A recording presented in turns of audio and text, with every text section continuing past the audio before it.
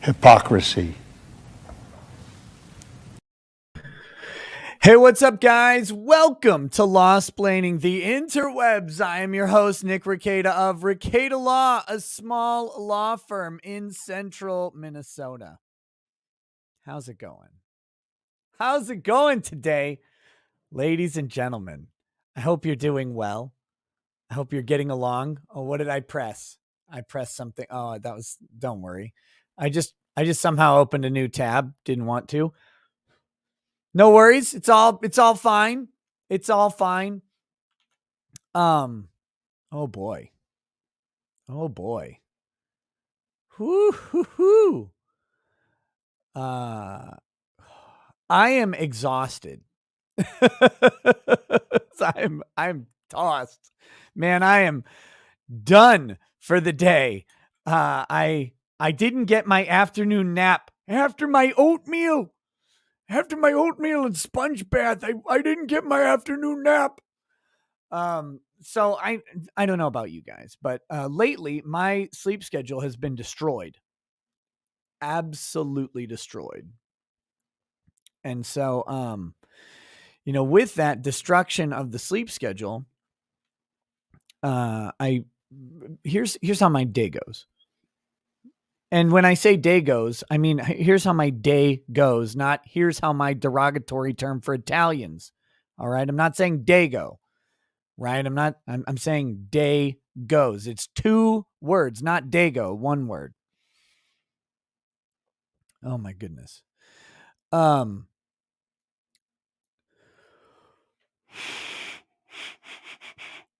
right. I wake up very early for me, very early, around like 8. Today I was up at 7:45, something like that.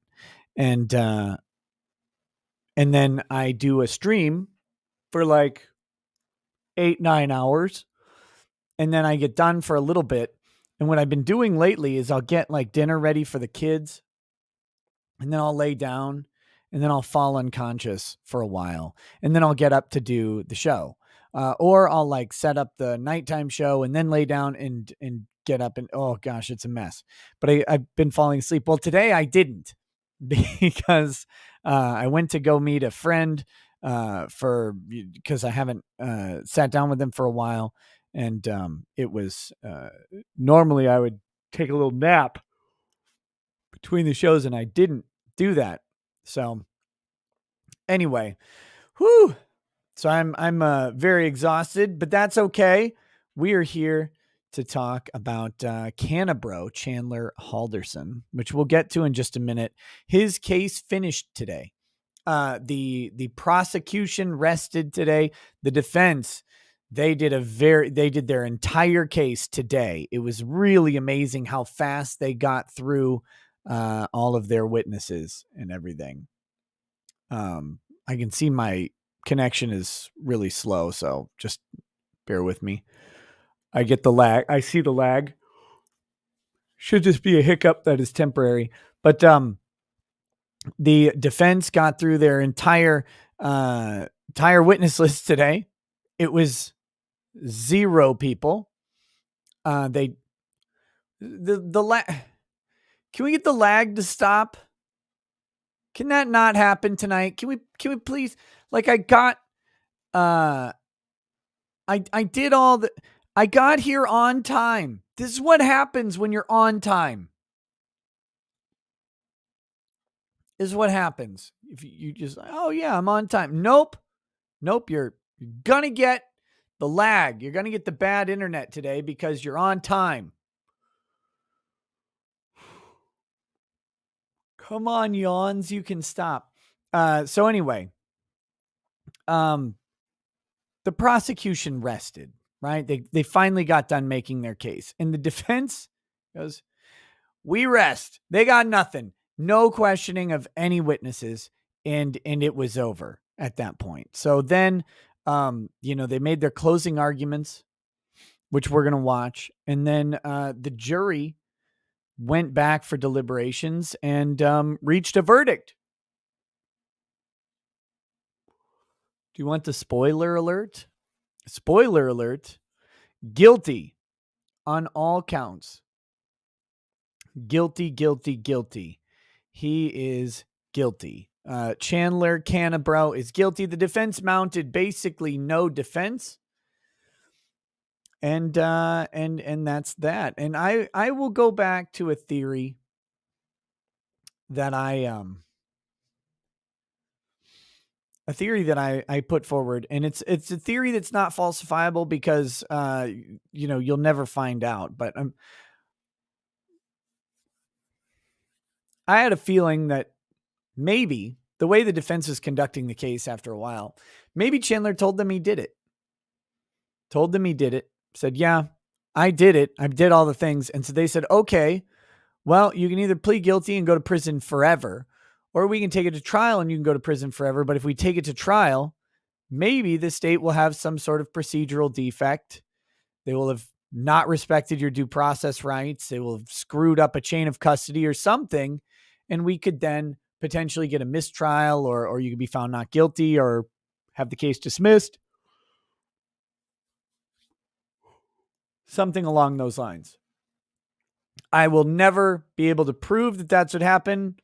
And similarly, no one will likely be able to ever disprove that that's what happened, because that would be a protected communication of the type that is not likely to ever come out, because frankly, no one cares. The most realistic outcome of this is not ever that Chandler didn't do it.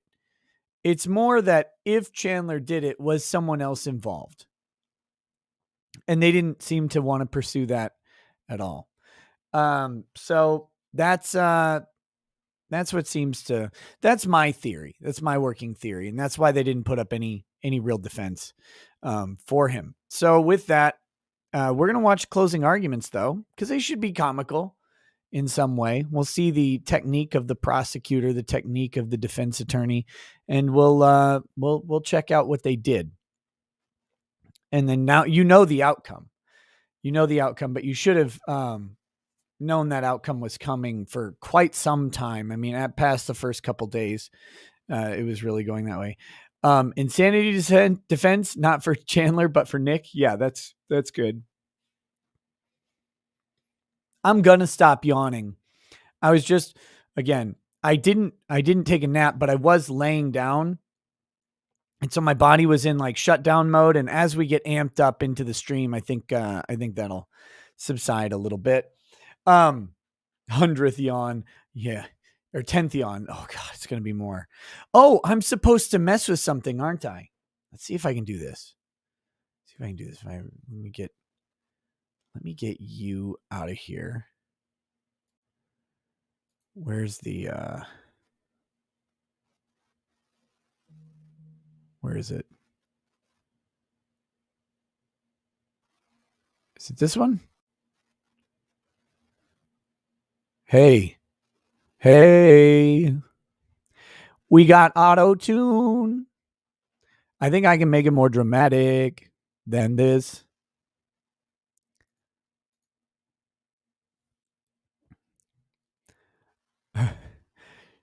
People ask me for Mark Richards auto tune.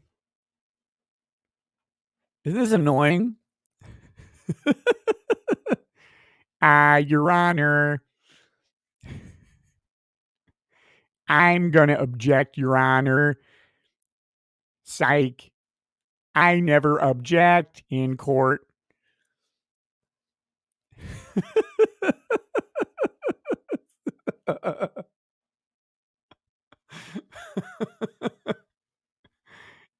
If T-Pain was your lawyer. God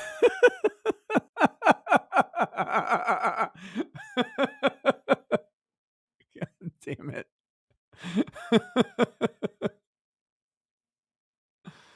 Oh God. So we might have to turn that on a couple times during this thing. I have no idea. I can turn it on whenever. I don't know what other funny things we could do with that, but there's got to be something. I don't even know how this damn thing works. I know I've got like keys that I can select. I've got different keys, but I don't know what happens when I push on the keys. We can slow it down. This is weird. Anyway, I'll stop playing with that. Do the Kermit voice. Well, I just went in there and started blasting. Okay, anyway, I gotta stop. I gotta stop playing. I gotta stop playing around. This is very serious stuff. I learned this. I learned how serious this is. So if you guys don't know, there's some back lore on this channel that we need to discuss real quick. Do auto tune Mark Richards with the whole panel. I'll sneak it in on him sometime soon. But there's something we got to talk about. This is back lore on the channel. There's a weirdo. Now, why does every story I tell you guys about my austere and regal YouTube career, why does it always start with "there's a weirdo"? Why is this my life? Why is that what happened to me? How did this? I'm just a normal person, right? And then this happens, and every story now in my entire life is, well, there's this weirdo. Okay. There's this weirdo named Mike Dunford.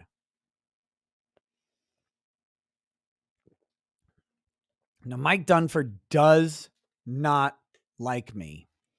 He really does not like me. He doesn't like what I do. He doesn't like what I say. He doesn't like my legal opinions. He hates everything about me, which is great. It doesn't, that's fantastic. It makes me so happy because, look, many of you may not know, but, so I covered this case called the case of Vic Mignogna. All right. And Vic Mignogna is a American voice actor. No, there's no Vic news. Yet another Thursday is going by. Another day goes by. No Vic news. Whatever. So I commented on this case and in some ways helped out with the case, mainly in some fundraising that I did on my own volition. No one asked me to do it. I thought this would be a thing. Well, I shouldn't say no one asked me to do it. The audience asked me to do it. Okay. The audience asked me, where can we help out Vic? Where can we do this? So I was like, okay, I'm going to go ahead and open a GoFundMe, and then all the proceeds will go to Vic's lawyers into a trust fund, an IOLTA account for Vic. Many of you probably know that much, or you're learning about that much, but Vic's a voice actor, an English voice actor for anime dubs and some other stuff. He's a good dude. Check him out. Whatever. So I helped out with that and commented on the case. Well, there's this group of people on Twitter called Law Twitter. And there's a subset of Law Twitter, which is, how do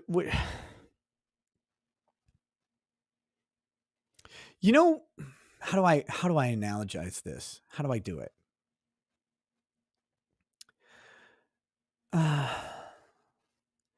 how like some people join a D&D group and then there's like a couple people in the D&D group who are like too into it. Like they're dressing up, coming to the D&D group. It's like, dude, it's just like a Wednesday. Can you not do that? Like, why do you have we're not like at a convention. It's just in my house, man. You're going to get your Totinos all over that. There's like the nerds that the nerds are like, even these guys smell, right? That's who I'm talking about, but with Law Twitter, which is already embarrassing. And not immune, right? Full criticism. Every time someone says the word law tube, I want to take a sledgehammer and bash my knee in. Every time I accidentally say law tube because I like slip into it because everybody else is saying it, I want to take the same sledgehammer and bash my skull in until I'm dead. Just laying on the ground, smashing my head with a hammer. I hate the phrase law tube. I hate it. I hate it. I hate it. And it reminds me of law Twitter. So like, law Twitter is cringe. Law tube is cringe. It's all cringe. Okay. So I'm not exempting myself from this. All right. But law Twitter is a special kind of cringe. And then this is like, how do I even phrase this without being, it's the night show, right? I can be offensive. Okay. Law Twitter. This is going to be offensive. I feel bad about this. All right. I feel bad about this description. Mike Dunford and Catherine Tewson, this weirdo EBS or whatever, all these guys. If law Twitter is someone with Down syndrome, right? This subgroup is like the person with Down syndrome holding the little kid's hand. And it's like and they got a shirt on that says, I'm with my autistic child. Like that is what it's like. That is who I'm talking about. That is, I'm telling you. And again, I feel bad about it, but I just don't know how to more adequately describe what's going on. All right. This is, you're talking scraping, not EVS Bainling. Oh my God, learn English. What the fuck is wrong with you? Anyway, we're scraping the bottom of the barrel. But so there's a subgroup of law Twitter that because of this case, and because most importantly, they didn't like, one, none of these people know how to function.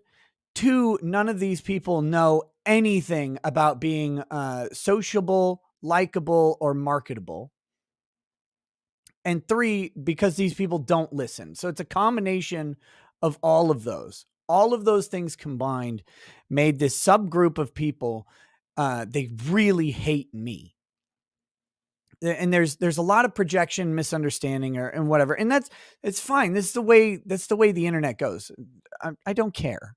Again, like I'm not framing this as if this is an issue. I'm trying to give you the backstory.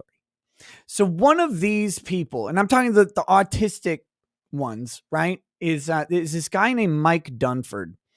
Now, Mike Dunford is a very proud academic attorney. I'm not sure if Mike has ever in his life actually practiced law or not, which is fine. A lot of lawyers don't. This is not a derogatory description of Mike Dunford.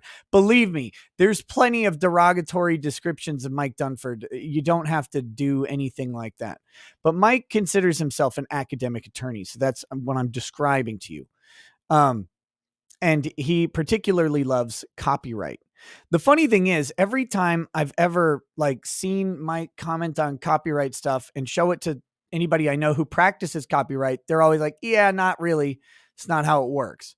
But I don't show them everything Mike does, and largely I ignore him. However, from time to time, like once a year, once every other year, Mike will tag me on Twitter for what I guess because he wants like a reaction. But the problem is the last time he tagged me he tagged me today. But the last time he tagged me, I made fun of him because I figured every time I talked about Mike Dunford, I was making fun of him. And then I stopped talking about him because I don't really care about his existence. He can just go on being his own thing. Well, then I figured he got lonely. He got withdrawal symptoms from being shamed properly. And so then he tagged me. So I made fun of him and then he got mad about it. And I was like, what the hell? What did you expect? You tagged me on Twitter. I was definitely like, all I do is make fun of you. So what did you think I was going to do when you tagged me? This is a sad series of expectations that were met. They were met expectations. But anyway, so he tags me today because getting back to this, and this is rambly, I know. Okay, I get it. But Mike tagged me on Twitter because Mike is a copyright nerd. And so he was analyzing my video about fair use, right? The video I did yesterday night about law and crime and fair use. And of course, here's Mike's problem. He makes a bunch of assumptions because Mike doesn't like me. He makes a bunch of assumptions about me and stuff like that. And that's fine. But it messes with his analysis, which is good. I always love this. I love this about Mike. He's very predictable. But so the reason he tagged me is because he was going to do a Twitch stream going over my stream, talking about this cease and desist and all this stuff. He's going to take a very, very academic approach. And as you know, what you want to do when you're practicing is take an academic approach to everything. That's, you'll notice that from the most successful trial attorneys, what they do is they take the academic approach to the problems, and that's how they come to their solutions. So I commend Mike on recognizing that in not at all kind of way. But that being said, so he was going to do a stream about my stream, which is of course fine. And he even takes the time. He's like, I'm going to clip out the letter because I just want to show that I don't need Nick's commentary to talk about the letter. Like I don't know if he's trying to make a point about like editing. About editing down or like using the minimum amount, but he's like making this point about not using my copyright. Like, Mike, you can use my videos. I don't care. Like, go ahead. Why would I? Oh my God, just use the video, whatever you need, buddy. If you really felt bad about it, you could ask permission. I'd give it to you no matter what. Like, I'm not here for copyright chicanery. It's nonsense. Nonsensory. Here's what I'm getting at, though. I was watching his show, and all I could think of on earth was, dear Christ, please. That was a prayer, by the way. That's not using the Lord's name in vain. Please never let my show sound like this. Ever. Oh, Lord God in heaven, it is so bad. And I'm trying just like get to any point, say words, just talk. And he won't do it. God bless him. He just won't do it. So I'm trying to like find even something to make fun of him on, and I can't because he won't just talk. Oh, okay. So, anyway, I don't know. Maybe his analysis is good. Maybe it's bad. I can't figure it out because I can't find the analysis in the video. And, it's amazing actually, because, I would strongly warn look, I'm a professional streamer and I deal with, professional streamery all the time on multiple platforms. I do it a little bit, and that chat, for being like 13 people strong or whatever, they really tread near the Twitter terms of service. I mean, there was someone who directly threatened violence against me in the video, which I found to be a little bit uncouth. But there was one of the commenters literally said that if they saw me in the street, they would harm me, physically harm me, right after criticizing my maturity level. This is the level of discourse that was going on, which, I mean, again, I'm a free speech guy, whatever. You can say whatever you want. I know that if you see me in person, you're not actually going to do anything because you're just some weirdo on the internet. That's okay. I'm saying for your own sake, man, you can't say stuff like that. You're going to get banned off of platforms. You could get the channels that it's set on in trouble. You can't do that shit. That's one of the few rules that you cannot You cannot break. You cannot actually threaten violence against people. You can't do that. Don't do that, buddy. Plus, we know you're lying. So like just chill with the internet tough guy thing. Everybody's so fucking tough on the internet, but they're not actually tough. They're behind a keyboard, so they're tough. Whatever.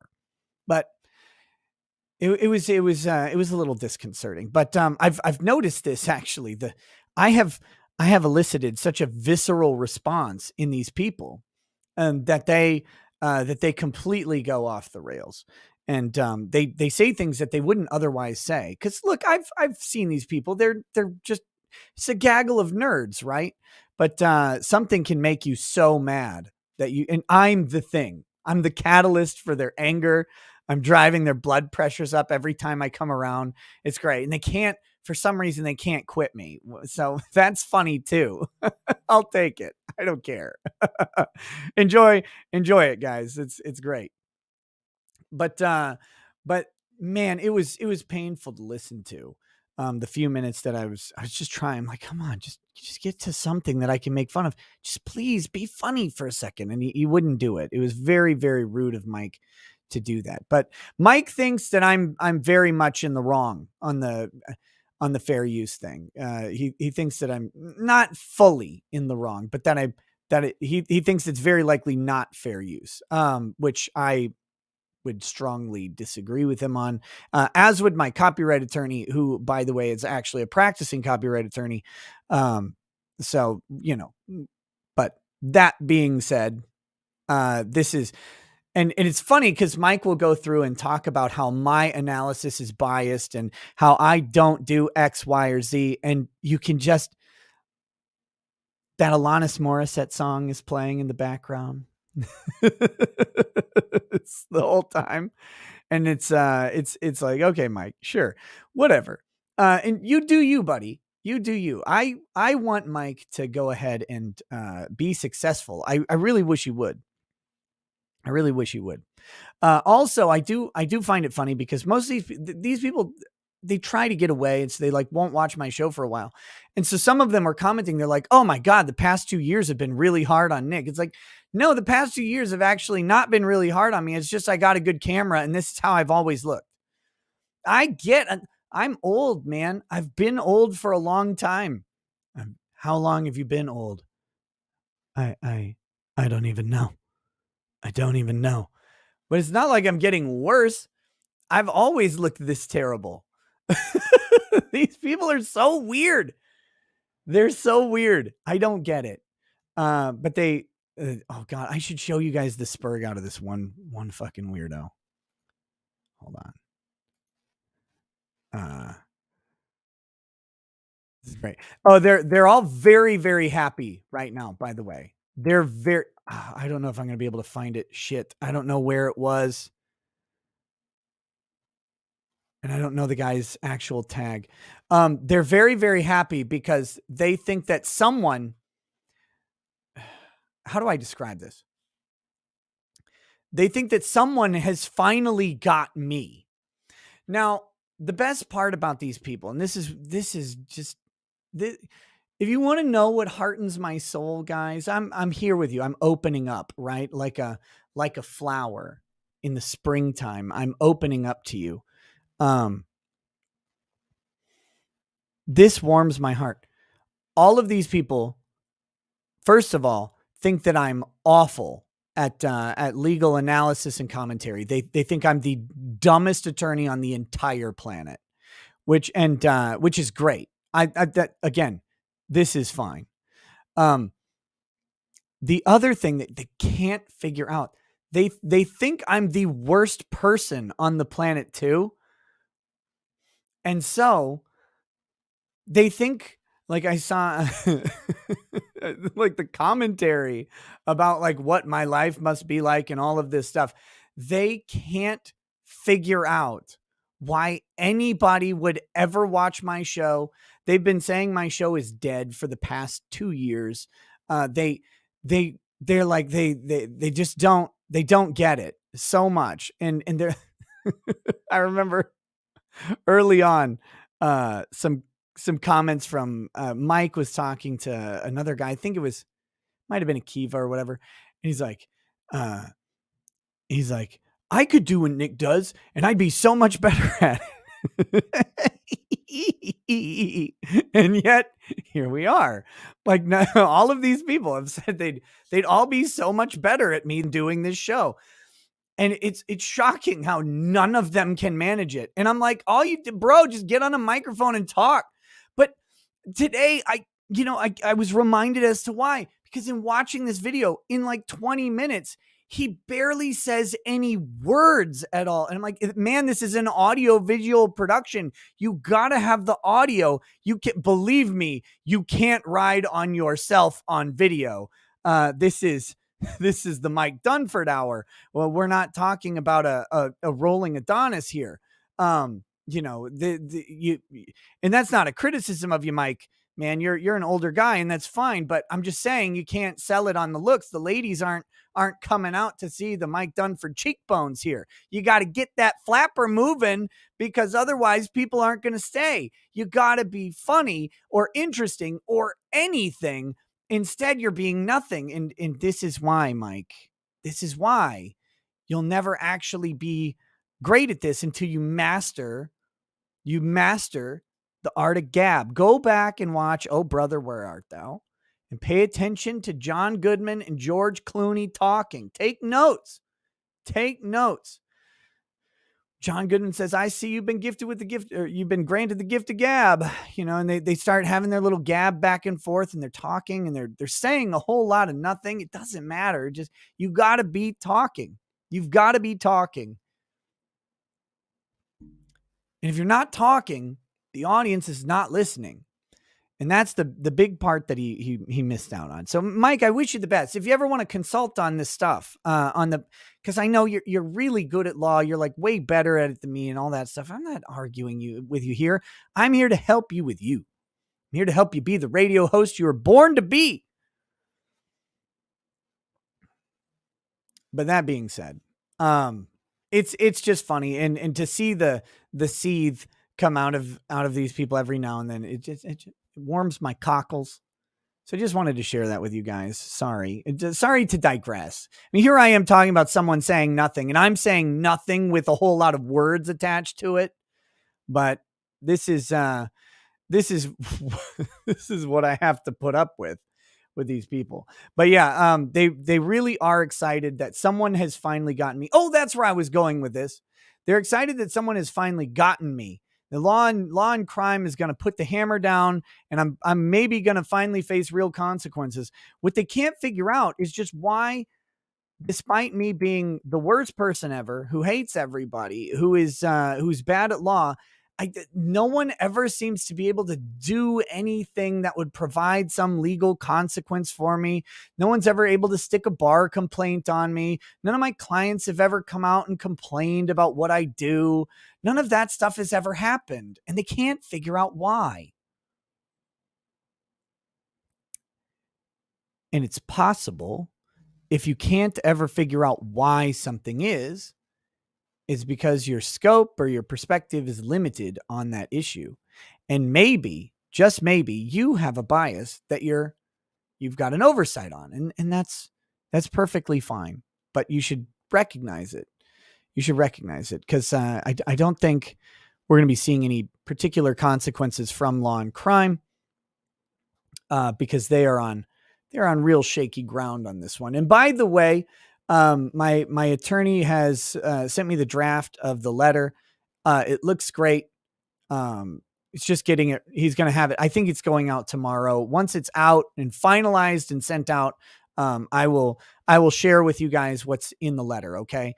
It's not a secret or anything. I don't want to share anything before it's out, and we'll talk about that. That'll probably be tomorrow night that we'll end up talking about the letter and what's going on here. And then I'm sure Mike Dunford will come out and criticize the practicing copyright attorney in his analysis of it. And that, that's fine too. I know which one I'd pick every single day of the week on this issue and any other. So that's good. But I will share it. I believe it encapsulates my thoughts on this. And also, some people have been very, very kind and generous in tracking down some of these orders and stuff related to Law and Crime's claims about not using pooled content. And there may be some, let me humbly suggest there may be some misrepresentations from Law and Crime about how they quote unquote don't use pooled content. Yeah. So anyway, that's what I was doing right before the stream, and it was fun. Let's see. Let's get rid of this. Oh boy. What do we have? Where? Okay. I've got this closing arguments for the Chandler Halderson. I got it all queued up. I did my prep work today, guys. You should be proud of me. I've got the video loaded and queued up at the timestamp. I don't have to look for it or anything like that. Zara BP says, are you saying they lied in a legal document? Well, maybe it was an inadvertent misrepresentation. Maybe.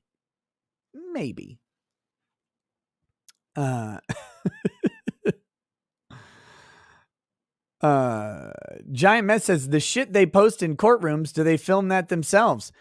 Well, that's the question, isn't it? That's what they claimed. They claimed that it was theirs. They claimed that it was theirs, but in actuality, it may not be. It may not be, because all of the trials that I've covered that I've used Law and Crime streams on have not been solely covered by Law and Crime. In fact, they've been covered by multiple media outlets, and those multiple media outlets are using the sources look the exact same. It's almost like it's the exact same cameras that those media outlets are using.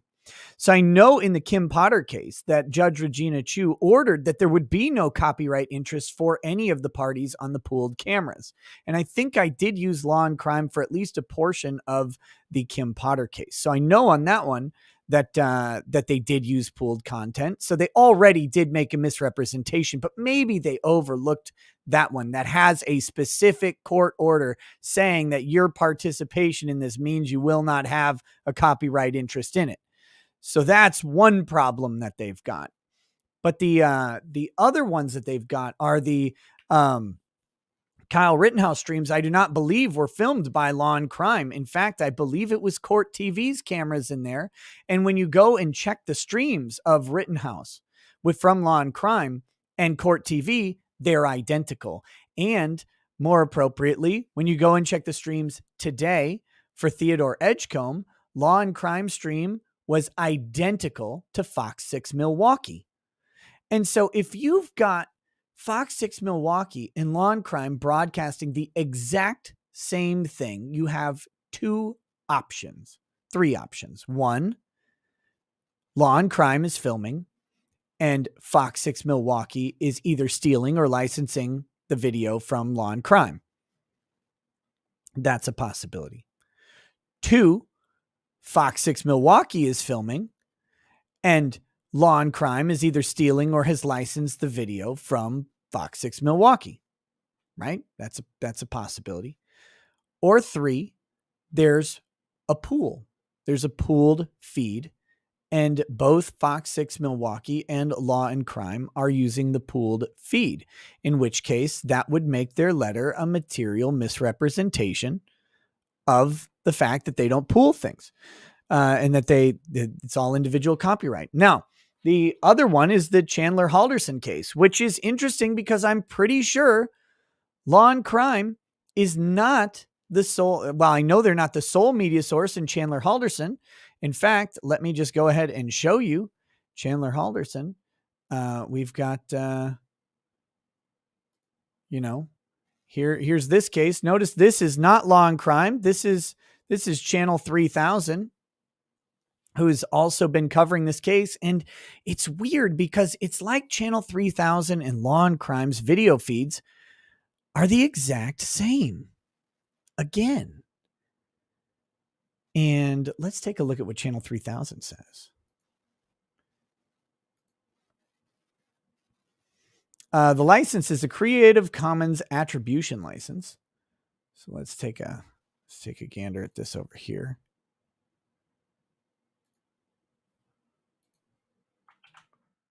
Let's see.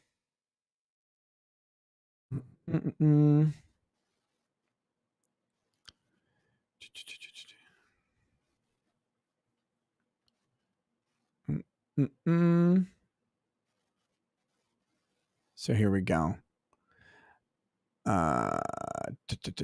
So yeah, the Creative Commons on YouTube gives other people permission to reuse the work. That's about that. It's subject to the license, but there you go. I don't know. I don't know what else to say about it. That's what Channel 3000 is doing. Now, the question is how are they is this their original work? Because technically you're only allowed to grant a Creative Commons attribution license if it's your original work. So if it's Channel 3000's original work, does that mean Law and Crime is not the original work? I don't know. I don't know how that plays out. I don't really care. What I know is that Law and Crime has misrepresented the fact that they're not, that they're using a pooled feed. Yet again. Channel 3000 and Law and Crime filed a joint request for camera access. Well, that's weird. They don't do that, right? They don't pool it. It's all individual. How can it be fair use when you get 10 times more viewers than them? I don't know if that's a joke comment because it's unfair. But the fair use is an entirely different product to the original product. It is a new thing. It is not a derivative work. It is nothing else. It is a new thing. If someone takes something and makes something else under, out of fair use, then that new thing is independent of the original. So, your case is literally Sargon versus Aquila. There are similarities for sure. But that being said, we're not going to belabor that too much. Let me hit a couple of these super chats and then we will go ahead and do this show. Otherwise, I'll ramble and rant about this silliness for the next 3 hours because it's on my mind, right? It's occupying my mind and my time because someone has threatened me.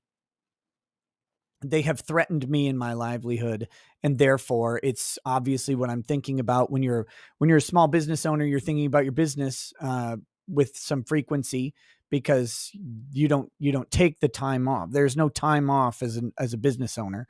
And so that's what I'm doing, and I'm thinking about this stuff pretty much all day. So I could talk about it for hours, but I'm not going to.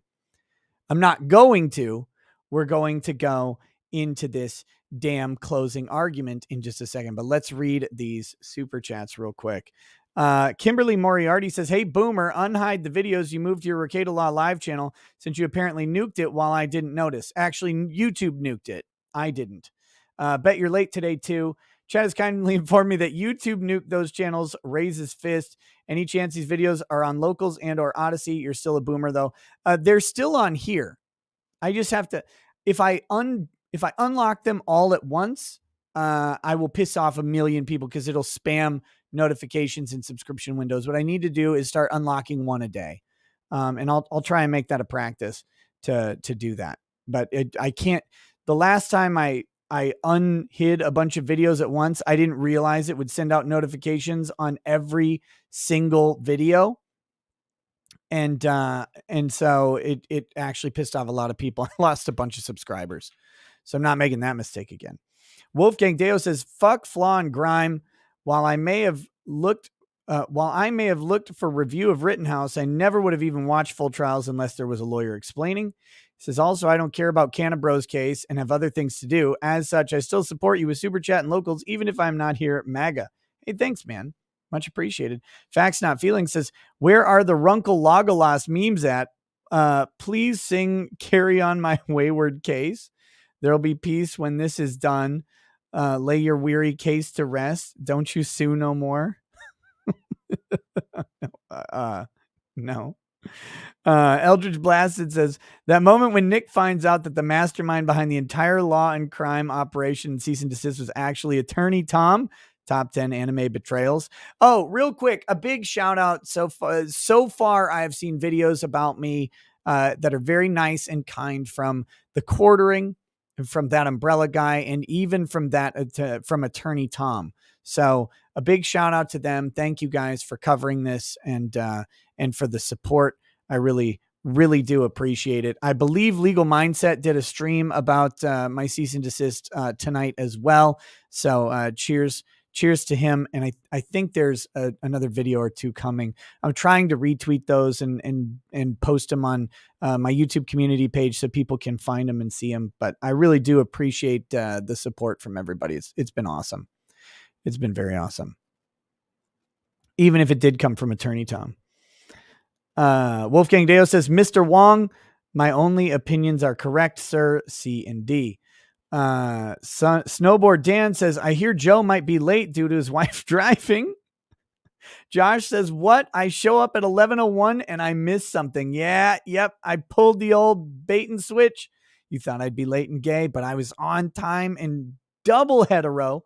Gates Above says, did the juror at least add a pretext to the guilty verdict that he did indeed eat his parents? I don't think they did, and I'm so mad about it.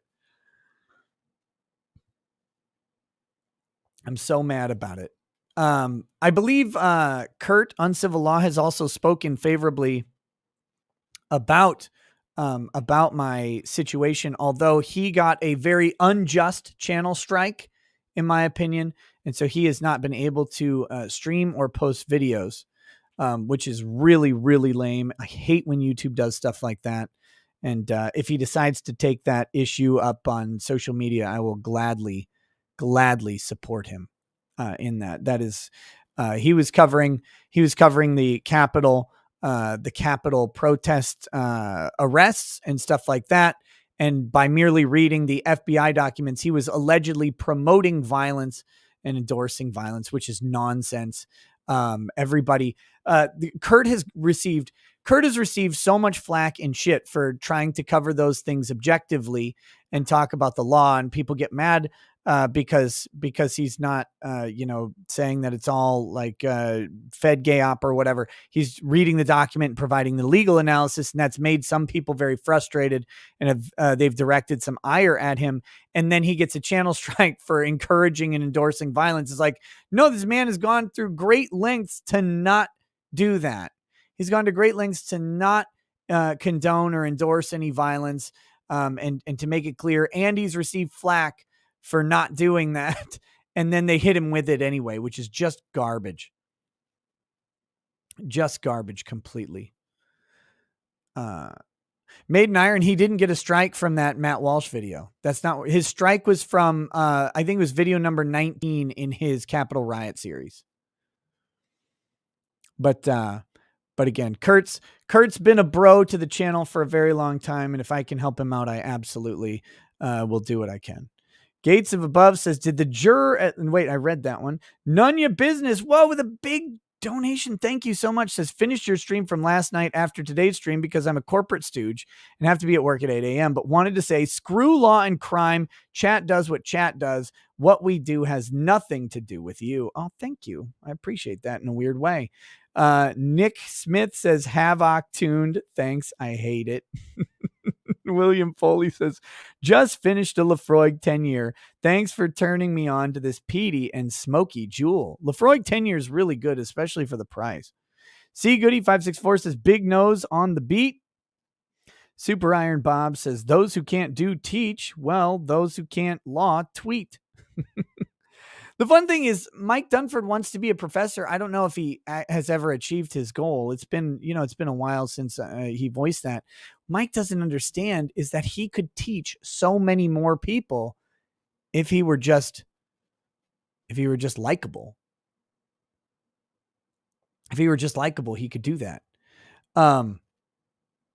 That's the trick, Mike. You could teach so many more impressionable minds, but so many people are stuck in this old, outmoded way of thinking and approaching things. It's like, well, I must this, and this is the academic curse, right? Academics get married to the institution of academia. And so then they go, well, I must, to be validated, I must become hired maybe and then, try to get tenure or whatever within the institution of academia.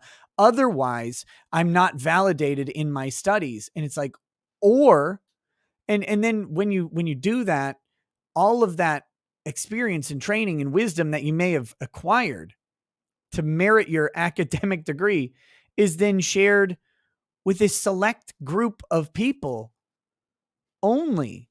Only the select group of people who only have the specific motivation to do the specific thing that you happen to teach in and have the means to do it and have the time to do it. All of these things have to come together, and it narrows the group, the broad range of people you could, and go to the school that you're teaching at, right? It's also that. So you have all of these limits that limits down to a pool of like 30 people at a time when you have access to billions. And to think about like your goal, his thing is he wants to profess, he wants to educate, and you have access to billions, and instead you choose dozens. Blows my mind. Blows my mind every time. Very, very weird. Diamond Duck 98 says, 38 years old a few days ago. You didn't stream. Thanks, fam. I'm gray-haired, balding, disabled, and can't work. Met a girl, likes me for me, has to, right? There's nothing else, lol. I had given up hope. She has changed my life. Hey, cheers, brother. I hope everything goes well for you. I hope hope things progress for you. That'd be awesome. Scarlock says, if you hate LawTube so much, would you call it Lawful Good Tube? No. No tube. No. Invoice. Call it the invoice. Call it anything other than LawTube. Diz5 says, please, please, please go on Painkiller Already podcast. I would love to. I had some tangential communication with them a long time ago, but I haven't talked to them in a while.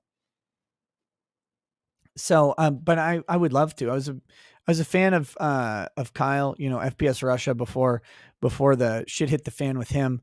I think I felt like he got a raw deal on his case, and they're good stuff.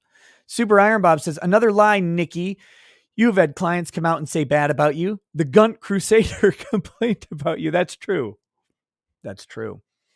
Brackier says, if I am ever arrested and I declare to the arresting officers, people of the jury, real name here, I would like to inform you of the concept of jury nullification. Feel free to do your own research. No one can stop you. Am I technically immune? Ooh, I think that would get you in trouble if you said that in court. Think you might be in trouble. Dark Strange Nico says, thank you for the Chicano Studies books from earlier. I also recommend reading Tattoos on the Heart by George Boyle and What Night Brings by Carla Trujillo. They're great books to read and will laugh and cry from both books. Well, I won't cry, but I'll laugh. I'll laugh and come close to an emotion. So thank you. Much appreciated. All right, let's do this. Here we go. Do we need them big? We don't need them big. Believe me, most of these lawyers are big enough.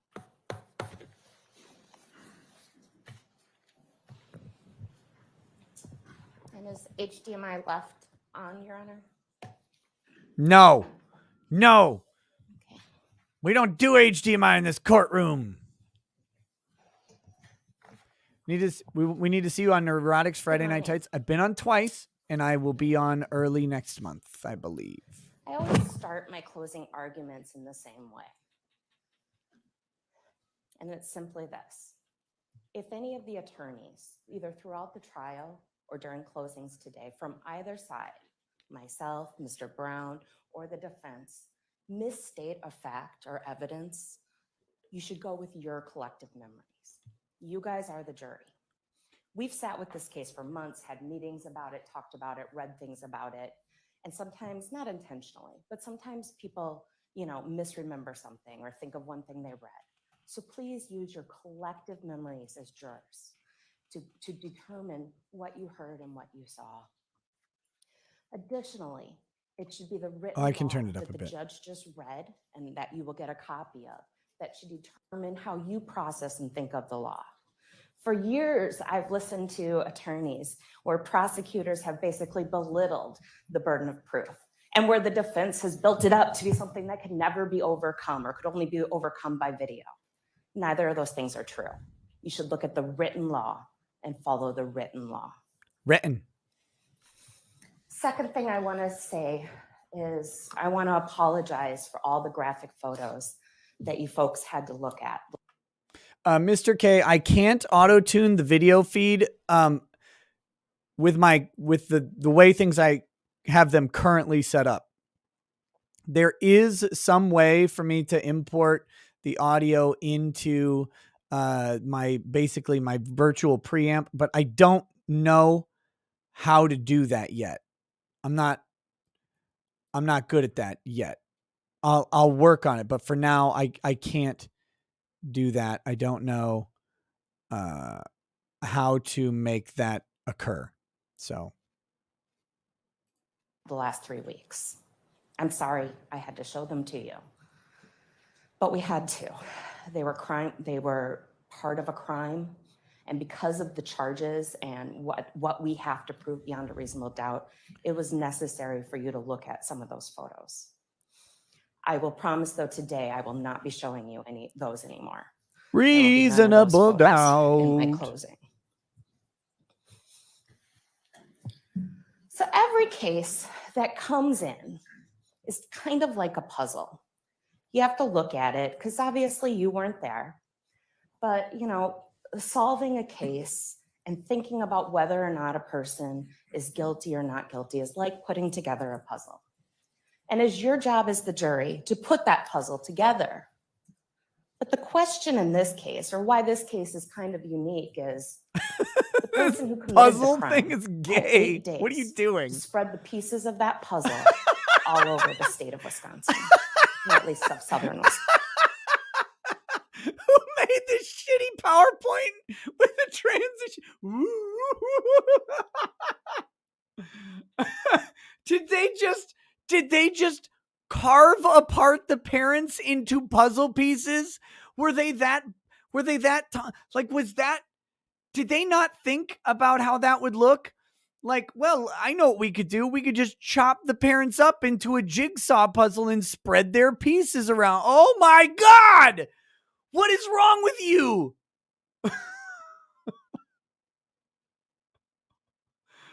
What the fuck was that?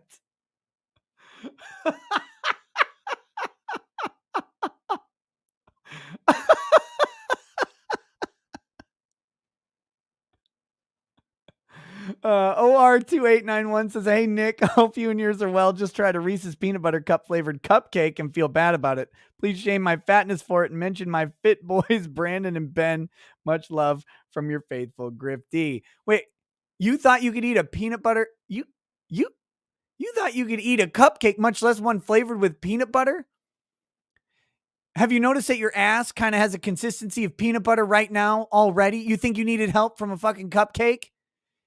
Oh, you probably don't notice because you can't even stand up, can you? You sick, disgusting heap of garbage.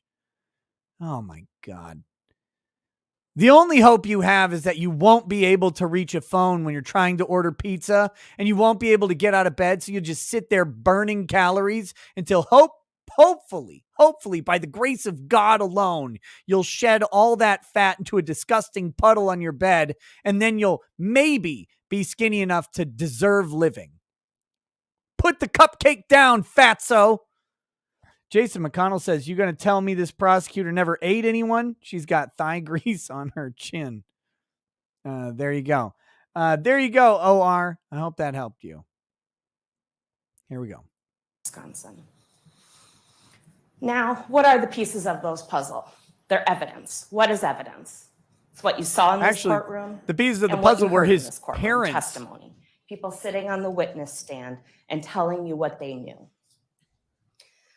Before we start off going through that evidence, I want to remind you of the background of the events before July 1st of 2021.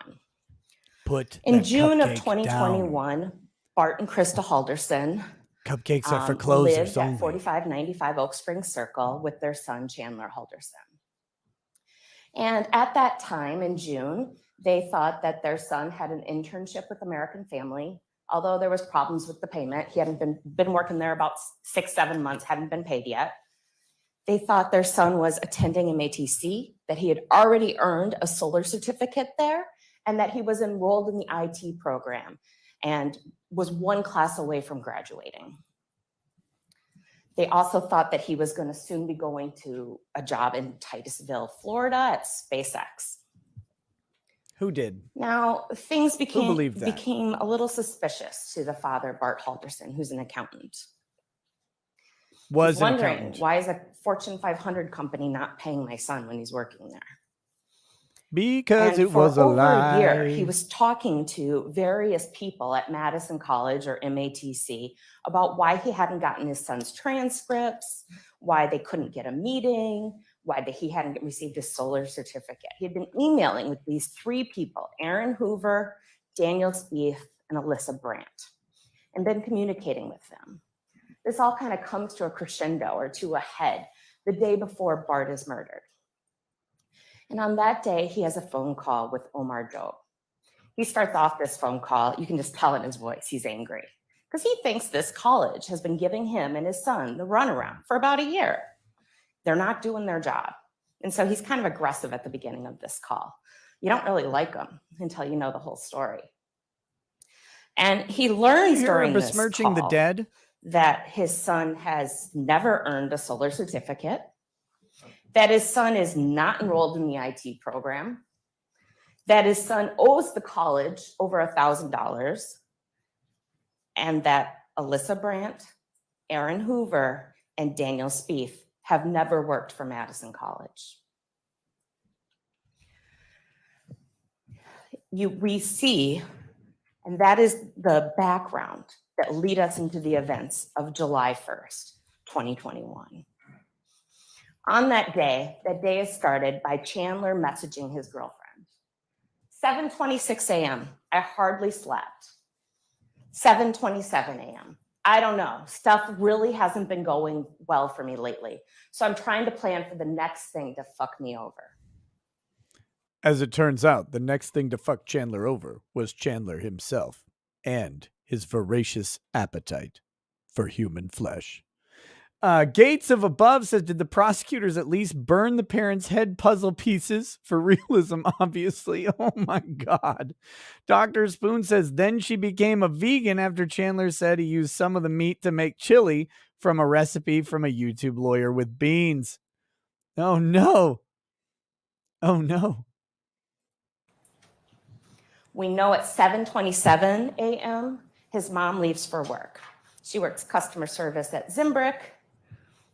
She heads to work. We then know at 7:51 a.m., Chandler messages his girlfriend, yeah, I had a great future planned and it's falling apart. Now, what does he know at this point? His dad does send him a text message the day before saying, I spoke to Omar Job. I honestly don't know if that meant anything to Chandler or not, but things are coming to a crescendo. And what we do know is he texts his girlfriend at 1:04 p.m. I overheard that they may go to the cabin with their friends, and I don't know. But I don't know. We also know that on Bart's work calendar, he has a meeting with Chandler and MATC. I don't know if Bart confronted him the night before. I don't know if Bart was going to see how long this ruse or how elaborate this ruse was going to get. But this topic was going to be discussed, and there would be a coming to terms. We know that at 2:10 p.m., Bart texts Chandler, I'm ready whenever you are. What happened next? Well, We have to look at the evidence. There's a spent shell casing in the basement of the home. There's a bullet fragment, noticeable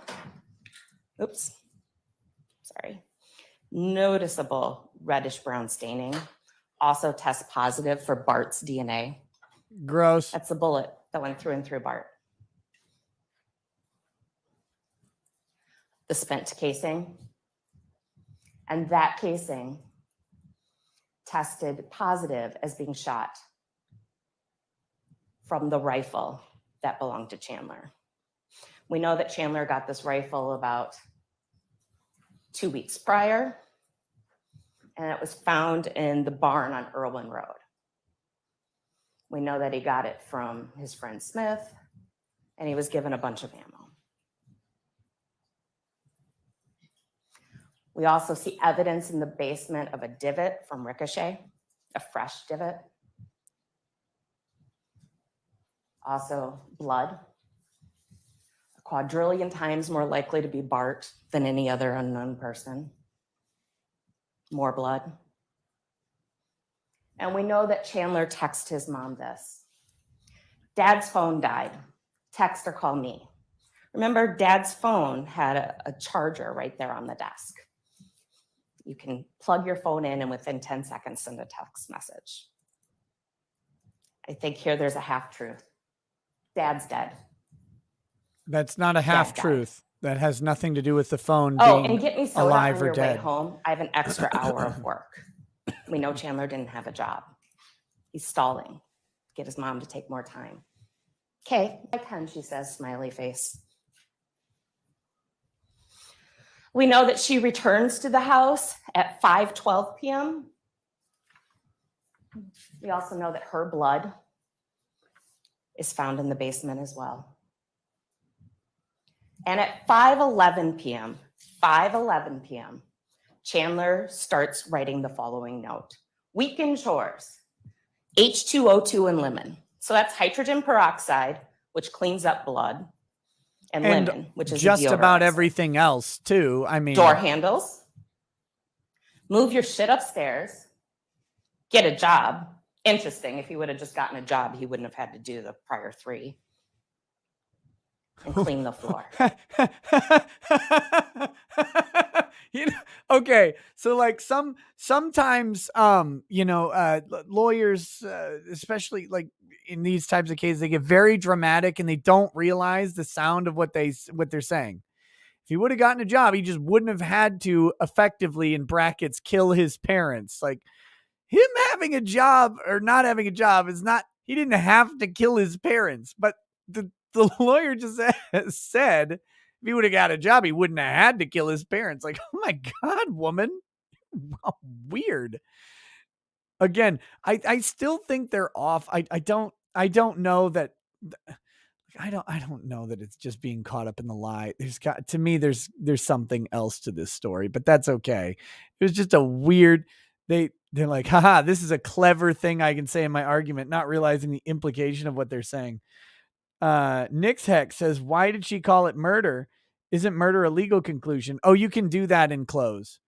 I'm convinced that Chazzle Dazzle's parents just fell apart of their own accord, almost like a puzzle spilled out on the table. Oh my God.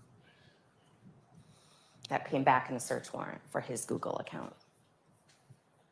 Ah. We also know at 7:49 p.m., he's in the shower FaceTiming his girlfriend. So he cleans up.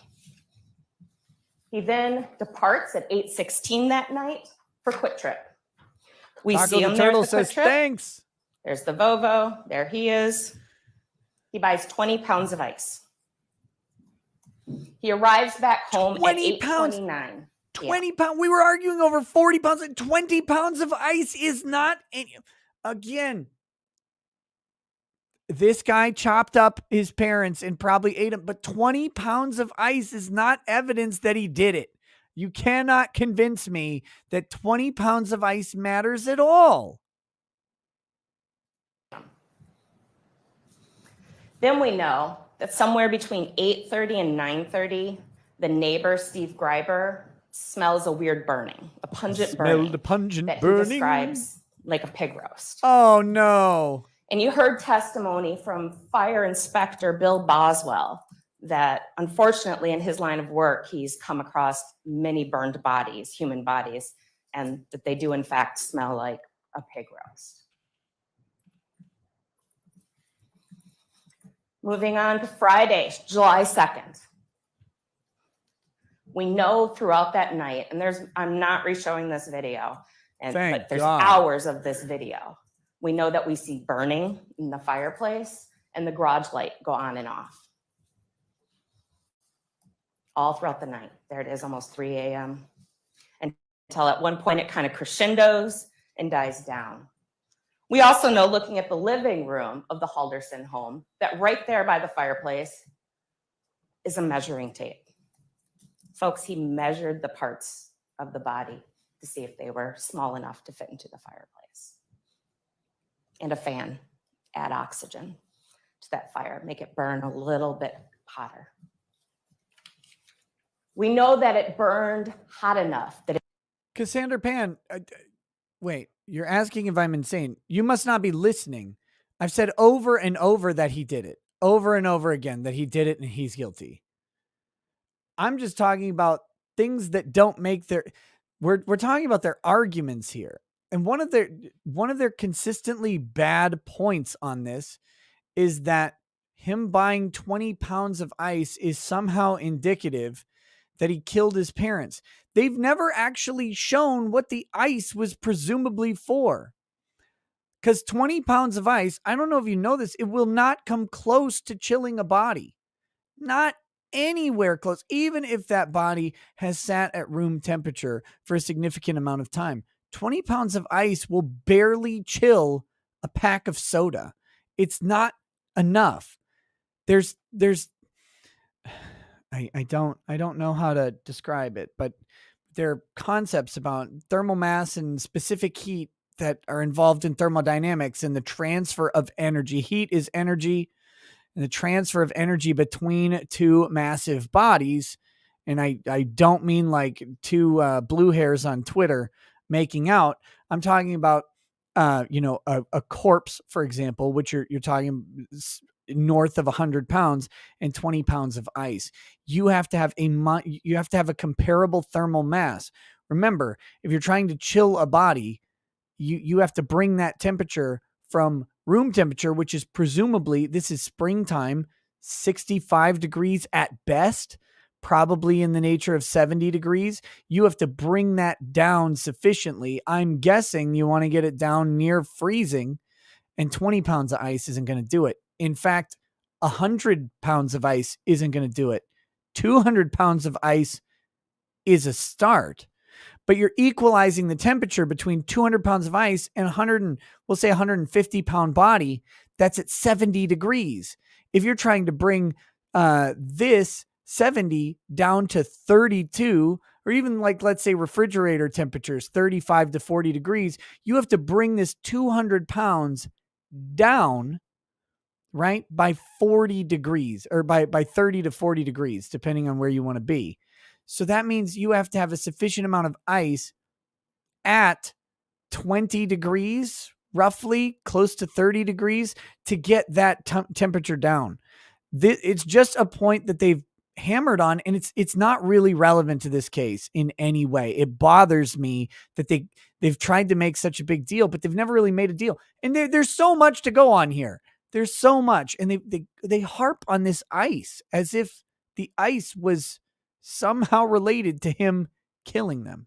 It's just not. That it damaged the fireplace. The door shattered, and the paint is visibly peeling and bubbling. I mean, the skull fragments in the... We also know that in the there's bone blood fragments in evidence. the ash trap, those are much better things. Evidence of cleanup from the luminol photos, as well as droplets of blood. We know that blood test, that those stains test positive for blood, and that they test positive for Bart and Krista's DNA. There is also some DNA from Chandler. He did cut his foot. We're not disputing that, but he cut his foot in the process of dismembering and blowing and burning his parents, not from playing ball with the dogs. More blood. That's also Dad.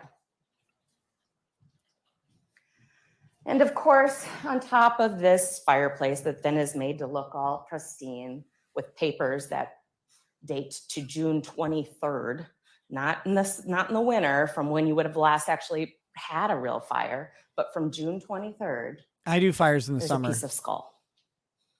And so Dr. Christina Figueroa Soto gets involved in this case. And she finds bones. She finds lots of bones. They go into this ash trap. I had never even heard of an ash trap before. Clearly, neither had Mr. Halderson. But they find a total of 230 bone fragments. She's able to say 106 of them were substantial enough that she's able to say what they were, that they were human and what parts of the body they're from.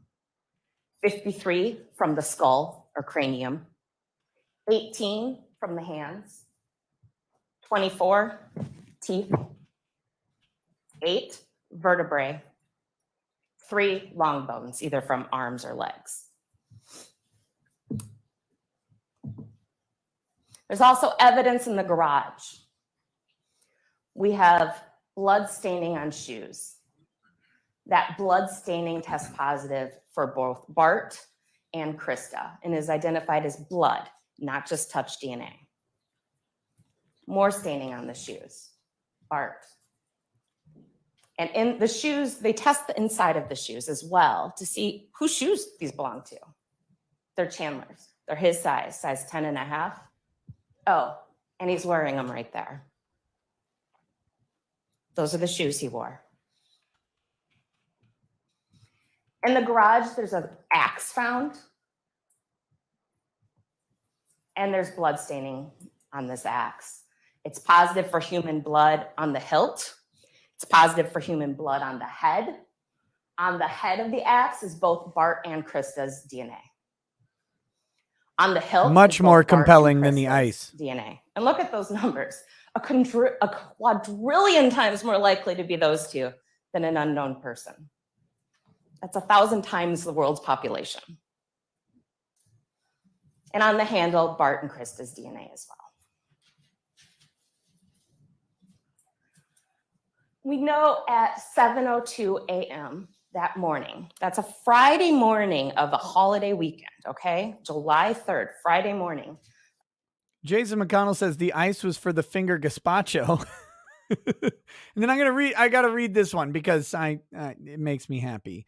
Weaponized Autism says, Nick, I have both a bachelor's and master's in mechanical engineering with a concentration in heat transfer. That was a beautiful breakdown on thermodynamics without getting overly technical. Bravo. Thank you, me. Thank you, me. Thank you, me. You're welcome. A 23-year-old at 7:02 a.m. gets up, drives to Fleet Farm. Again, wearing those shoes. He buys a tarp. There's that tarp, 6x8. That tarp is later found in a trash bin at the Irwin Road property out in the woods.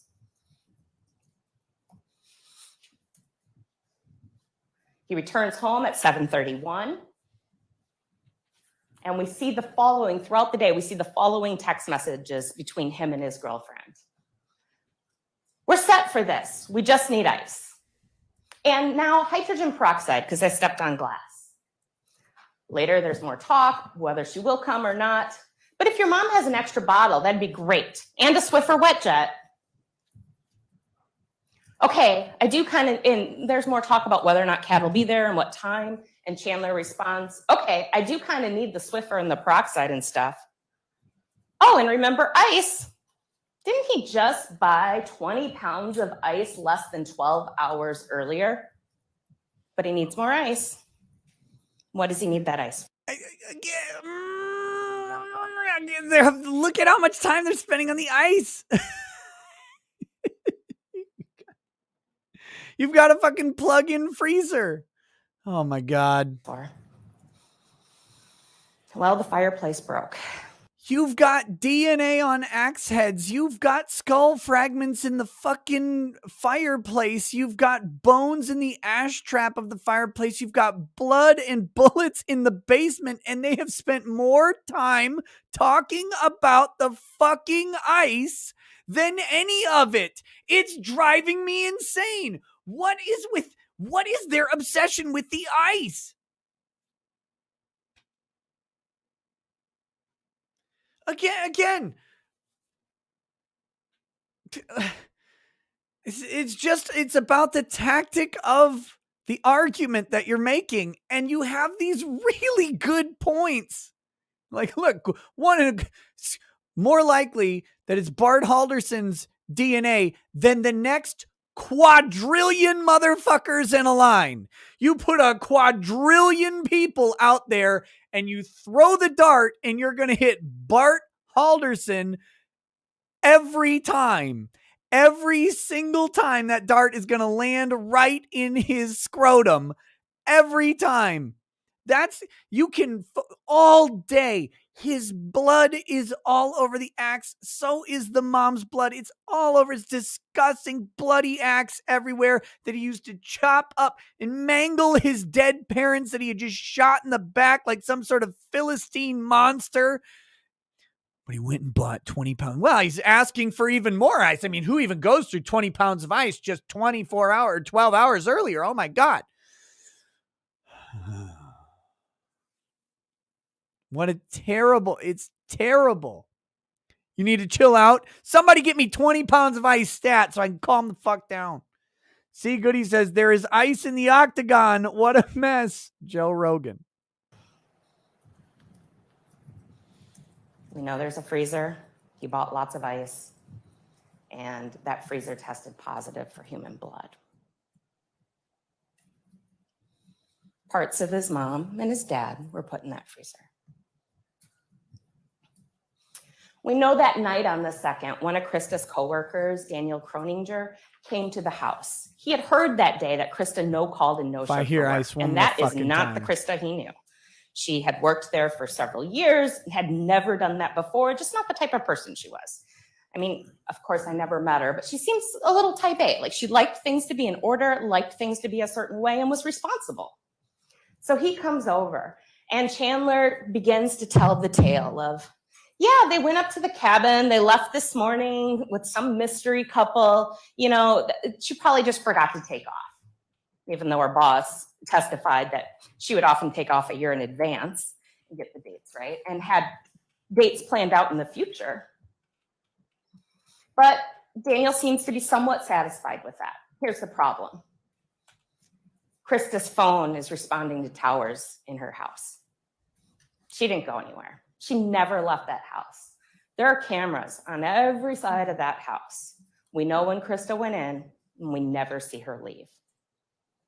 This is not a whodunit, folks. That house is surrounded by cameras. We know who came and left. And we know that her phone was found in a shoe, hidden under a shelf, behind other shoes, wrapped in tinfoil, wrapped in a paper towel.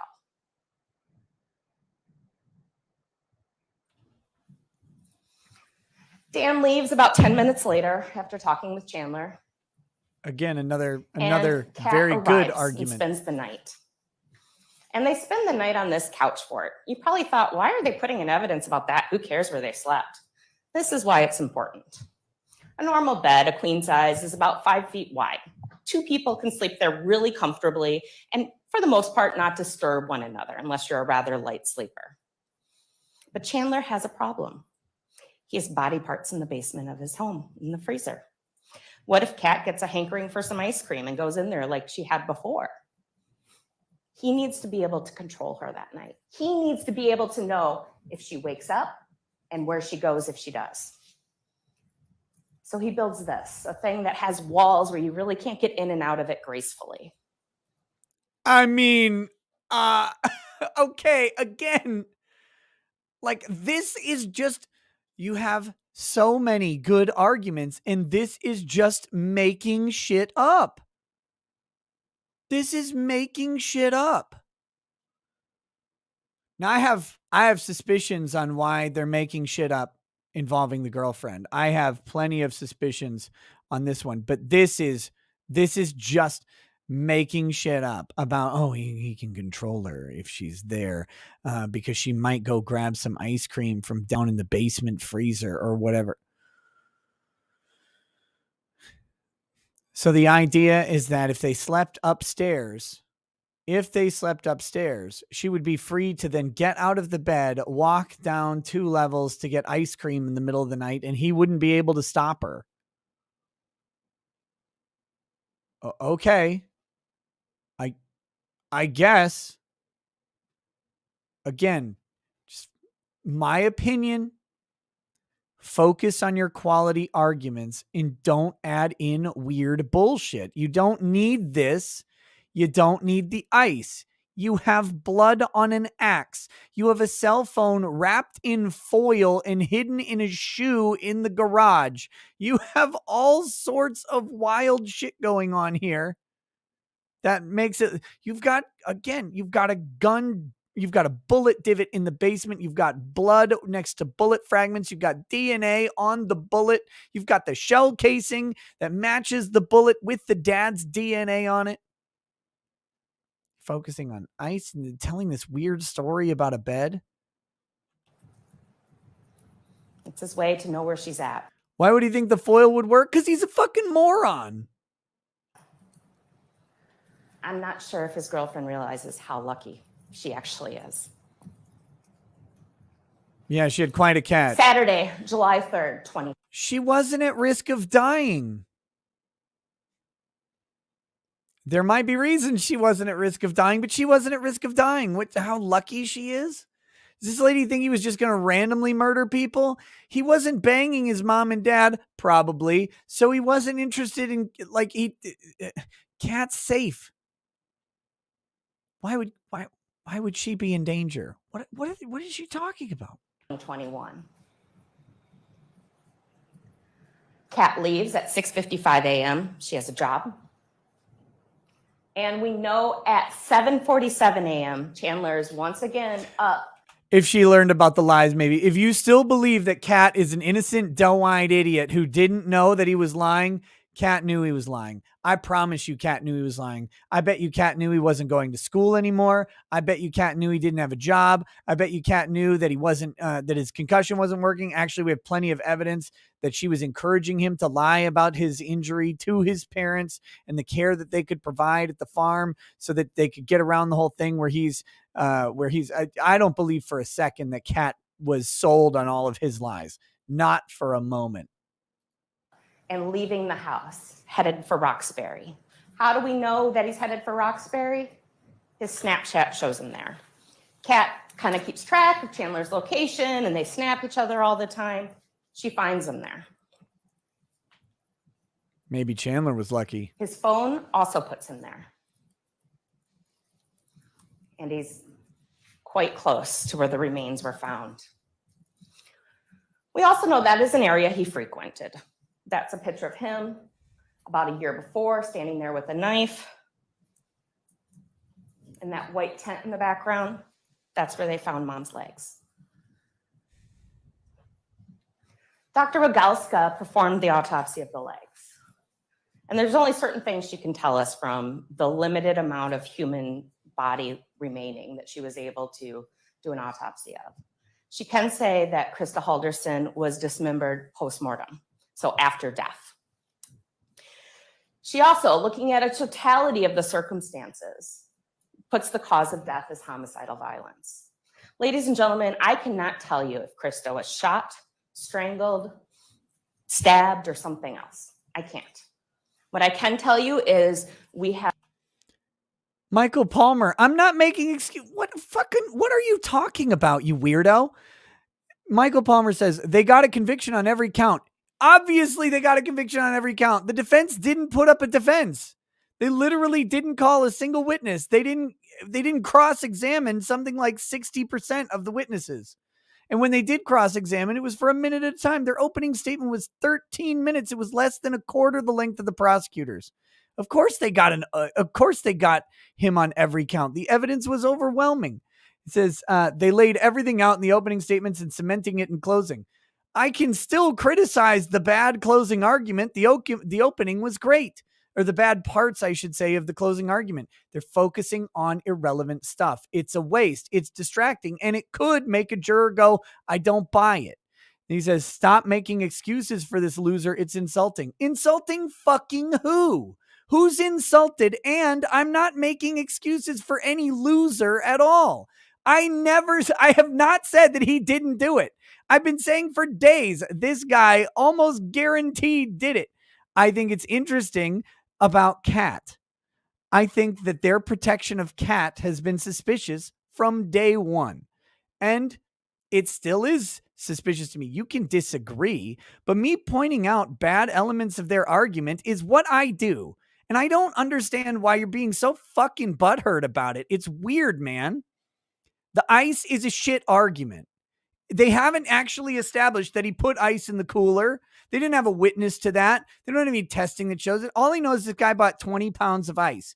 In like the summertime, you buy 20 pounds of ice. They did establish that they don't have a very functional ice maker in the house. He texts Kat that he needs ice. Well, either she's in on it and knows about them needing ice, or he texts Kat that they need ice because they're regularly getting ice for hanging out. It's not a strange thing. Why would we need ice when we need ice? I don't know. The ice just isn't selling it. Again, you've got bullets, you've got axes, you've got all sorts of compelling shit that they are hitting, but they're adding irrelevant and extraneous stuff and trying to make up some argument about it. It's unprofessional and it's unnecessary. Don't do it. Don't do it. Hit the facts that you got. They're enough. This guy clearly killed his parents, man. I don't know what to tell you. I've been saying this for quite some time. Yes, I've been making all sorts of fun jokes, but clearly this guy killed his parents and he's guilty. We know it. We know he's guilty. We've known he's guilty from the start. Remember what I said at the end of the prosecution's opening statement? Oh shit, this guy's toast. Have 5 bullets missing from a magazine, and we know that Bart Halderson was shot 2 or 3 times. So there are 2 missing bullets, but I don't know if she was shot. What I do know is she entered the house and it was only Bart and Chandler there. No one else. She died of homicidal violence. Manner of death, homicide. And those are legal documents that the ME has to put these determinations on. That doesn't mean anything. We know that Chandler arrives back home at 9:31 a.m. Later that day, he goes to Dulce's house, and he returns at 3:07 p.m. And that night, though, we know he leaves his house at 10:08 p.m. And we know he goes up the portage along the Wisconsin River. From his house, the portage, and back. He's up in the portage area from at least 10:37 p.m. to 11:03 p.m.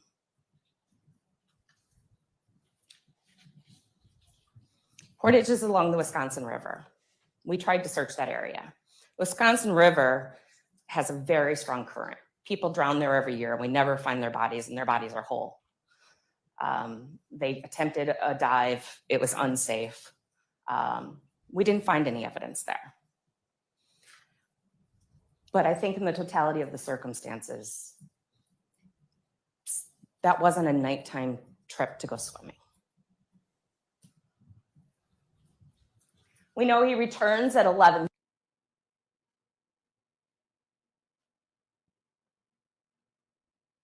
Again,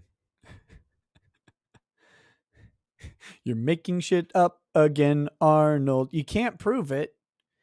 You can't even come close. You don't even have evidence at this point. You have an absence of evidence. It's not, well, we went up there. We couldn't find any bodies. Oh, okay. Well, again, you don't need to find what's in Portage. You have the mom's leg and foot. You have the dad's torso. You don't need to. 30 p.m. And then we go on to July 4th. July 4th is actually the day that is the most eerie to me, because it's like Chandler Halderson pushed pause on his crime and just lived a normal life for a day. On July 4th, he spends the day with his girlfriend and his girlfriend's family. He goes to the farm, uses the pool, eats dinner. They have some sort of barbecue. And he asks permission to return the next day and use the pool. On that day, he does do one thing concerning his crime. Oh, and then he goes to fireworks that night at Dan Croninger's house. He does send this text message that he says tells everyone is from his mom. And it is made from mom's phone, that again is in the house, in shoes, hiding in the garage. Made it safely. Can't get anything through. And yes, it's packed. Going to White Lake today for the parade. We'll be home Monday night or Tuesday early. Love you lots. Mom ended a lot of her text messages to Chandler. Love you lots. Couple problems with the text message. First, the parade was on Saturday, not Sunday. Second, the phone never leaves Windsor, Wisconsin. Monday, July 5th. We know that Kat had stayed over the night before, and she leaves at 7:47. We know that that day is supposedly Chandler's big doctor appointment at 2 p.m. We know that it's at a UW clinic on Park Street because there's conversation between Kat and Chandler about her potentially taking him, trying to get off of work, and she actually Googles the directions. Here's his text messages to her. Made it a bit ago and checked in. This is at 2:09. Just need you to know because I have horrible reception. 2:22. No connection to even load Snapchat. 2:24. And no Wi-Fi. 2:24. What UW clinic doesn't have Wi-Fi? They took an X-ray and CT scan. Nothing bad on the X-ray. CT scan, hun. They haven't determined anything, but with my legs, like they were, and I gotta wait to hear what they determined. Chandler never went to any doctor's appointment. He's at home. No, there's no text messages. No death penalty in Wisconsin. Keeping up his ruse. And his girlfriend wouldn't know because she was keeping track of his location at other times, just not now. Certainly not on Park Street. He does leave the house, though, that day. At 4:30 p.m., he goes to the farm. We know about that. He leaves a voicemail for Cress, and then him and Cress end up having an interaction. And there's this whole conversation about using the pool. We also hear from both Cress and Dulce that they went by the pool, and there was no Chandler. So they take their little lawnmower. What did Dulce say? Granny's on a lawnmower. And they ride to where his car is. And the back is up, the trunk door, the hatch. And no Chandler. It's by the wood line. They see Chandler at some point kind of exit from the wood line. And indeed, his phone does have him there. And Cress is concerned enough. She thinks something's happening. I don't think she thought this, but she thought something was happening. So she asks the deputies to come take a look out in the woods there. So Brent Baverstock comes. He sees turkey vultures. He knows what he's about to find. He probably thinks he's going to find a whole body, but he knows what he's about to find. And there was Bart Halderson's torso. Dr. Breslauer did the autopsy of Bart's torso. She said he had at least 2 gunshot wounds, possibly 3. She couldn't tell because some of the deterioration of the muscle, whether or not it was like 1 wound tract or 2. So at least 2, but maybe 3. That he was shot in the back at least twice. That there was bullet material located in his body. And that 1 shot was a contact wound. The muzzle of the gun was touching his skin on the back. This wasn't a, oops, the gun went off. This is a got you. You're dead.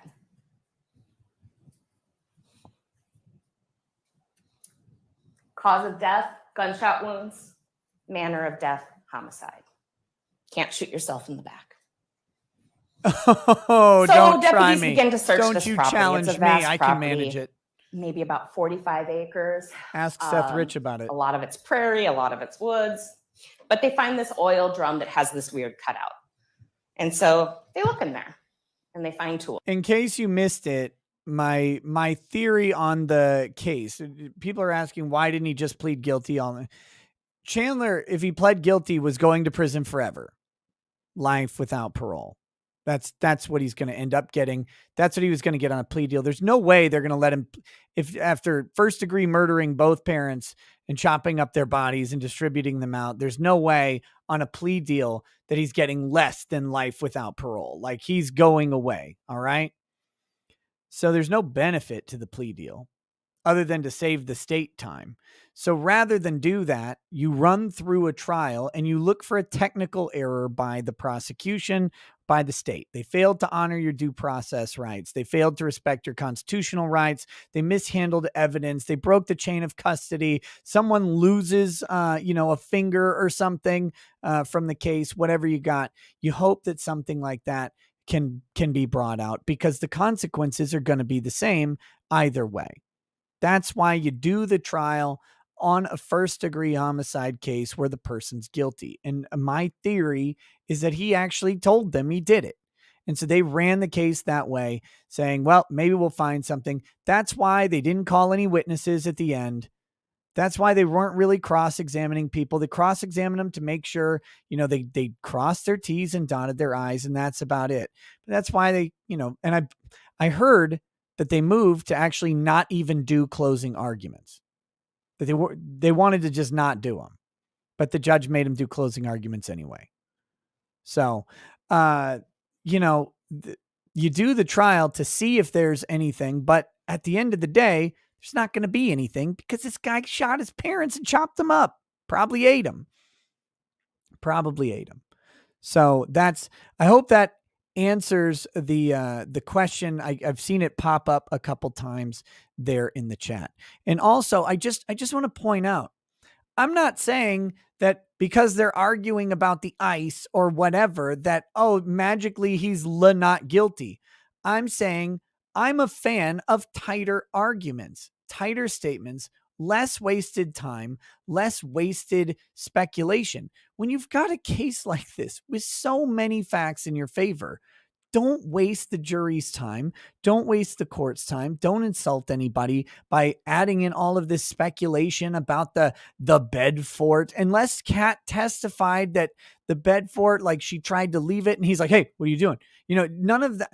To my knowledge, I watched Kat's testimony. I didn't hear anything like that coming out about it. The bed fort didn't seem to be, or the couch fort didn't seem to be that awkward to her. There's lots of reasons to have a couch fort. It's kind of a fun, different place and all that stuff. It's down by the fireplace. There could be some romantic element. Sometimes you just don't want to be in your own bed when you're banging your girlfriend. All right. You want to go somewhere else, and that's fine. That's fine. You don't need to add this stuff. It's extraneous to the argument. It's distracting. And in theory, someone could make a stink about it. But again, this case, he's not losing. They're not going to lose this case that the defense basically didn't really defend, didn't seem to have any interest in defending, and probably at Chandler's direction didn't have much interest in defending. I'm not saying they didn't do their job. I'm saying they didn't put up much of a defense. So they're not going to lose. But just because someone's not going to lose because you got a mountain of evidence doesn't mean I should make up a story about how he was jerking off in like an elementary school bathroom during one of his trips. And here's the phone records putting him in the neighborhood of an elementary school. Like, okay. Just because I said that happened doesn't mean that he's suddenly going to win his defense, but it's also irrelevant to the fucking story. And it's not a fact that they have. Anyway. Tools. And those tools then are tested by the Wisconsin State Crime Lab. The all-way handsaw has human blood identified as Bart and Krista. The broken saw blade has blood. It's Bart's. The scissors has blood, Bart and Krista's. And again, look at those numbers, 1,000 times the world's population. There's also some pruning shears. Again, tested positive for human blood, Bart and Krista. Ola Kyle says, as a thank you for all that you do, I ordered you a copy of the Halderson puzzle. It should be arriving to the P.O. box by February 4th. Make sure to keep a lookout for it. Oh my God. And the head had Bart. Some of these tools were then sent to Dr. Figueroa Soto. And she did a detailed analysis, and she sat and she talked a lot about, well, things I don't really understand. But here's the basics of what I understood and what her reports say. Is that this always saw has a certain number of teeth per inch. This broken handsaw has a certain number of teeth per inch. She can look microscopically at the wounds and tell us what tools are consistent with the markings that she saw. On Bart Halderson, his fourth cervical vertebrae is consistent with the broken handsaw. That's the tool that Chandler used to cut off his dad's head. And of course, that handsaw or that blade has DNA parts. Tools used to dismember Bart Halderson, the right humerus, consistent with that all-way super saw, right femur, consistent with the all-way super saw, and left femur, consistent with the all-way super saw. That's that saw. Again, has Bart's DNA and blood. Analyst McMahon from the Wisconsin State Crime Lab also looked at some of these items found on the Irwin Road farm. She looked at that saw blade and she compared it to the saw handle found in the garage of the Halderson home. And she did what she does. She took some measurements, puts things precisely. Puts things precisely? And found that they were a match, that those items fit. She put together two puzzle pieces. An item from Irwin Road matched an item in the garage of the Halderson home. I mean, it wasn't that complicated of a match. Like, in all honesty, that's the most obvious thing that it would match would be the bow saw that it's from. The garbage can. And there's a couple links back to the house with this garbage can. There's an extra lid to a garbage can up in that room that was, I think, at one time a bathroom and that they were remodeling. And there's also a matching sort of container in the garage. Inside of that container found on the farm is a piece of yellow duct tape. That duct tape had blood. That was Bart Halderson's. That was only 43 trillion times more likely. I don't know. I don't trust it. More yellow tape. And there's yellow duct tape found at the house. So analyst McMahon pieced these together microscopically to see if they were a match. And she looked at them and found that they were all one continuous piece of tape. That's the tape he wrapped around the tarp to seal up his dad's torso.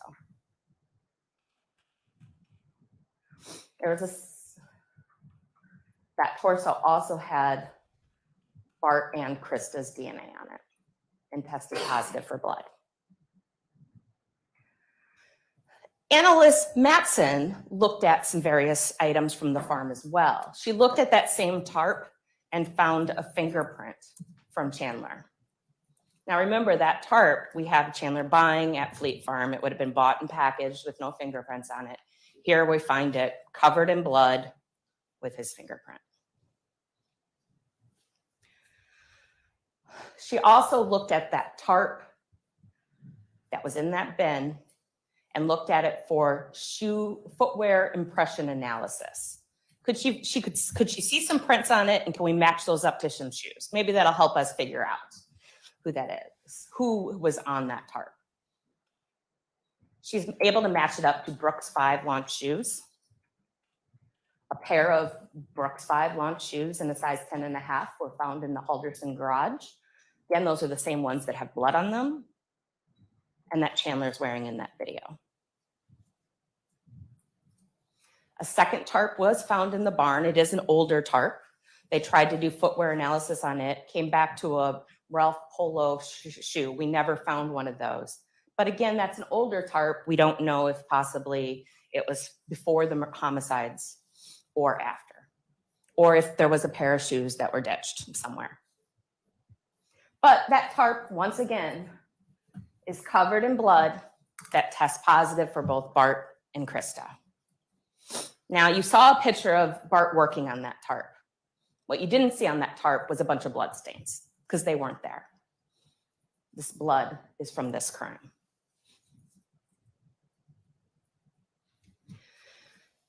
Chandler gets home from the farm at 8:54 in the evening, after going to the farm and later having dinner with Kat. But that night, he's not done. Early in the morning of the 6th, we see the fireplace burning more. Not as great as before, but some burning. We also see that garage light go on and off, on and off. I think it's a total of 7 times, Deputy Wilk. And that's throughout the night. And we know at 4:30 that morning, Chandler leaves and goes into Madison. We know he goes into Madison from his phone records. We don't know what he did there, but we do know it was a trip that started out in the dark. We know he didn't have a job. And we know Madison's surrounded by lakes. Use your common sense. Wednesday, July 7th. We know the Subaru departs at 9:36 and that Chandler goes to the farm. We know he goes to the farm from both his phone records, but also from this text exchange with Kat. Kat texts Chandler asking where he's going, and he replies, farm, but no one here, so leaving. We also know that out in the farm was found a Target bag that had been at Chandler's house. How do we know that? Because it has Kat's name on it from the pickup order of the stuff she brought over to Chandler's house, she testified about. That bag is full of bloody rags. We heard from Chris, those aren't from her house, and Catherine, that those aren't her rags.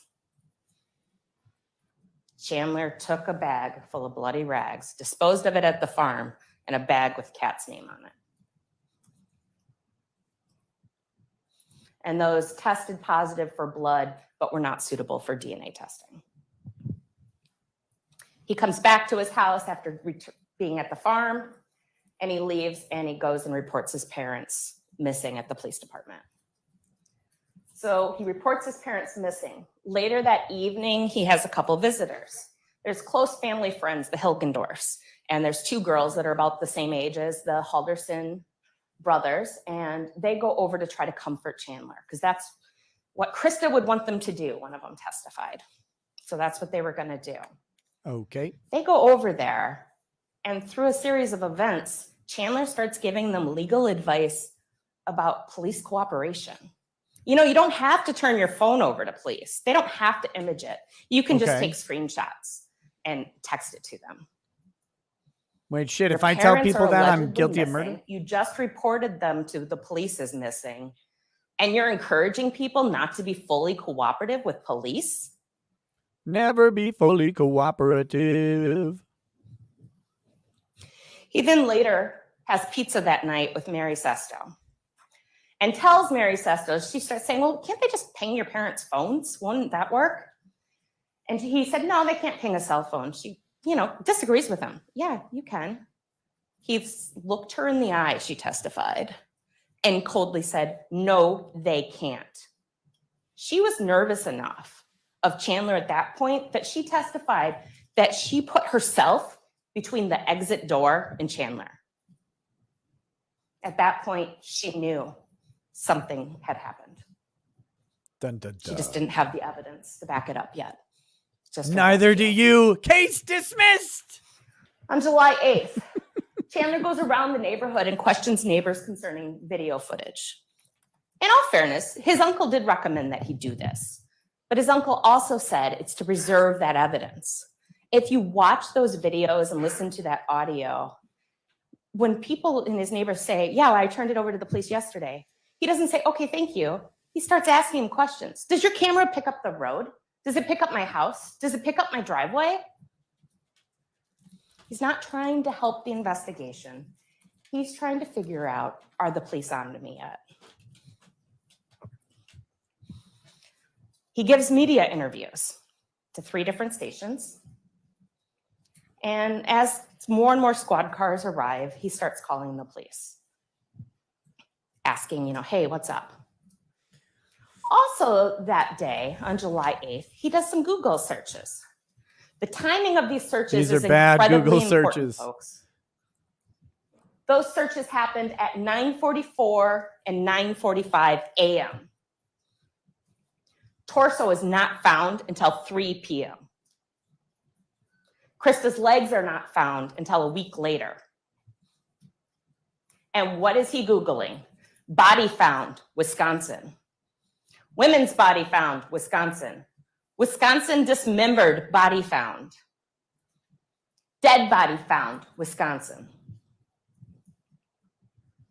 I think it's interesting what he wasn't Googling. Jane Doe, John Doe in hospital in Wisconsin. Car crashes in northern Wisconsin. Crimes in White Lake, Wisconsin. Drownings on Sawyer Lake, where their cabin is. Or organizations that maybe can help start a manhunt. I think it's also worth noting he had 2 vehicles available, never even went looking for his parents. There's a reason.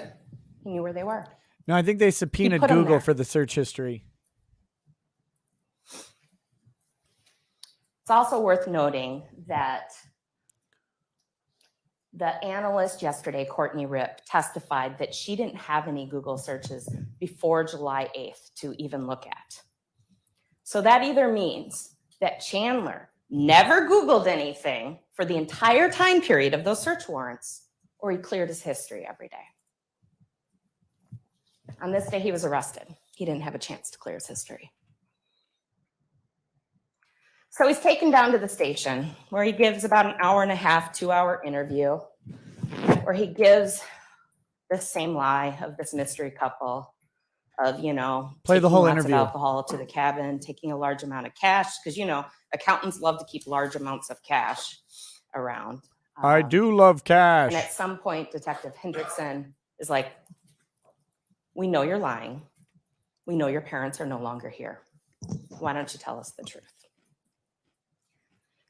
And at that point, Chandler's arrested.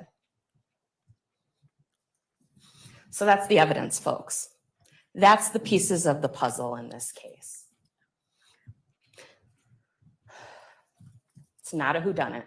Cameras all around. We know that reverb Bart come and Krista through? went into that home and never came out, at least as whole people. That their bodies were found dismembered, discarded, and hidden throughout the southern half of Wisconsin. That's what the evidence shows. We have experts. Oh, it didn't come through? DNA, Oh, shit. That probably fracture sounded stupid then. Trace, footwear. I do love cash. Fire inspector. We have bones in the ash trap. Hold on. We got Chandler bones in the Halderson ashtray. of We his got parents. slime in the ice machine. But I think it's very important to point out How about now? that Bart and Krista Halderson are not a puzzle. So it's a good metaphor. It's a helpful metaphor, perhaps, to look at evidence. But they are 2 people that were very much alive on June 30th of 2021. I clearly don't understand everything They are about 2 this. people that deserve to be treated with dignity and respect. They were somebody's Dignity spouse, for the dead. somebody's parents, somebody's brother, somebody's sister. They were loved by their neighbors. They had close friends. They had jobs. They were normal folks just trying to live a normal life. They don't even get to be buried next to each other. Yeah. Ladies and gentlemen of the jury, I'm asking that you Never mind. give justice to Krista and Bart Halderson, and that you treat them with the dignity and respect that their own son has never given them. Never given you. them. Damn. Thank It's you, a bit- Attorney Raymond. Might be extreme. Maybe he just turned bad eventually. Goodness gracious. Matthew Weber says shortcut.at/IJMP1 Does anybody need a break? Or can found we a go doc forward? showing Actually, homeboy Judge, tried to I'm going play. to ask for a 10-minute break. Okay, Thank you. I could use a moment too. Ladies and gentlemen, we will break, mid-morning break actually, and we'll come Hold on back. a second. Found a doc showing homeboy tried to play the I got another side of this story after he got arrested angle. Wait, Chandler? Or is this something else? I don't know what how do I, or short URL? What this means. Whoops. Well, this will work for now.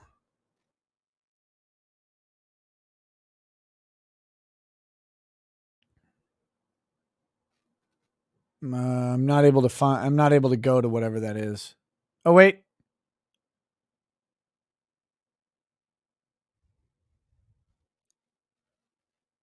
So this is a 14-page document. Where am I supposed to look on this? Mr. Weber.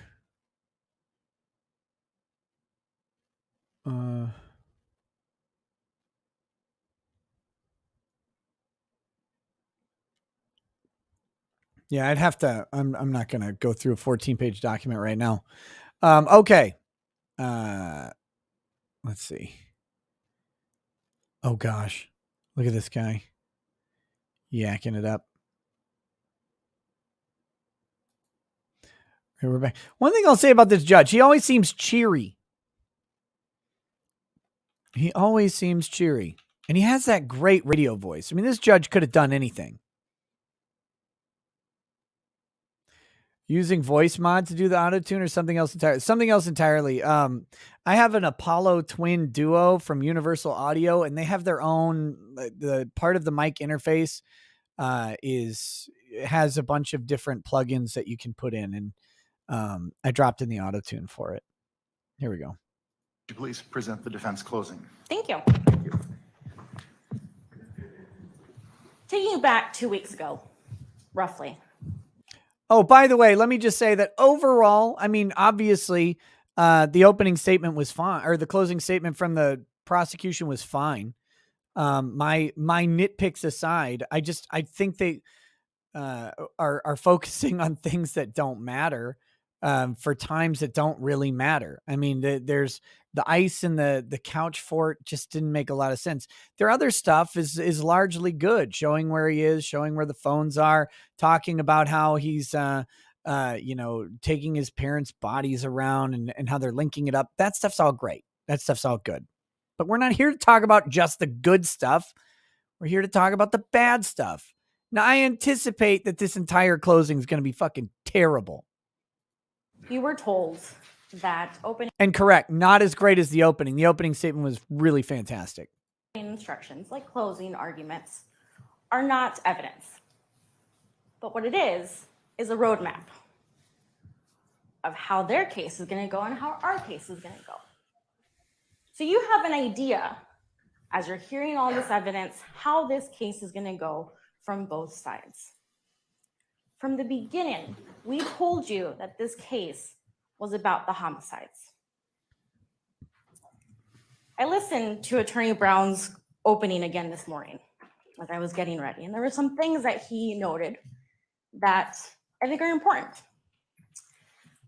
First off, towards the end of his opening, he apologized for some things. Essentially, he apologized for doing his job. He said it might be repetitive, it might be boring at times, but he needs to do it because he has a constitutional obligation to present their case and they only have one time. And that's fair. So now it's my turn to apologize. I am going to apologize for doing my job. First, let me talk about my job. A lot of people think my job is to, quote unquote, get the defendant off on their charges. Don't do to this. Object to every single question that's asked, to Don't do ask this. any question I possibly can of witnesses, to be loud, obnoxious, and make a scene so that I can try to get this person off of their charges. Not like this. Not like this.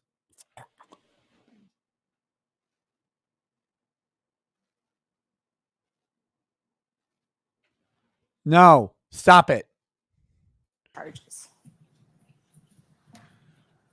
It's not.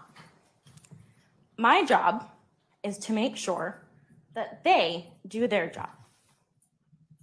My job is to make sure that if they're bringing charges on someone, they're doing it because they can do it beyond a reasonable doubt. They can prove those charges beyond a reasonable doubt. And people don't like when I say those words, beyond a What was that theory I had? What was that theory? It kind of sounds like that theory. What was that theory? reasonable doubt, because it almost feels like a cop-out. And if you think that it's a cop-out, well, then your issue is not with me. Your issue is not with Chandler. Your issue is with the US Constitution that says that without them, you don't have me. And without me, you don't have them.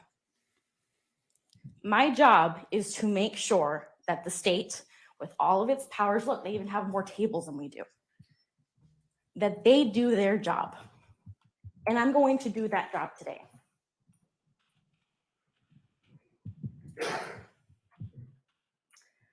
There's a couple things that I want to address before I go any further down the evidence. The first thing I want to address is sort of the obvious. Chandler lies. I just want to point out that my theory about the case and that they are basically forcing the state to go through the motions was uttered days ago, long before this closing argument ever came out. Thank you. I noticed days ago that this was the task or track that they seemed to be taking because they just weren't doing anything else. So you can save your applause and adulation. I know it's coming out of you already. So. He tells a lot of lies. Not only does he lie, but he goes to extreme lengths, if you will, to keep those lies going or to perhaps cover up those lies. I guarantee you, every single person in this room has told a lie, has either covered up that lie or has done something to keep that lie going. Maybe not now, maybe when you were a teenager. Go back to high school. I'm sure you lied at your parents all the time. You're not on trial, so your lies are not exaggerated and highlighted right now. Well, my lies are also better than But they yours. are here. And the important part is that She's Chandler also is not admitting that she charged lies. with lying to his girlfriend or to his parents. There's one charge that has to deal, one per parent, that has to deal with lying. Everything else is something that the state told you to try to feed you a theory, a motive, and to essentially taint your view on Chandler. So when we were going over jury selection, I asked you, how would you feel if he didn't testify? And a couple people said I wouldn't need to hear from him. A couple people said that they would treat him the same way they would do every witness. Bullshit. He lies, and they did a great job of making it known that he lies. If he testified, you were not going to believe anything he said. I also said that it was a game day decision, and most of the times it is a game day decision. This never was.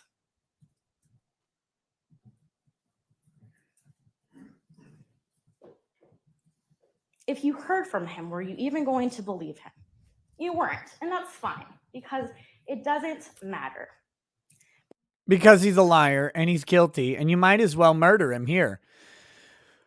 Okay, I want to address so Matthew Weber says unsolicited comments and spontaneous utterances, page 9. I'm skimming through it right now. Cynthia says, so as a 5'6", 130-pound blonde who buys clothes not from Target, would I be the hottest chick lawyer in Wisconsin? Signed, East Coast liberal lawyer. Probably, Cynthia. Thank you for that. That made me really, really unreasonably happy. Yeah, I think you're noticing that our closing statement here is bad, but they didn't remember. I'm pretty sure they didn't even want to give it. They know he's guilty. Well, he's a liar. We put him on stand, just be a liar. Because at the end of the day, there's only one lie that really does matter, and that's the one that he said about his parents missing. I'm going to make your life a little easier, and it's going to be a little unconventional. There are certain charges that I believe the state has met their burden, and they have proved it beyond a reasonable doubt. What are you doing? Why would you do this? Well, he chopped up his parents, but he didn't kill him, though. I mean, come on. I mean, who's gonna do that? Who's gonna? He knew about it. He chopped them up. He hid their bodies, but he probably didn't kill. They didn't meet their burden on him killing them. But lady, look, I know I had a principled discussion with Kurt about how I think maybe we've gotten a little too lax on what beyond a reasonable doubt means and stuff like this. But that's a discussion held in a vacuum and not in the current system that we're in. What are you doing? If they find him guilty of chopping up the bodies, what reason have you given them to find him not guilty of killing them in the first place? Oh my God. Anger on the Red Angel says, did you hear about the Miami judge who paused the trial due to unvaxxed jury members, then berated them for not getting the jab, cited that flu fine thing you talked about, but said it made the case for forcing vaxes scary? Oh yeah, everybody argues that Jacobson makes the case for forcing vaxes. I disagree that it does, and I disagree that it would go over the same way in the absence of Jacobson, but we have that case now. It's just silly to compare 1903 to 2022, in my humble opinion.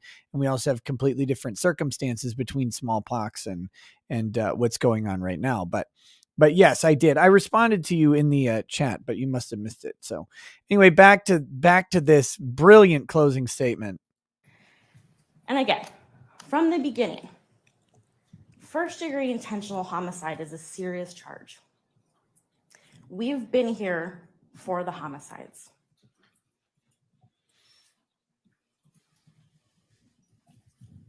A piece of paper that is signed, a formal piece of paper that's signed by Chandler to the Dane County Sheriff's Office about a missing persons that clearly is not true. This is proof beyond a reasonable doubt. And I want you to think about that when it comes to talking about these homicides. I also want you to think about another thing.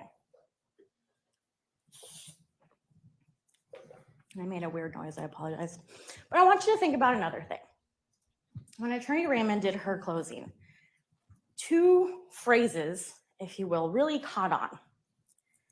Several times she said, we know X, Y, and Z happened. We know that this happened.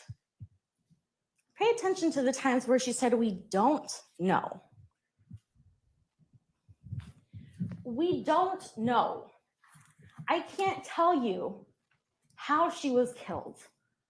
We don't know. Whatever. And it was always in the parts that had to do with the homicides. When I was in law school, I was told that the words I don't know should never come from that table. I mean, you should know. That's if cute. You're charging people with crimes, you should know. Oh my God.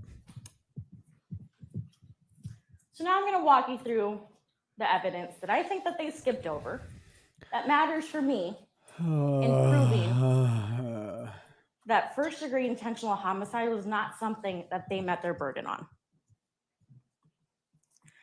I first want to talk about the cabin.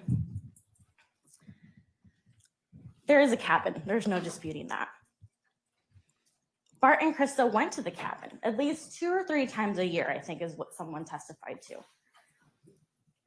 It's possible that they could have gone to the cabin that weekend. In fact, you don't even know what their weekend plans were. Friends testified. None of them said, oh, they were going to come over to watch fireworks with us. So no one knew what their plans were that weekend. The reason they're making a big deal about it is because that is some kind of premeditation to them. That is some kind of intent. Ooh, he was going to do something that day. He knew he was going to do something that day, so he was going to say something about going to the cabin.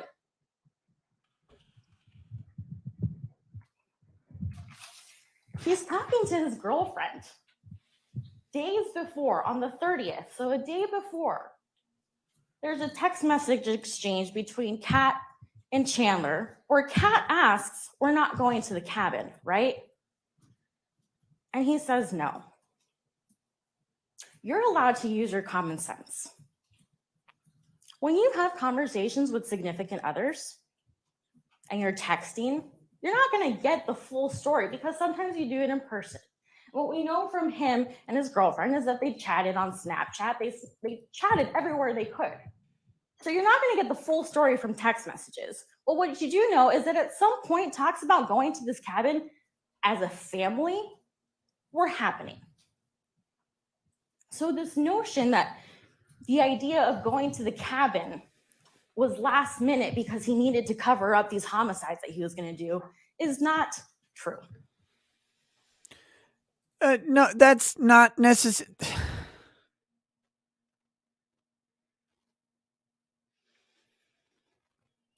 Just because Kat said we're not going to the cabin doesn't mean that his parents were planning on going to the cabin. Kat is about to invite him to her mom's lover's farm for July 4th. If they're going to go up to the cabin like their family might do on other occasions, then that would provide a conflict that they need to plan around. So she says, we're not going up to the cabin. That doesn't necessarily mean that his parents were going up to the cabin. Or is she saying that he was planning out the lie ahead of time and not last minute? I mean, which one is it, lady? What are you going with here? Now, again with the lies. Certain lies mattered. Certain lies did not. What I want to clear up, and Attorney Raymond All did lies a matter. great job when she mentioned that we've seen this case multiple times. We've dealt with this case. We've talked to each other about this case. So sometimes we get things wrong. I'm going to clear up something that they got wrong. The evidence does not show that Bart and Krista knew about this SpaceX job. You heard from Kat's mother, Dulce, that she knew about it. You heard about Cress. Cress knew about it. Kat talked about it. Maybe another friend or roommate talked about it, but you never heard anyone testify that Bart and Krista knew about the SpaceX job. You heard from Bart's brother, Brett. I do not believe he mentioned it at all. So that's not a lie on this house of cards that was crashing down. You can't say that because it's entirely possible that he just spoke it to them. That Bart and Krista knew about. You also didn't hear that they knew about the scuba team, dive team, whatever you want to call it, lie with the City of Madison Police Department. You heard it from his girlfriends, ex's girlfriends and Kat. You heard it from his friends. But you didn't hear it from people that knew Bart and Krista and said that they mentioned it. And even then, all of these lies, what does it matter? Oh, I don't know. So I want to talk about the two lies that the state really honed in on. And boy, did they do a great job talking about these lies and making it seem like it really was a big deal. Let's talk about MATC.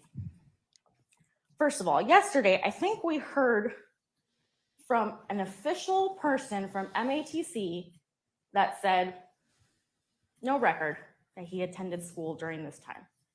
Detective Shunk showed us transcripts.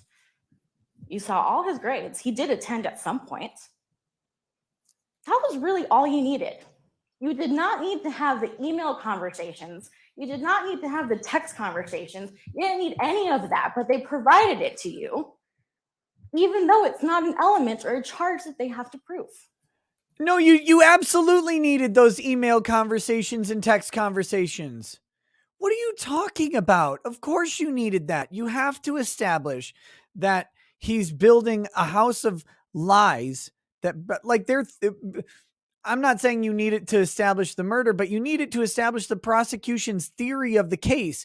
Their theory of the case is that when all the lies came crashing in on Chandler, he basically decided that he needed to kill his parents because his parents were discovering the lies. They were finding out that he'd been lying to them, that they were incurring debt on his behalf. He'd been mooching off of them forever, and that suddenly this lie needed to be taken care of.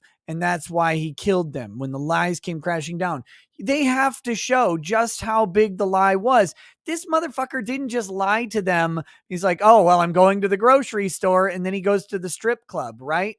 This guy built a year-long lie about attending college, a year long. He built some similar amount of time about having a job to his parents, whether they knew about SpaceX or not. And they probably did hear about the SpaceX job. Again, remember, he's got the concussion. His whole life is changing, and he did have some level of concussion. That's all kind of documented, but all this is going on. He's telling his parents that he can't walk and all this stupid shit.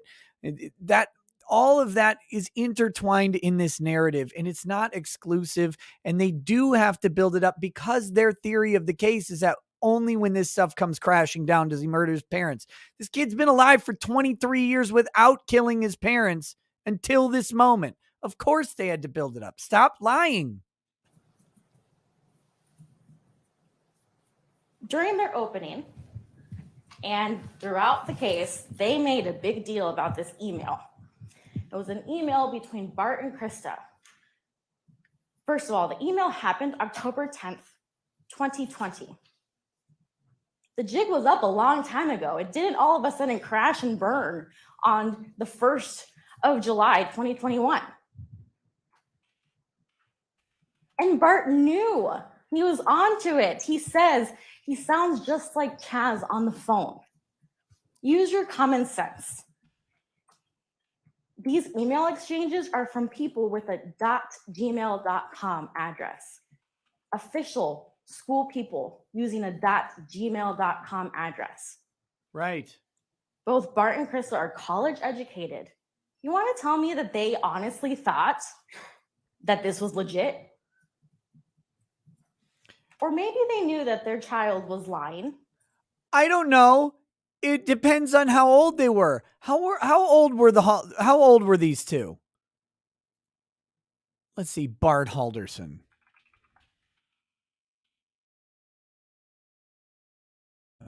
Let's see. Obituary.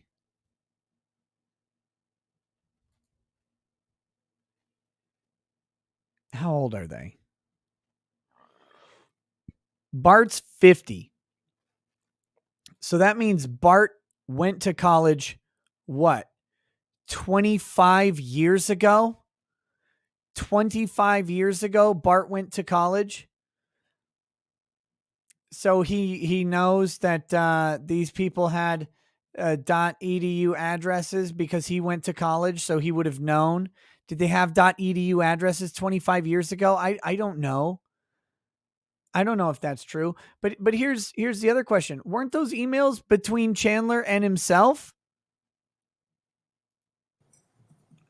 And they were just going to carry on the lie.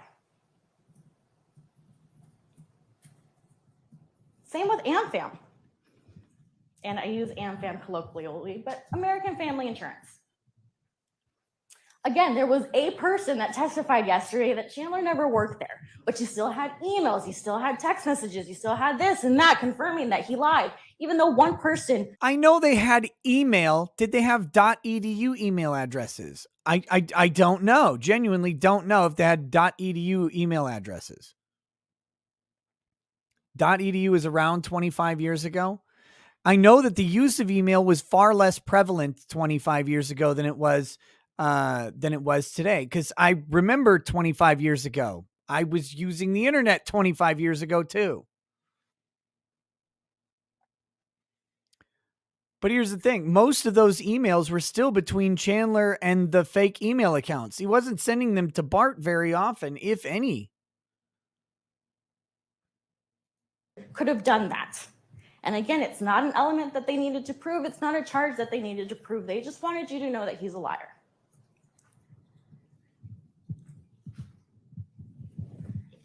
And what does it matter? Here's what you need to ask yourself. What does it matter? Because according to them, that's motive. That's the reason why he did what he did. This house of cards built of lies was crashing down, and he had nothing. He couldn't do anything, but he had to murder these people. Why? Why? You don't know why. You were never told that they were going to kick him out of the house. You were never told that they were going to disown him. You were never told anything about why it matters. Are you making the case that he killed them? If this is going to be motive, if this is the reason you're intentionally killing someone, it better matter. There better be consequences. Kids lie to their parents all the time. Not for a year straight about going to college. And you just don't know how this was going to affect Chandler. He's complaining to his girlfriend the morning of about everything being fucked up and crashing down. You do that. That's what significant others are for. You honestly think that he's complaining about things crashing down and his mind is going straight to, well, now I'm just going to murder them. There was another motive that was mentioned very briefly, but it was mentioned, so I'll talk about it. When Mitchell testified, the very last question was about a life insurance policy. And I believe he said that the payout may have been about $1 million. Million And he acted buckaroos. confused. He didn't really know about it. It could very well be that the only reason he knows that number, that value, is because of things that are happening now.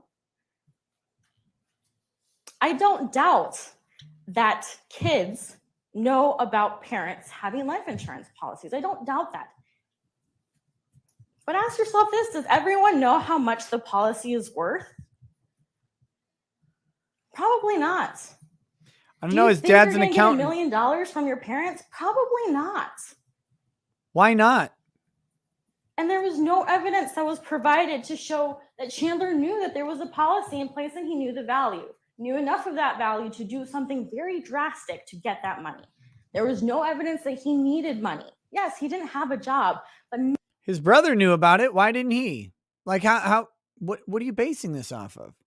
nothing came out that he needed money. Wait, what? And I'm spending time talking about a motive because Nothing came out that he needed money. Bro, he has text messages with his girlfriend where he needs to borrow $5 because he's never been paid from the job he lied about having. What are you talking about? as the judge said, they don't need to prove a motive. Motive does not mean intent, and I need you to understand that. Motive does not mean intent.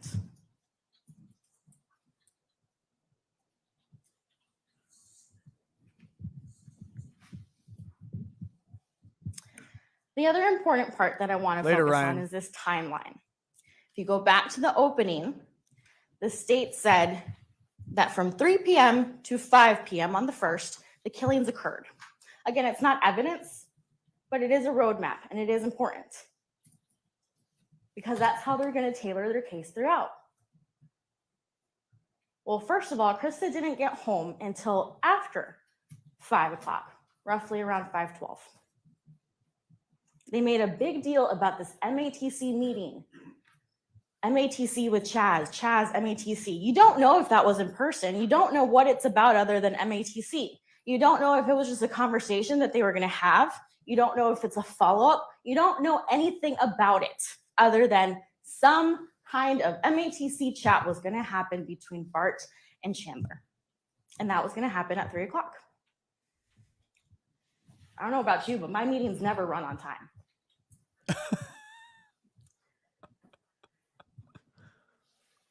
Oh my The God. other important part with this timeline is what we heard yesterday from Bart's employer. We asked him about that spreadsheet that has these logins. I remember the logins were in Eastern time. So what we said, what we were able to get out is that roughly from about 4:13, there was a login. What do we know about that login? We know that it's required, a password is required. We also know that, like a lot of dads, people keep their passwords in a place where they can remember them. We also know that the logins, that there was a certain amount of logins that you were able to do before you were booted out. We also know that that person tried these passwords, couldn't get in. So there's some leaps that you have to make in order for this theory or this timeline to make sense. The first leap you have to make is that Chandler knew that password. There's no evidence that he knew that. No, you don't. The second theory that you have to make is that while he's allegedly murdering his parents, he had the wherewithal to go to this computer and put on YouTube or something to keep it going. No, because the last login was within the killing time, which means all the dad had to do was log in at 4:13. Maybe right after that meeting that started a little late but went for an hour, and then the dad goes to log into his computer to check on something or to pull up something or to berate Chandler, show him, oh, by the way, I had this email exchange with this Omar guy or whatever. Anything at all. The 4:13 is within the 3 to 5 time slot that you're talking about. What do you... It doesn't require Chandler to log in. What are you talking about? When there's no evidence that that even happened. No, there was a doesn't lot need of to be. evidence about cell phone data that were extracted, computer data, all of that, but nothing about Bart's laptop showing that there was YouTube or anything to keep that computer active, because it had to be active. It would shut down or it would log off after 20 minutes of inactivity.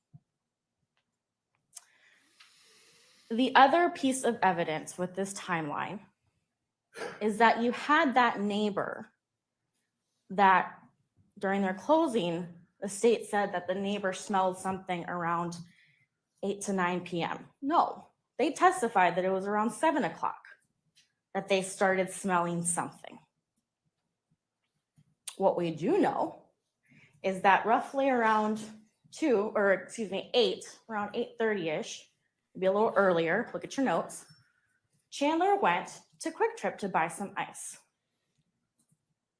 So again, another leap that you're supposed to make is that while he's allegedly murdering his parents, he decides, I'm going to start this fire. I'm going to put some things in that fire, but wait, I have to go to Quick Trip. Well, it's not like he was going to get interrupted by his parents or that they were going to get away. That makes sense to absolutely no one. They don't get the benefit of the doubt that I get. Wait, again, so how long does it take to kill someone? Do we have a timeline on how long it takes to shoot someone? 3 times? What, pretty quick, I would think. So he kills, because she's like, well, I mean, while he's busy killing his parents, he makes a trip to Quick Trip. How long did the killing take?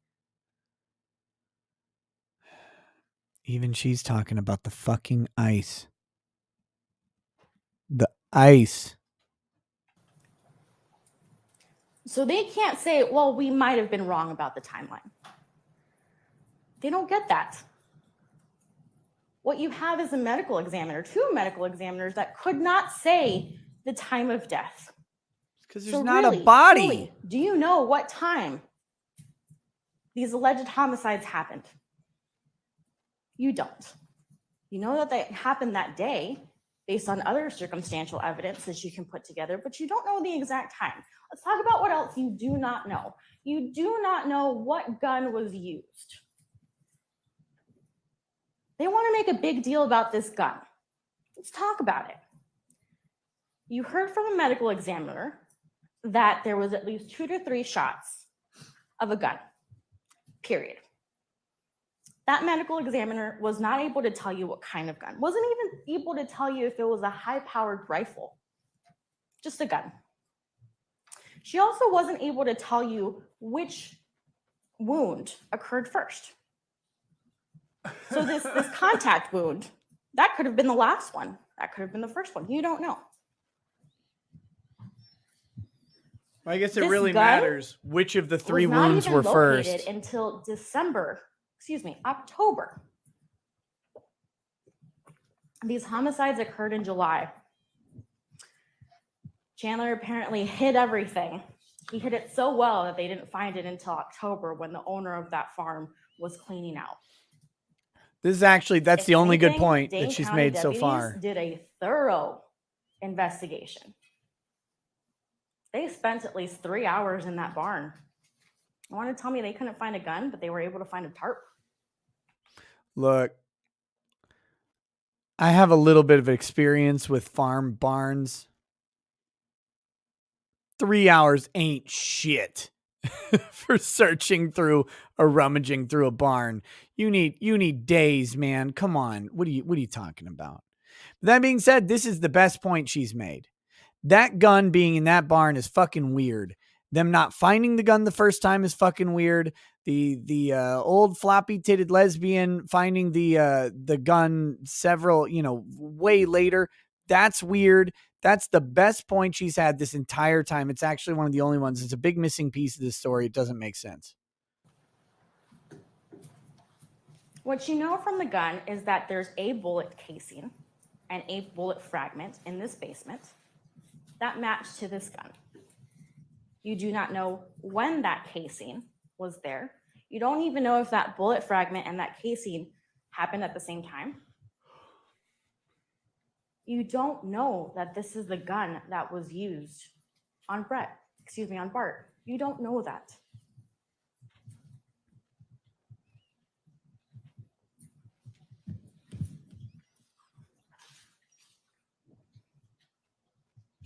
So whenever you don't know about something, you have to ask yourself, have they met their burden? Is this proof beyond a reasonable doubt? Because you do have examples of what proof beyond a reasonable doubt is. Those maps that we saw yesterday, tracking Chandler's every single move, matching up with where the bodies were found and at the time that they were found, that's proof beyond a reasonable doubt. A bloody tarp and some tools, that's proof beyond a reasonable doubt. He chopped up and distributed the bodies, but you can't show that he killed them. Which are all okay. I said this before when talking about this case. You don't have to provide an alternative theory for a jury to get to reasonable doubt. But if your theory is, if you're going to argue that they haven't met their burden of reasonable doubt, beyond a reasonable doubt, you probably want to tell them what the reasonable doubt is. You want to give them an alternative theory, make them doubt it. And you didn't do it. You never did it. You didn't do anything close to it. Oh, well, they can't prove the exact moment that they got killed. Okay. But that doesn't mean that a homicide occurred. It means that something awful happened. I mean, they showed forensically that a homicide occurred. No one is saying that nothing happened to Bart and Krista. Did they fall into the garbage disposal? Something awful happened to these two people. And the very least you can say is that Chandler reacted. But you do not know what happened. And I know some of you have already made up your mind. I see it, and that's fine.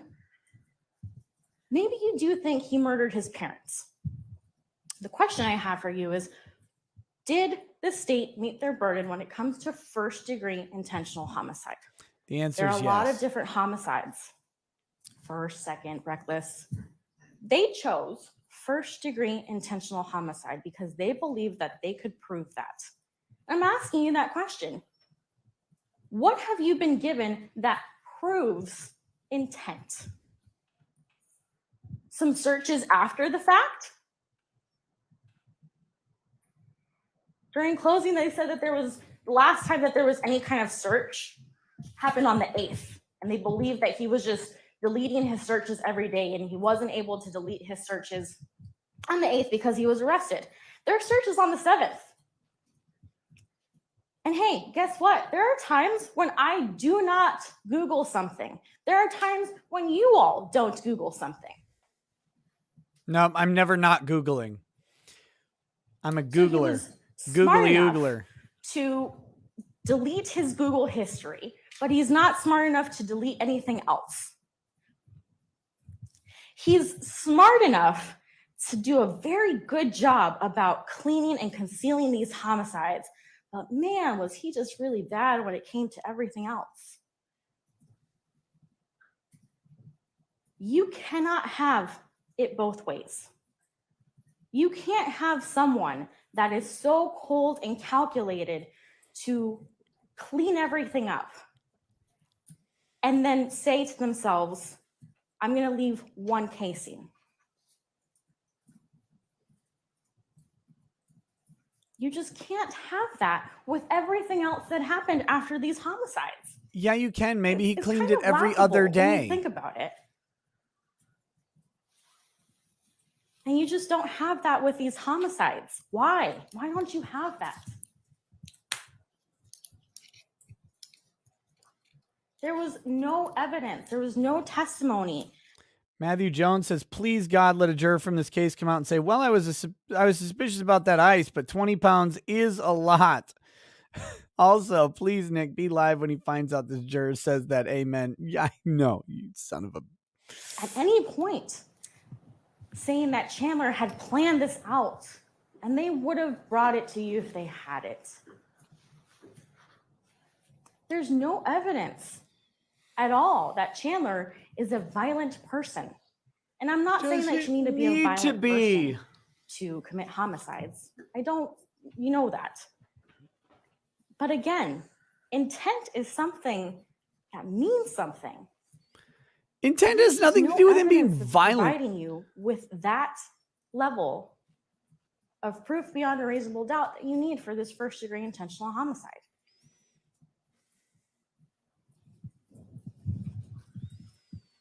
Please finish. Do you know No. how Bart was killed? Yes. Gunshots to the back. Exactly how 3 he of was them. killed. 3 gunshots to Do the you back. know how Krista was killed? Maybe 2. No, no one knows how Krista was killed, Do you but I know assume if the it was an awful accident? the removal. Yes. Do you know if it was intentional? Do you know if there was someone else involved? You don't. And that's a problem. Why don't you throw Kat under the bus? If you're going to raise the specter of someone else involved, you should have built a case against Kat. Why didn't you? You don't get to do it now on closing argument. You had the Now, for entirety better or of for testimony worse, to do it.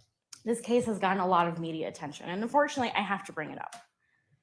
You were asked every day whether or not you saw something on the news, whether you heard something on the news.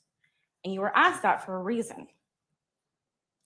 You guys have a really bad job coming up. It's difficult. I do not want your job.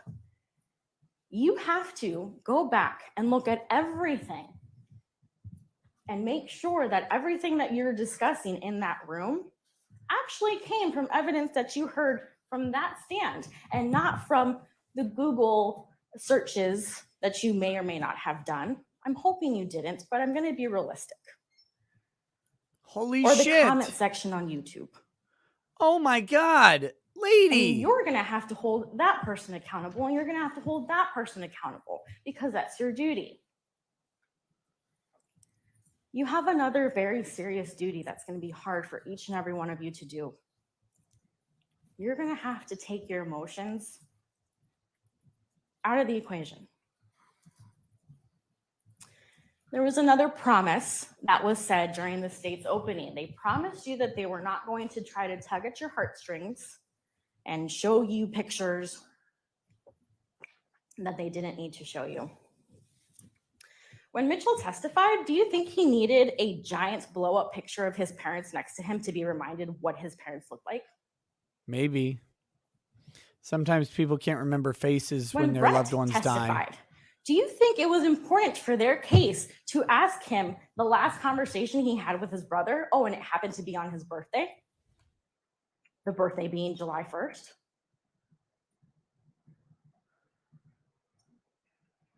No, they didn't do that because they needed it for the case. They did it because they want you to think of your emotions. They want you to feel things, because when you feel things, it's going to be harder for you to separate feelings from facts. I'm feeling like I should be You're asleep. going to have to do that because you may feel bad. No one here feels great about what happened. And after you make your decision, no one's going to walk out of this courtroom feeling at ease, at peace, happy. Chandler's going to feel full. But you're going to have to do that. And people are not going to like it, regardless of what the decision is. No, I think You're gonna have everybody's to hold basically people okay accountable with the for it. decision that they ended up doing.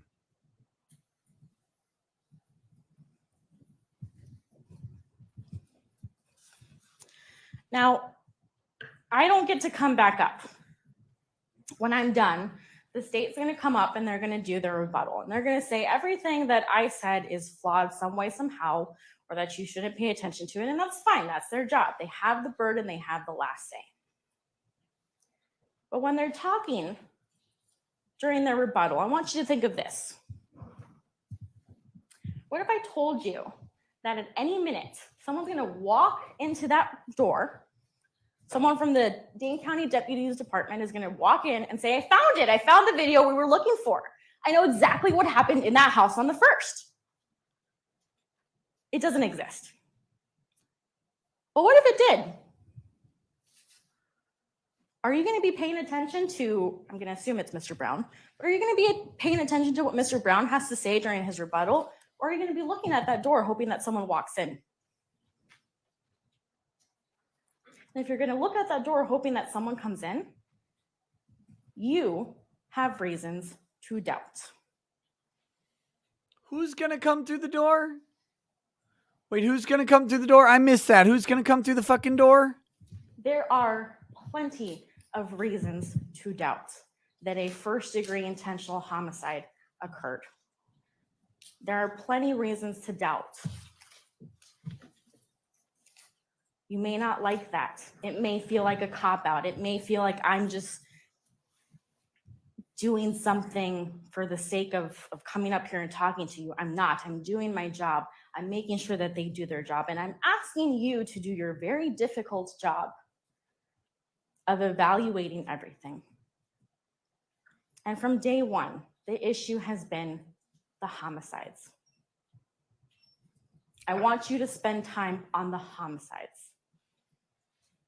Oh my Ask God, yourself please. the questions that you need to Please ask. homicide I guarantee me. you that the 12 of you that are going to go back and deliberate are all going to have 12 different theories on what happened. And that's a problem. They're going to get back there and they're I'm all going to say the asking you same to find thing. him not guilty of first-degree intentional homicide. Thank you. Oh my God, that was torture. I take back everything negative I said about the prosecution. Holy fuck. The only good point she hit, the only good point that she hit was the gun in the barn, which is a problem for this case. And it could be a big problem if they made it a big problem, but they didn't. Greg UW says, Ricada Law, it can't be good that the defense lawyer keeps making suppositions of her client being a murderer and telling the jury to imagine him doing X, Y, and Z. Sounds like the worst strategy. She keeps hammering the prosecution's case. Yeah, it was not well strategically. Squirrel Knight says, just came home from the night shift. It's 8:30 a.m. over here. I'm about 2 hours behind and watching your law Twitter rant. Do me a favor and pour yourself a $20 shot. You're doing great, bro. I will too. Wonder when I will see it. Marcel DeForce says, young skinny man going in. Bubba is going to be having a new wife tonight. Well, remember Chandler's got, oh wait, we'll do it with auto-tune. Here we go. Let's, oh shit, where is it? He's got hungry eyes. I feel the magic between you and I. We got. Okay, never mind. Blackwing02 says, if I were part of the jury, she lost me long before she tried to give me reasons to doubt. Oh, yeah, it was terrible. Terrible, terrible, terrible. Okay, let's get to this. Let's get to Captain Chonks-a-Lot's fucking closing argument. This guy has had the best narrative so far. So far.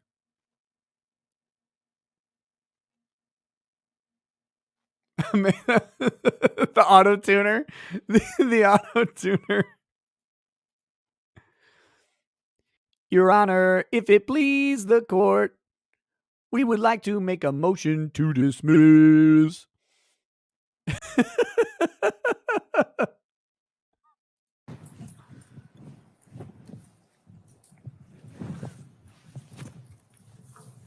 Thank you.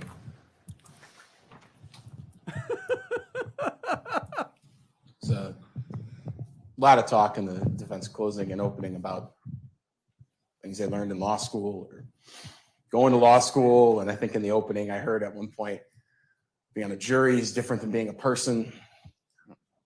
I'm never stopping. I'm going to do it more now. I'm done with law school, and I do this for a living. Oh, shit. I operate in a world of common sense and not fanciful thoughts of just this guy finding his dead parents and deciding, no big deal, let's just cut them apart and hide them around the state. And who knows how they die? I live in that world. That's the world you should live into, because being a juror is no different than being a person, unlike maybe what you were told earlier. You're told by the judge, although they figured out a way to say it in about 2 paragraphs, you use your common sense and experience in the roles of everyday life or something along those lines. A bunch of lawyers got together and thought about it for 2 weeks and figured out a way to say, use your common sense. Miss Vera just stood up here and said, what if this was an awful accident? Bart Halderson was shot in the back twice. You do not fall down and shoot yourself in the back twice. Unless you have Bart information Halderson leading and to the Krista death of Halderson Hillary Clinton. had their heads chopped off, had their arms and legs removed. That was an awful accident. Think of for a second. You heard about the bones. You saw those marks on the bones, those attempts. Some of them 3, some of them 10, some of them 5. False starts is what the anthropologists call them. That is someone on their hands and knees. Chandler, apparently, which was just saying, I guess we're admitting to that now.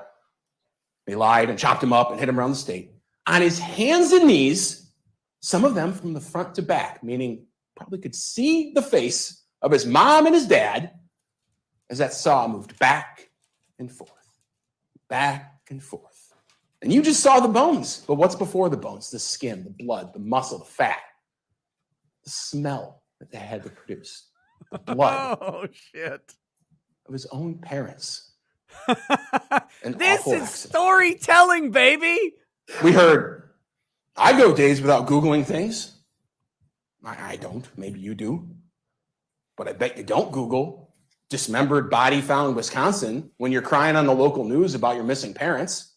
I bet you don't Google woman's dismembered body found. I bet you don't do legal research about some other guy who chopped up his family members and threw them in a river. Okay. I hope now you can appreciate my criticisms of the first prosecutor. Look at this guy. Listen to this is a story. Man, he's selling it.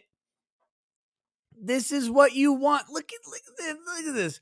Oh, well, it was an accident. Oh, you fucking fell on a gun and died by shooting yourself in the back. Oh, you probably tossed up a bunch of knives that just happened to land on all your major joints and chopped through your fucking bones with a hacksaw. Whoops.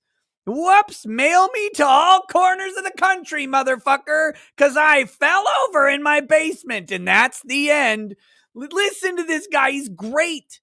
He was great on opening, and he's great on close. The other lady was boring, and you know she was boring. You know, she's got to hit the facts. This guy's got the facts right in his fucking hands. He chopped up his parents because he found them dead by accident. He's Googling how to fucking chop up a body. Come on. Come on. It's the come on defense. This guy's good. This guy's good. Cole Hickman says your impromptu covers sound way better without auto-tune. No homo. Oh, I know. But I promised I would ruin the auto-tune tonight. Ibney says, I have a massive legal crush on both Earl Grey and this prosecutor. He's so good. He's great. He's great. No Guard says, people only die accidentally to 2 shots in the back when they have information which would lead to the arrest of Hillary Clinton. Bleach bit, baby. Bet you don't do that. Bet you don't Google how to chop up This a process body. is common sense.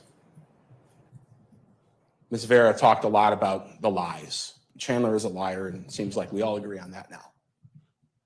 Lots of people lie. I can agree with Ms. Vera on that. The question in this case isn't, who would do this? And maybe that's something that's gone through your mind here. Who would do this?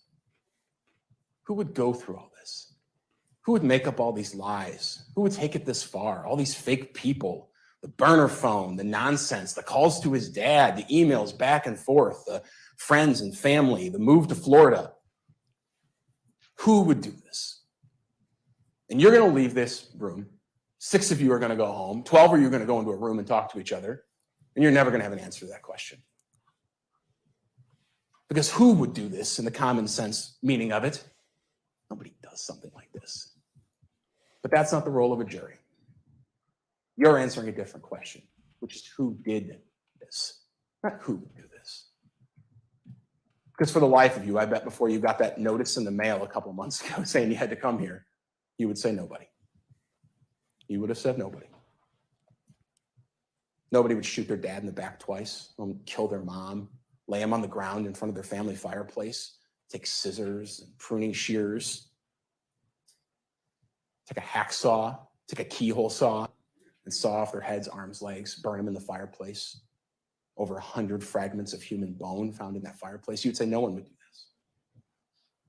But you got your jury summons, and you ended up here, and you found out that someone did do it. Damn. Chandler Halderson did it. So those lies are important. Because you at some level have to grasp how this man got to that point.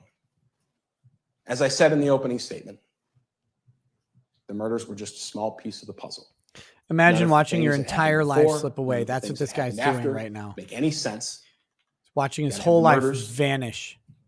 To understand why he did that bizarre story for 7 days of his parents going missing with the unknown couple.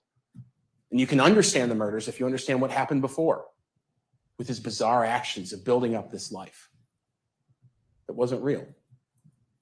Why were those lies important? They were important because that's all he had. We're here because of the deaths of Bart and Krista Halderson, and they are dead. There's no doubt about that. You have most decidedly concluded that at this point. You have seen their bodies. But on some level, whoever Chandler Halderson was died years ago as well. And what was left was this shell of a person who made this nonsense up, who built himself up to be a tech employee, rescue scuba diving guy, who's going to college. It was all he had. It was all he had. And that started to unravel. Maybe his parents suspected it. But you listened to Bart Halderson on that call just about a day before he was killed. That sound like someone to you who knew his son had been lying to him? Those text messages. I spoke to Omar Job. I'm ready whenever you are. He didn't know what was going on until that moment. So when Bart Halderson finds out that this is a lie, to Chandler, whoever Chandler Halderson is, the whole world crumbles.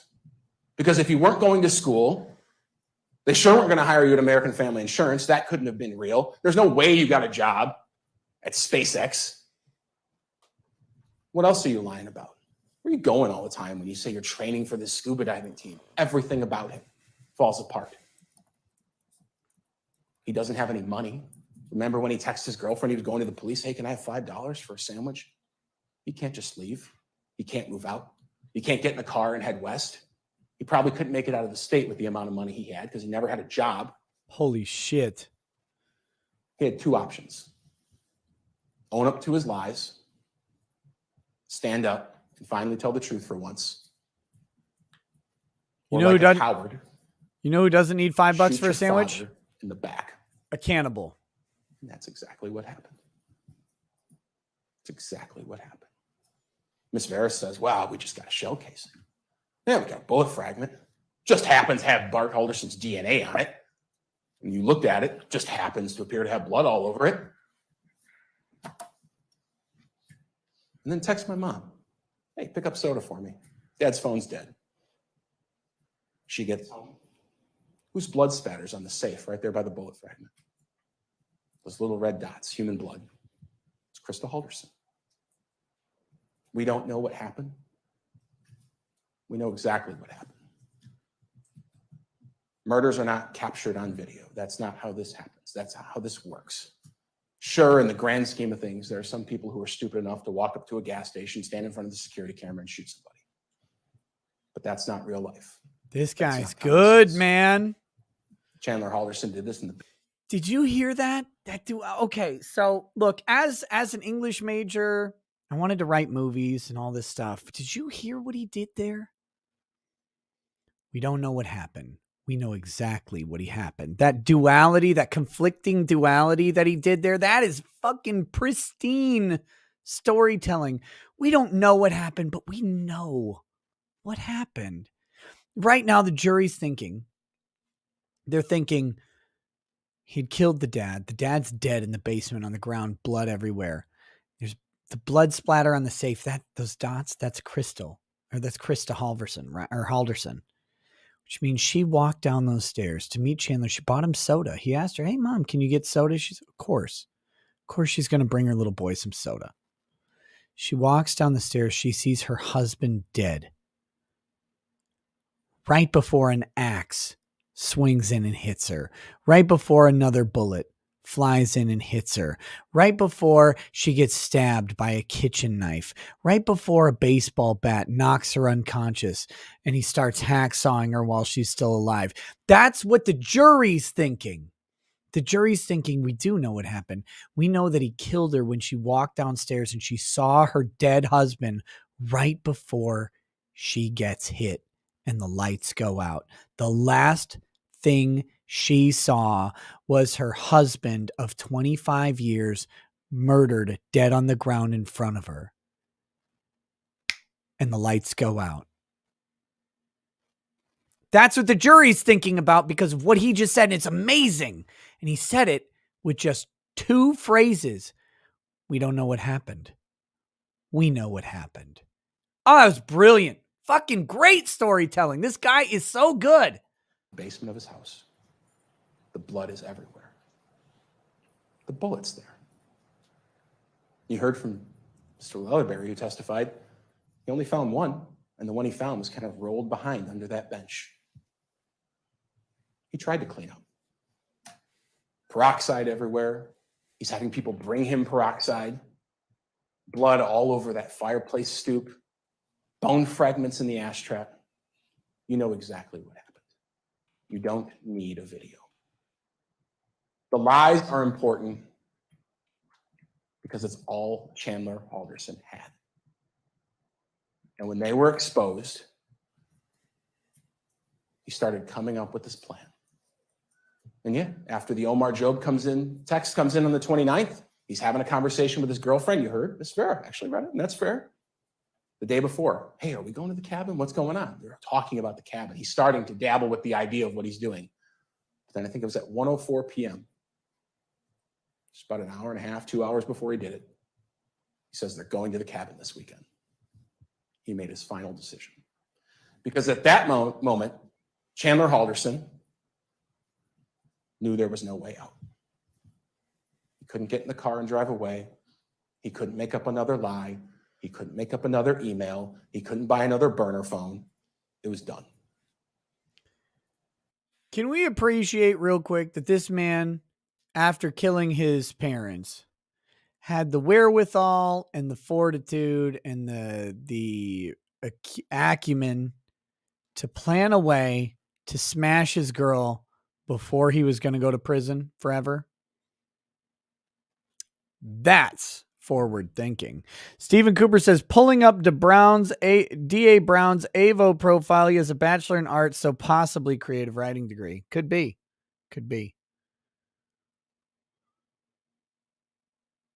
Wig Party says, you said you don't agree with the death penalty. Will you reconsider? Well, okay, I have a caveat on that. All right. My general statement is as a default, I don't trust the state to do its job competently. Okay.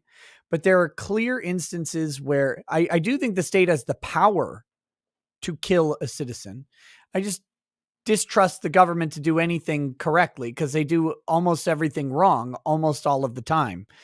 But that said, I mean, there are obvious cases where the result is pretty clear. This one, I think the result's been pretty clear from the start, right?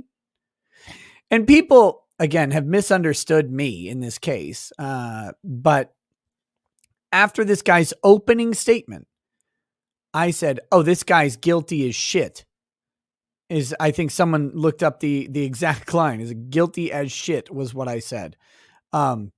Yeah, I mean, this dude was toast from the start. The question is, I think Kat is also guilty of something personally. They haven't tried her. She's not charged. She never will be. It's fine. I just think that that's it. Give me just a second, guys. I got to hit the bathroom. I'll be right back. Too much liquor.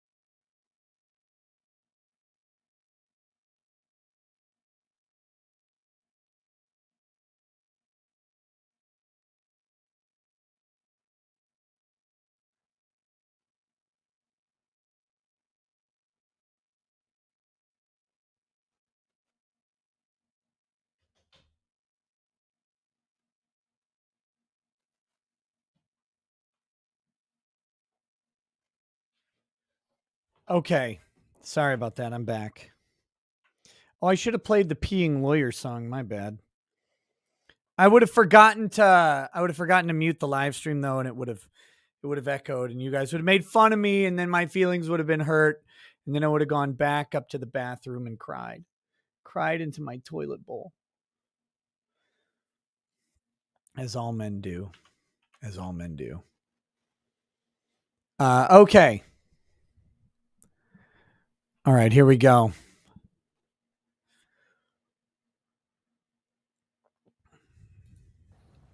Everyone was going to see him for what he was. Just some liar. Yeah, sorry, no Some Chair guy Coon, without a job, because from the this needs school, to happen more. who'd been lying to everyone for years. And he couldn't handle that. So he committed the ultimate act of betrayal against your parents.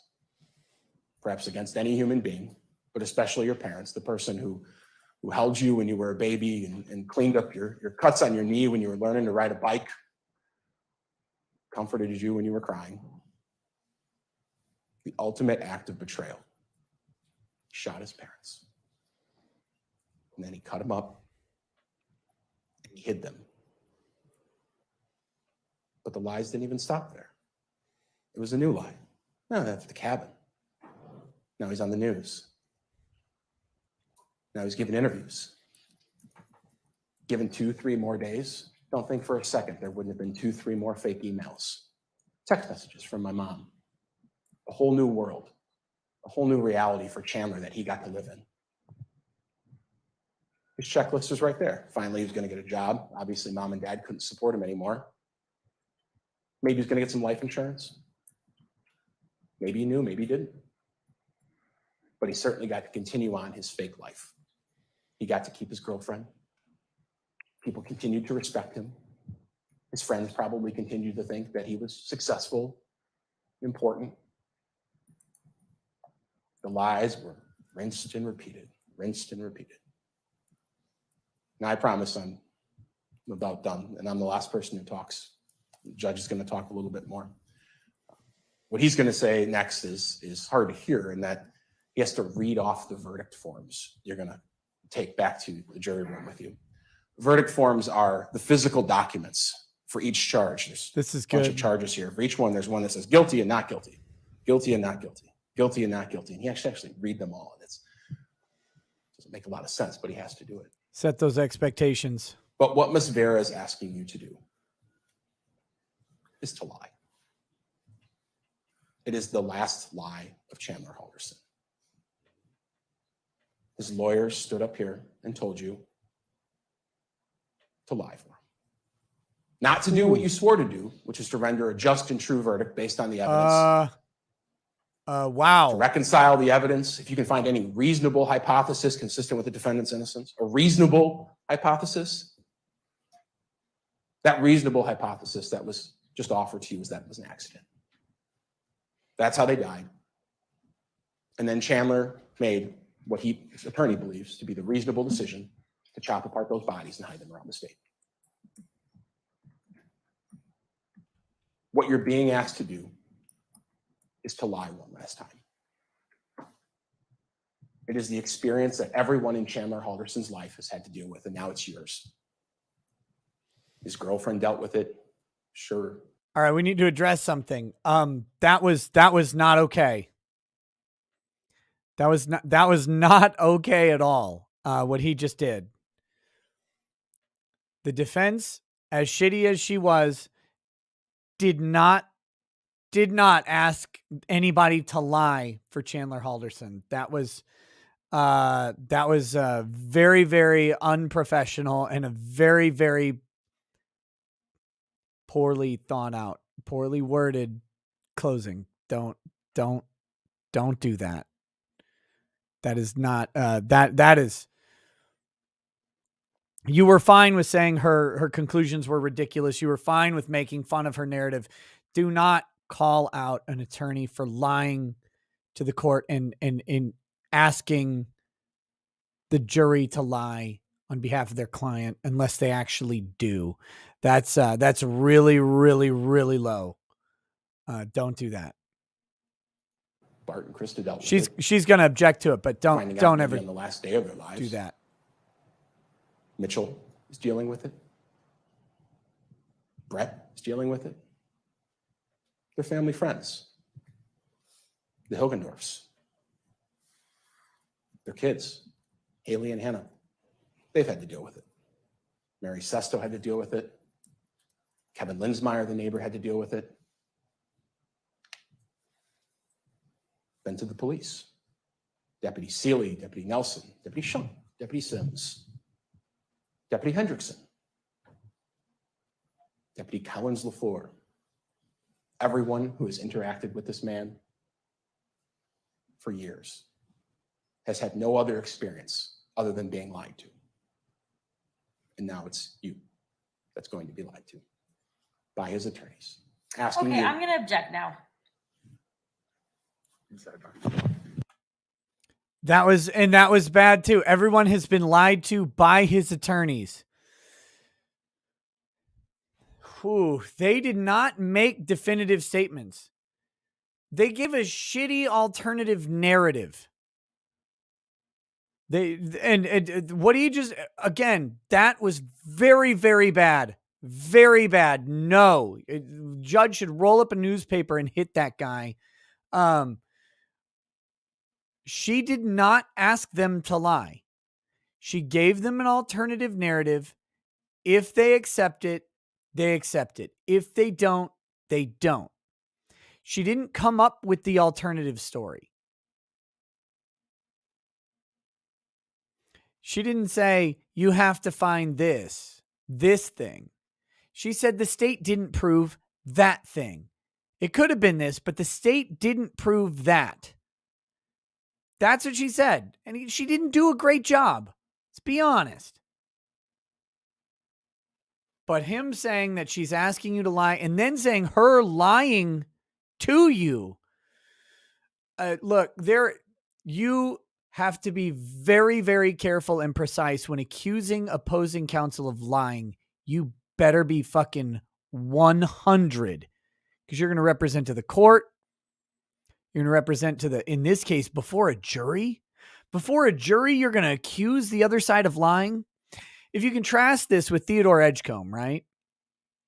We had the Theodore Edgecomb trial during the day, and there's a very dramatic moment where the defense team in that case apparently sent a legal assistant to interview one of the potential witnesses, who the witness came away with the impression that she had represented herself as a police officer. Now, we can be charitable and say she didn't, but the witness's impression was that she was with the police department of Milwaukee. Maybe she did, right?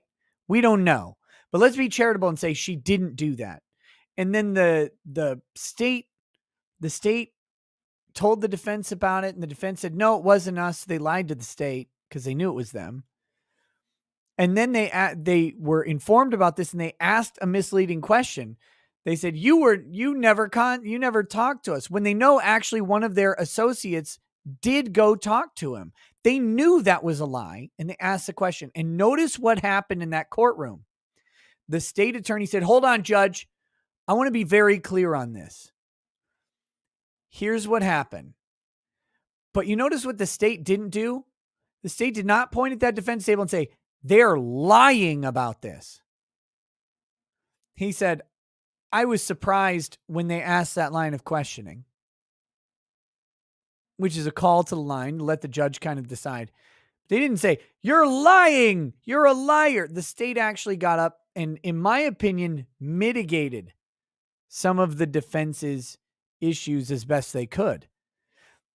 In that case, the state was careful not to try and taint the judge or the jury against the defense, even though the defense had done a very, very bad thing in that case.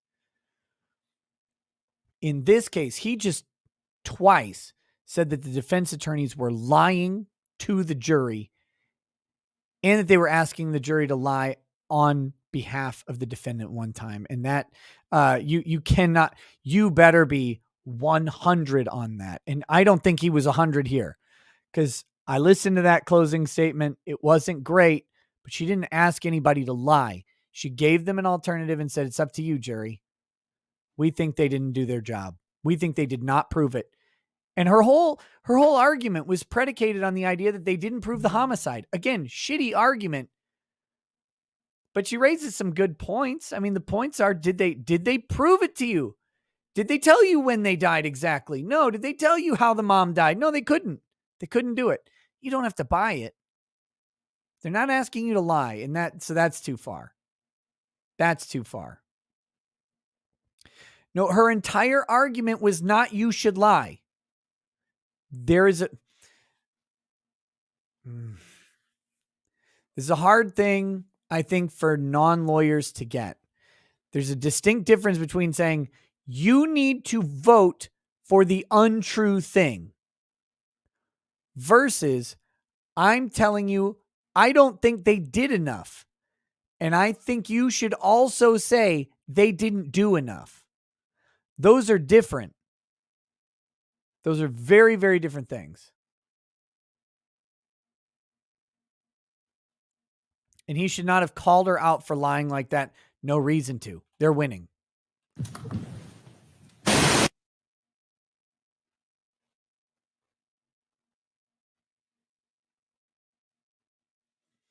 Let's go forward on this.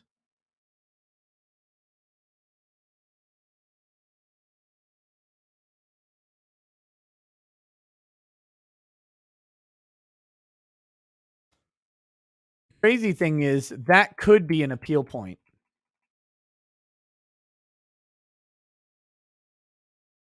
That argument, of course, within the The judge, I believe, is going to try and rehab this, but that honestly could be grounds for an appeal.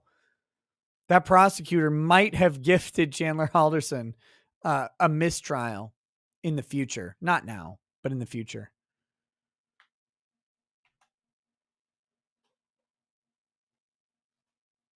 I want to clarify that, of course, within the instructions, as far as closing argument not being evidence, closing argument being opinions expressed by counsel for both the state and the defense to you about their view of the evidence and so forth. My understanding is the state was not meaning to suggest that counsel for the defense had lied or in any way Really? Hold on. was urging you to do anything other than uphold your oath. And Okay, let's see. Let's test that.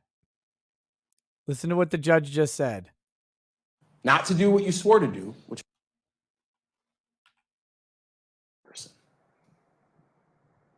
his lawyer stood up here and told you to lie for him. I mean, I'm sorry, Judge. What the fuck are you talking about? Like, look, I like the way this guy did it, but what was that? Let's rewind This the is the tape. last lie of Chandler Halderson. His lawyer stood up here and told you to lie for him. What did the judge just say?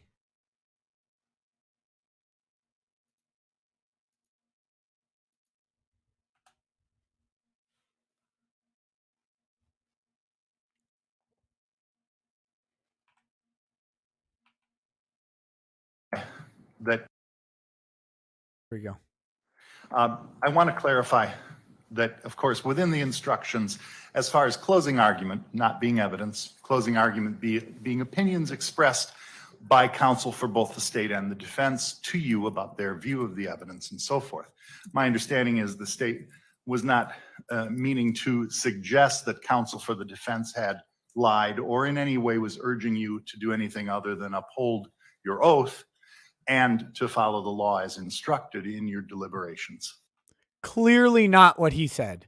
He said they're asking you to lie for Chandler Halderson. That's what they said. Judge is trying to rehab this case and pray to God that that mitigating instruction is sufficient for the appeals court. If you could continue. Thank you. Those verdict forms you're going to fill out, every single one of them represents something that happened.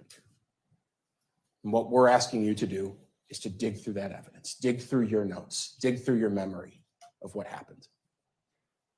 What happened here wasn't an accident. What happened here wasn't a mistake. AWIG and Slovenly Gulf City American both say basically the same thing. Judge is correct. It was not suggested. It was flatly stated. He just said it. He just flat out said it. He just asked you to lie. What happened here wasn't innocent lies, coincidences. Mr. Halderson's statement to the police that my mom has nosebleeds and my dad, he just scratches his psoriasis. It doesn't explain his blood on a bullet fragment. It doesn't explain all of their blood on the fireplace. It doesn't explain the Halderson's teeth in the ash trap. It doesn't explain their skull in the ash trap and placed on top of the fireplace. What I'm asking you to do is to look for the truth and not to negotiate. Not take the idea that, well, there's one piece of paper there where he signed a document and says he lied to the cops, and maybe that's good enough. These people were killed. This is a first-degree intentional homicide. This is a first-degree intentional homicide. You cannot shoot someone in the back. You cannot chop them up. You cannot scatter their remains and come to any other conclusion. And there is only one God, person he really ruined it, didn't he? who did those things here. And that is Chandler Halderson. And we're asking you to find him guilty. Thank you. Thank you, counsel. Man, that really took the steam right out of it to me. Holy shit. Holy shit. That was a big no. Big no by the state. Oh, he was good logic says he was so good until that. He really was. He was doing really, really fantastic until that. You just look. Let's put it this way. If the defense attorney had done that to the prosecutor, there would be potential sanctions for the defense attorney or the client. If you did that in a civil case, there would be potential sanctions for either attorney. Like that was a mess.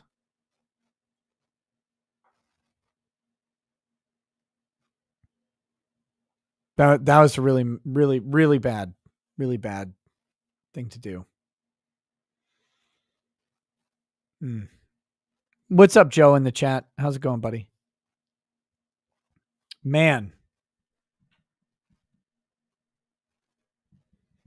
Yeah, that was that's a misstep. And remember, lawyers aren't perfect people, but we're paid and compensated to be perfect in those moments. That's your job. Like it's the difference between training and game day, right? Game day performance always matters. And lawyers know game day performance matters because your LSAT matters. Your finals and the whole semester of law school for most of your classes doesn't matter, but that final matters. Your entire grade is based on a final, usually, or maybe a final in a midterm. And your entire career is based on the bar. It's literally game day performance. That's not an accident. Everything you do is based on your hearing dates and your trial dates. Like your whole job leading up to that is fine, whatever, you're doing all these things. But when you really get down to it, trial date, closing argument, opening statement, these are times when you cannot miss. Because when you miss on those things, your client goes to prison, or your client pays $10 million, or your client gets a death penalty. You don't get to miss on those.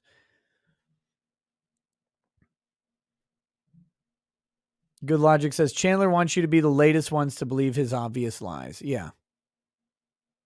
Will he get into trouble now? No. He's a prosecutor. Who's gonna go after him? Himself? No, he'll be fine. If the judge didn't sanction him outright, he'll be fine. But what might happen, what is within the realm of possibility here, is that Chandler, if you don't know, the verdict on this is guilty. It came back in less than 2 hours, and one of those hours was lunch. So the verdict, guilty on every count. All 8 counts that Chandler's charged with, he's guilty. First degree intentional homicide. He'll be sentenced to life in prison without the possibility of parole. A Class A felony, he will go to life in prison. Class B felony would be life not to exceed 60 years. But he's a Class A felon, which is life, period. No, there's not like a mitigator or a limiter. So he'll go 2 counts of that. And that was the outcome. But now the potential outcome is an appeal where he says, I was so prejudiced by the statements of the attorney and the representation of the judge during closing argument that the jury would have had no way to come to a different conclusion than what they came to. The jury had to find me guilty because to not find me guilty was a lie. And the judge didn't properly mitigate it, and it prejudiced me as a defendant in violation of my constitutional right to due process. Therefore, I demand a mistrial. And it's possible. It's possible that would happen. Still unlikely. As counsel indicated, I have a little bit more to instruct you. And I do need to. I mean, what, you want to see his face? What do you mean you want to see his face? The guilty verdict is on a different video.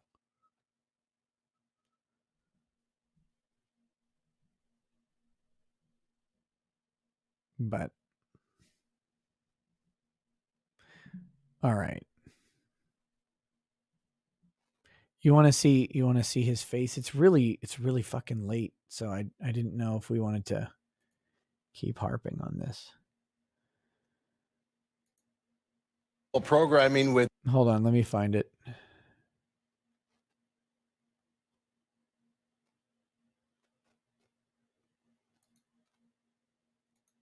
Mr. H, are those the verdicts with?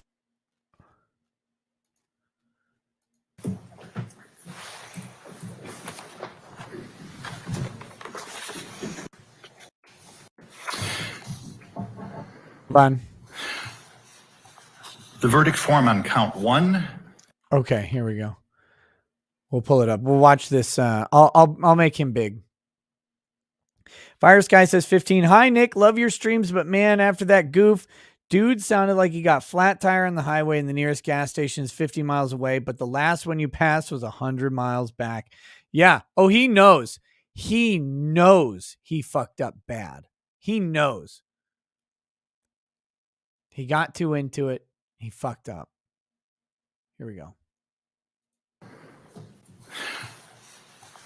The verdict form on count 1, as signed by the presiding juror and dated today, reads, we, the jury, find the defendant Chandler M. Halderson guilty of first-degree intentional homicide as to Bart A. Halderson, as charged in count 1 of the amended information. As to the verdict form for count 2, as signed and dated, we, the jury, find the defendant Chandler M. Halderson guilty of providing false information about a missing person as to Bart A. Halderson, as charged in count 2 of the amended information. Verdict form for count 3. Oh, 1 second. It's pissing me off. As signed and dated, reads, we, the jury, find the defendant Chandler M. Halderson guilty of mutilating a corpse as to Bart A. Halderson, as charged in count 3 of the amended information. Verdict form for count 4, as signed and dated, reads, we, the jury, find the defendant Chandler M. Halderson guilty of hiding a corpse as to Bart A. Halderson, as charged in count 4 of the amended information. The verdict form for count 5, as signed and dated, reads, we, the jury, find the defendant Chandler M. Halderson guilty of first-degree intentional homicide as to Krista R. Halderson, as charged in count 5 of the amended information. The verdict form for count 6, as... Do you listen to this, Judge? The verdict form for count 5, as listed by the jury and signed by the foreman, is guilty. Sounds so happy. Signed and dated by the foreperson, reads, we, the jury, find the defendant Chandler M. Halderson guilty of providing false information about a missing person as to Krista R. Halderson, as charged in count 6 of the amended information.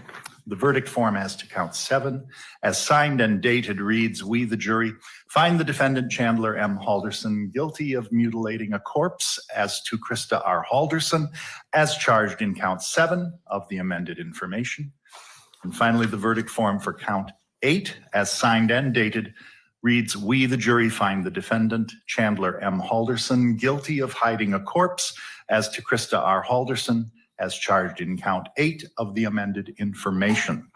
I will note for the record that the jury also returned the 8 verdict forms that read not guilty and that those do not bear any signature or date, as well as returning the jury instructions.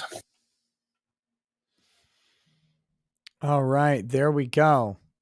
There we go. That is that. And Michael Palmer, I'm not gonna respond to you on this because what you're saying doesn't matter. So that's fine. If you're going to try and argue that what the attorney did there wasn't a colossal screw up and doesn't open him up to appeal, then there is no helping you. I'm not saying they're going to win the appeal, but it's an appeal point that otherwise didn't exist and shouldn't ever exist. And an attorney should never do that because you risk literal sanctions and ethical violations. Don't do it. So there you go. No real reaction. And I mean, how do you react? How do you react to that? How do you react to your life going away? Very slow. Or I'm sorry, very quickly in front of your eyes. Oh. So with that, it's time to read super chats and be done for the night. I do have some other stuff to talk about, but not tonight. It's already 2:30. I got to be up in the morning for the stream of Theodore Edgecomb. By the way, to all of you who are watching the Cannabro case, let's be honest about this. This case was boring as shit. I get it. The story is salacious. The story is interesting if you're summarizing it to someone a mile away. You're telling them the story. Listen, here's this thing. Here's what happened. This is crazy. This crazy guy's killing his parents. He's lying to everybody. Oh, it's great. It's a great cocktail story, right? This case is fucking boring. It's mind-numbing to watch. And I don't know how many of you people did it. And I commend you. I commend you for sitting through this excruciatingly slow trial. But I'm telling you, what's not boring is the trial of Theodore Edgecomb. The trial of Theodore Edgecomb is consistently interesting so far. Outside of the medical examiner, he's boring. But you've got an activist, racist activist attorney. You've got a paralegal showing up to some witness who looks like I don't even know how to describe this witness, but he's a big chunky brother, Friar Tuck from Robin Hood, right? She shows up to Friar Tuck's cafeteria job and she represents herself as a cop and then gets called out upon it live, and the judge is like, she might be a witness. That's a felony. Impersonating a police officer in Wisconsin's a felony. You want to explain yourself, defense attorney? And they're like, whoa, to be fair, judge, we're two different firms. He's like, don't give me that bullshit. And then you've got interesting witnesses who are doing all sorts of stuff. You've got a judge who's like, take no shit. Seems like he watches more football than is even on TV. Like he's watching replays of 1978 football games in his off time. Like that's how he jerks off at night. This case is so much more dynamic and interesting and only has the potential to blow up and be more fun. So look, if you like watching trials, the facts of this case are not as salacious. They're a little salacious. It involves a bullet wound right to the dome. It involves a little bit of race. It involves a self-defense claim that is dubious. It involves a flight 6 states away for 6 months. For 6 months, this guy runs and he's on a spirit quest to find an attorney. He can't find an attorney in Wisconsin, so he goes all the way to Kentucky or whatever to find his Wisconsin attorney. You got to come watch the trial of Theodore Edgecomb tomorrow. Just come check it out. I'm just saying, just the tip. See if you like it. This case has the potential to be interesting on its own. You don't need to come up with like fun narratives or alternatives. These characters in the courtroom are dynamic. The questioning is not boring. The judge doesn't tolerate long questioning. He's like, no, you got 3 questions left. Move it along, counsel. He sounds like a Chicago mobster. It's good. It's good. And yes, Edgecomb as a defendant will testify. And the evidence will show. You've got one of the attorneys, man. One of the defense attorneys talks like a black pastor. Oh, it's good stuff. It's good stuff. It's good stuff. If you like trials, I think you'll like this one a little more. Cannabro, you have to force the entertainment on it. All right, here we go.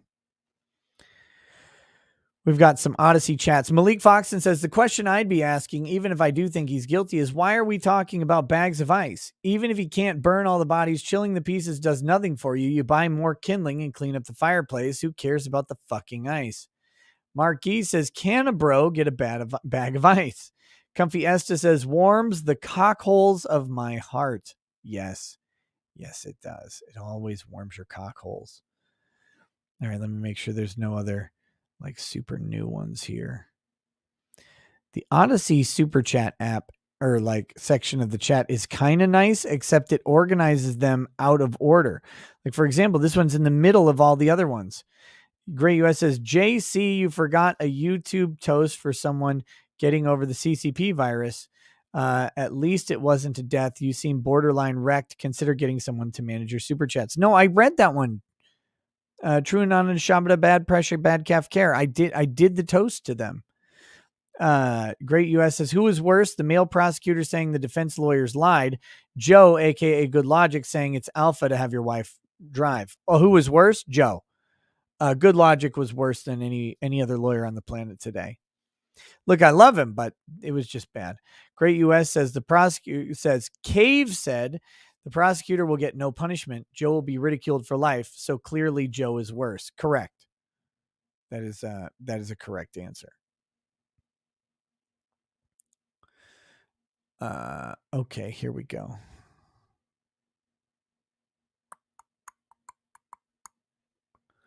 Back to the beginning. G says Joe meant to be here for this stream, but he accidentally used his plastic toy steering wheel instead of a real one. Stango says, found you during Rittenhouse, then you topped yourself with Murphy and the Cuck College. Now you're going to stretch Long Crime's goody hole. Keep it up. Thank you, Stango. Oh, I can take these out. I don't need me for now.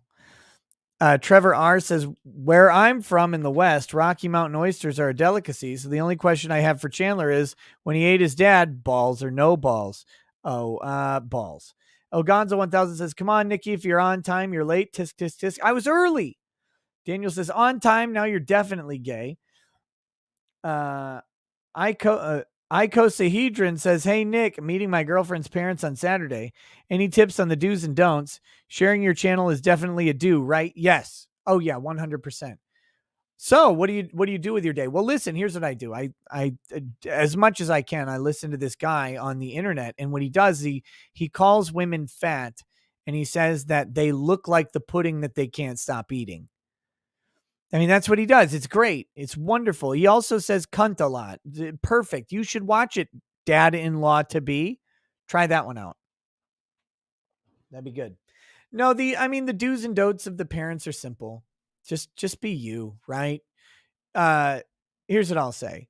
Your girlfriend likes you for you, most likely, unless you have a giant cock or a lot of money, but probably she likes you for you because you probably don't have a giant cock or a lot of money.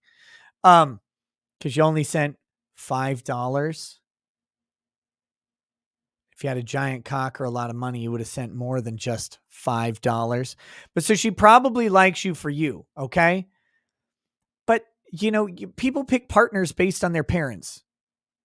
So if she likes you for you, you're probably similar in some way to one of her parents or both of them or some hybridization of them. So just be you. You're going to be fine. You don't need to perform. You don't need to do anything. Also, don't talk about futa. Don't talk about furry porn. And if you're a crinkle bottom diaper wearer, consider a noose. Galaxy Express Media says Meatloaf R.I.P. Wait, did Meatloaf die?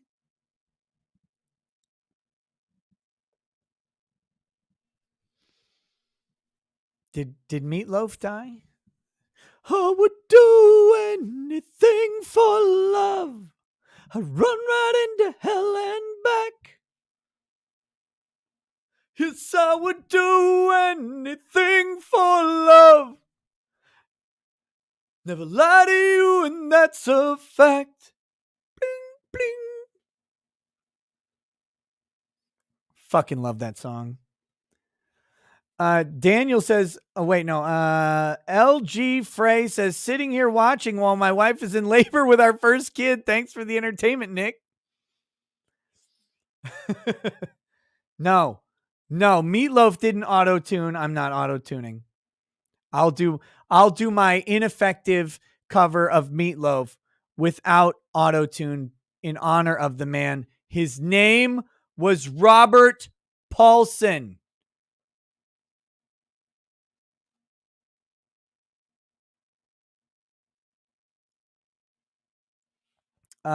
Sasha says Department of Education is investigating BYU for banning LGBT dating. Freedom of speech versus religion. Could this affect BYU federal funding and accreditation? Maybe.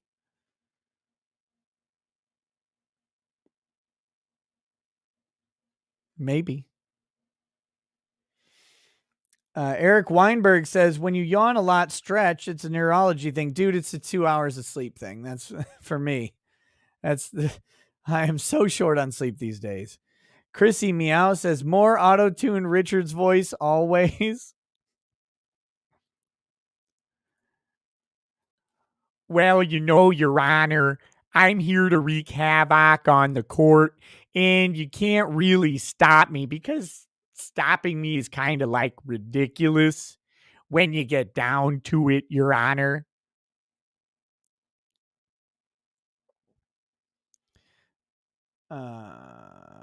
Frasmar says, if Chandler told his lawyers that he did it, wouldn't it be unethical for them to say in their opening statement that he did not kill his parents? Maybe. But how are you going to check it?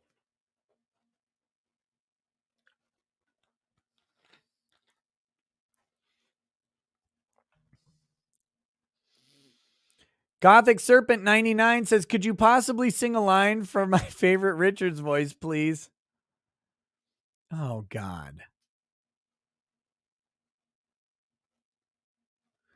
I actually don't know the tune to Rhinestone Cowboy, so I don't know if I could. I'll just say it in Richard's voice with auto-tune for you. I hope that's sufficient because I don't know the tune of Rhinestone Cowboy.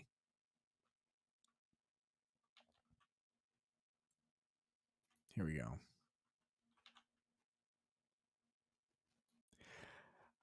Like a rhinestone cowboy riding out in a horse in a star-spangled rodeo, rhinestone cowboy, getting cards and letters from people I don't even know. There you go. Hopefully that helps you with whatever you need. And if it's masturbation, I'm okay with it. G says, can you auto-tune other people? Like when Joe or any other panelist goes on a rant, I die. There's probably a way to do some of it.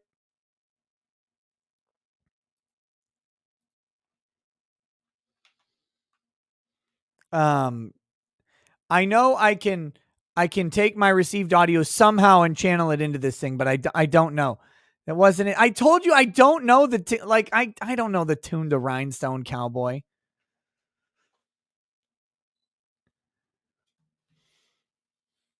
So my dad messages me. They're down at something and hanging out with people, and they went and there was a live music performance.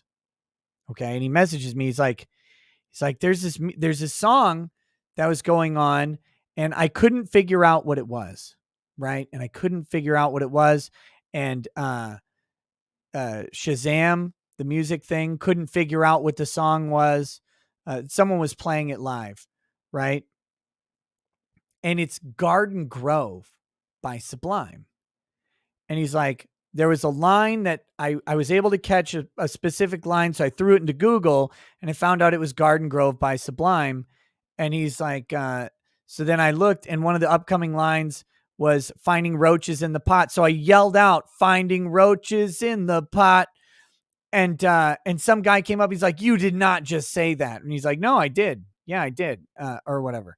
And I was like, oh, you had to Google Garden Grove. Cause I know all the words to Garden Grove basically, and know the tune to that song. See, so for me, like I could do, but Rhinestone Cowboy, I couldn't tell you. I mean, I know like the initial, like a rhinestone cowboy, but I don't know the rest of it, right?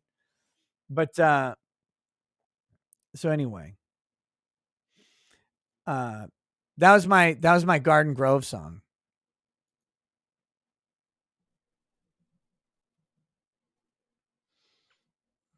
Sing I Smoke 2 Joints. Too bad this is YouTube and that it's recorded. Otherwise, I'd do the Richards voice singing I Smoke 2 N-words in the morning.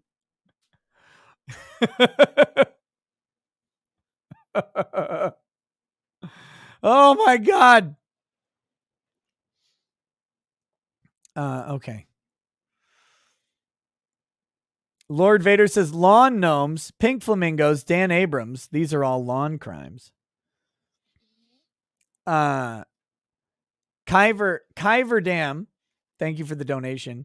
Ying Yang Dynasty says, can you auto-tune Lemoyne? You got to give me a Lemoyne song to sing. I smoke 2 joints in the morning. I smoke 2 joints at night. I smoke 2 joints in the afternoon. The con sluts feel all right. I smoke 2 joints in times of peace and 2 in times of war. I smoke 2 joints before I smoke 2 joints, and then I smoke 2 more. It's great. I don't have my monitors in, so I don't know what that sounds like. Oh, God. Contrarian 420 says, when is Nick going to stop doing Kermit voice? What? He isn't? Oh. Wolfgang Deo says, auto-tune Alpha Chad. Hey, Nick, any Vic news? No Vic news. Wolfgang Deo says, Irish wristwatch, LawTube, Irish wristwatch, LawTube.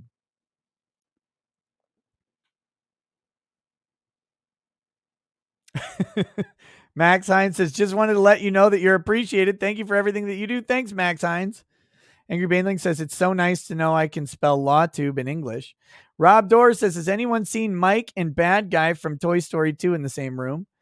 Kiernot says, John Gruden did nothing wrong. Cameron Nelson says, is Attorney Tom handicapped of the mental? Yes, he's also short.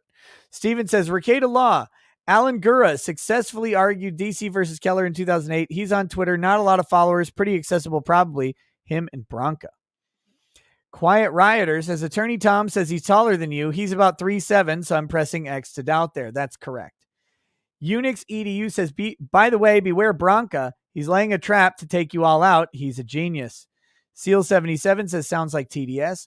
Mojo Itch says, maybe Law and Crime can hire Tiny Tom for first-degree burns. Comic Nut 64 says, hey, Nick, all you have to ask is who do I have to do what my old man called putting the fear of God into?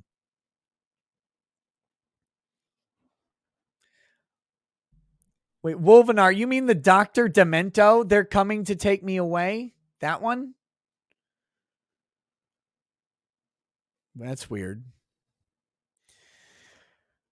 Break Year says, there must be a reason that wouldn't work. I can't be the first person to think of that. Kyan Rennell says, LawTube, LawTube, LawTube, LawTube, LawTube, LawTube, LawTube. Uriah Wright says, you thought Cuckold and Crime was Mr. Murphy, but it was me, Attorney Tom. Joshua Sanders says, you're probably being targeted for your political views. Bunch of communists. 200 Watt Studio says, is Joe doing okay after the roasting today? I mean, he's crispy, but I think he's fine. Pseudoscience says, the judge said court footage can't be streamed to social media.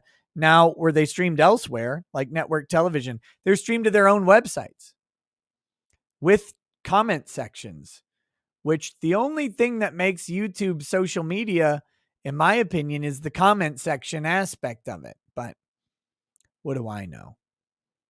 What do I know? Phoenix Lord Asserman says, will they end up like Greer with just a 6-inch HDMI cord that syncs the case? The suspense is killing me. Breaker says, it's like an episode of The Simpsons. Nabor605 says, it's like Where's Waldo and his body parts. Frostbite Vinny ADV says, Canabro, buffalo, or honey mustard? Cool Ranch. Cool Ranch. New dislike button says, how would I get out of jury duty if chosen to show up? I don't want to, but I'll go full David Duke if I have to. I'll justify Jonestown to get out. Just tell them that you can't be impartial. You think everybody who's been arrested is guilty because the cops do their job right. Something like that. KF says, looks like the girl from all that. Mr. Scott J87 says, is this a courtroom or a livestock auction for heifers? Damn. Neighbor 605 says, Nick, do you think Barbecue Bro should have testified? No, I mean, they labeled him a liar very successfully. What would his testimony have done?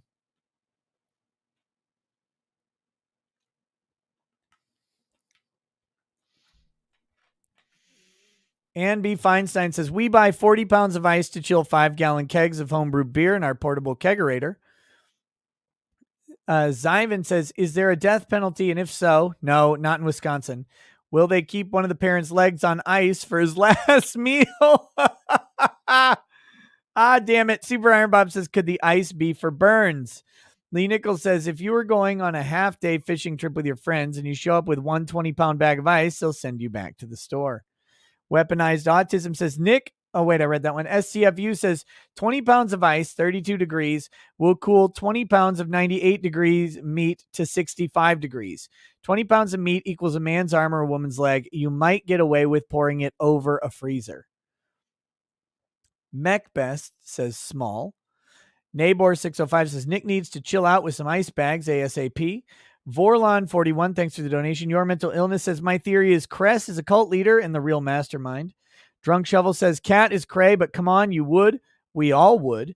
Vorlon 41 says, perhaps they thought the ice was from the planet Arrakis. It's all about the ice, ice, ice. Gene Jeffrey says, there's no way a chick that clingy didn't know most, if not everything he was doing. Yeah, they made a big deal about how she screenshotted everything and kept tabs on him. Well, except for all the times that would have disproven all of the lies. But they likely knew. She knew about the lies, and they may have even had information about it, but, didn't require it. Lost Valley says, if the ice don't fit, you must acquit. Snowboard Dan says, do you think these lawyers get too much in their own head for this? Nah, probably not. Kelsey Kaitanowski says, they even said they used ice for the dogs too. Joe Dirt says, don't you think they're bewildering on ice to convict all of the disseminate claims? Everybody knows he was hungry. Pudding Tang 2 says, Cat is part of the coven. Mystery solved for covering her. Stephen Britton says, why did the defense plead not guilty if his lawyers didn't mount a defense worth speaking of? I think I addressed this. Punishment was going to be the same, so you go through the motions and hope that the state screwed up. SCFU says, in law, it is good policy to never plead what you need not, lest you oblige yourself to prove what you cannot, quoting Abraham Lincoln. Amateur Ant says, they were scissoring each other on the riding lawnmower, guaranteed. Daka Bobo says, Nick, your patience in dealing with spurgs with IQs that even 20 pounds of ice could freeze is impressive as always. David Knight says, the state's opening, they said Cat was not involved at all. I found that weird. Also, do you know if he killed the dogs? If not, maybe he fed his parents them as well. I don't think he killed the dogs.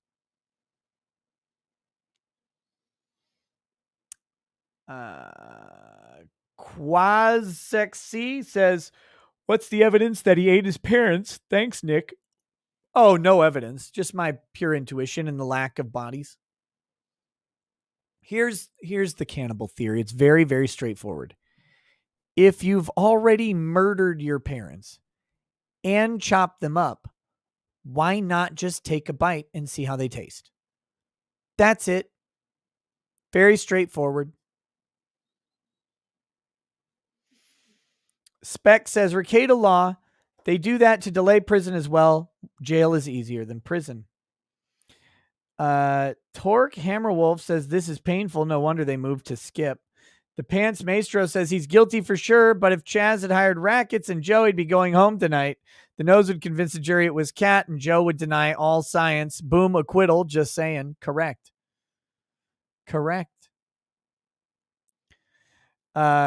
Colin Shaw Indie Game says, Auto-tune is an absolute win for your channel. Love it. G.I. Jew says, please look into Patrick S. Tomlinson and his failed defamation lawsuit against people that calling him fat on Twitter. Yeah, that guy, well, he lost against the Opie and Anthony forums, if I remember right. He was suing Kiwi Farms. I don't know whatever happened with the Kiwi Farms claim or if he just backed off of it. But yeah, Patrick Tomlinson is fat. I'll say it on YouTube. Patrick Tomlinson is fat. Andrew War Snowboard says, in the reverb mic, I can only have one of the, because of other plugins, I can only have one of these plugins at a time. I got to figure out how to do it on the After Effects, which I will eventually. But we'll do it in Auto-Tune. This is MAGA country. So there you go. Am I secretly a cannibal? No, I've never had the opportunity. I didn't kill or chop up my parents, but if I did kill and chop up my parents, I would absolutely take a bite. Let's see. Bad Dragonite says, it is now socially unacceptable to talk about this case without first having an intro of Ice Ice Baby. Super Iron Bob. That didn't auto-tune. I must have been on the pitch just fine. I must have been on pitch. Here we go. Let's do it this way. This is MAGA country. There you go. Super Iron Bob says, more likely had search history turned off and Google's terms state they will not be held for more than X time for quality of service reasons.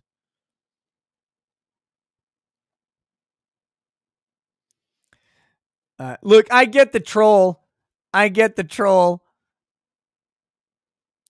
guys think that you're doing this.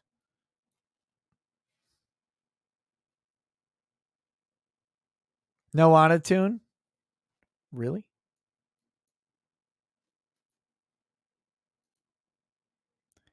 What if I put it in a minor scale?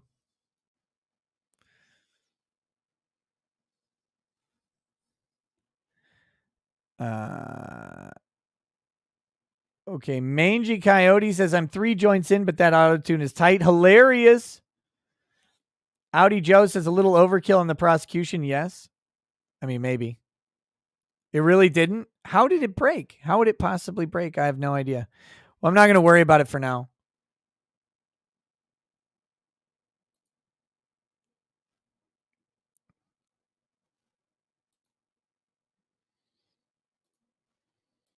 I'll just turn it on and it'll ruin everything that happens.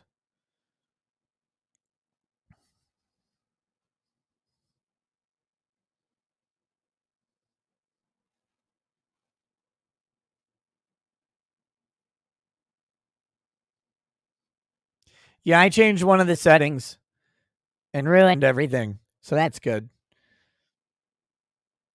Greg UW said, she said, my client goes to exceptional lengths. Jury thinks of him eating the body parts. To keep going with this sociopathic lying, he lies. Frostbite Vinny ADV says, who would you say paid for Canberra defense? Oh, the state. It was a public defender. Chain-breaking Sage says, it'll be interesting if she insinuates that the girlfriend's the murderer. New dislike button says, hottest lawyer in Wisconsin, she asks. Step 1, stop being a liberal. Step 2, there is no step 2. You're now the hottest lawyer in Wisconsin.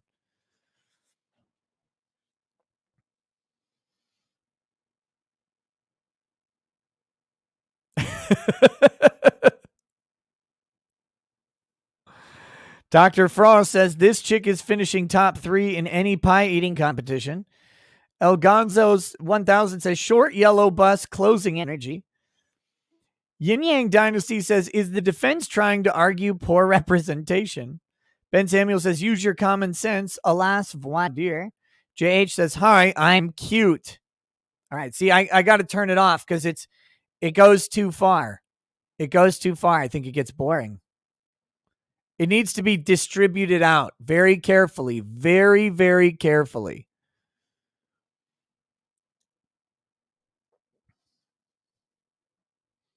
I'll have to auto-tune like old Supreme Court decisions.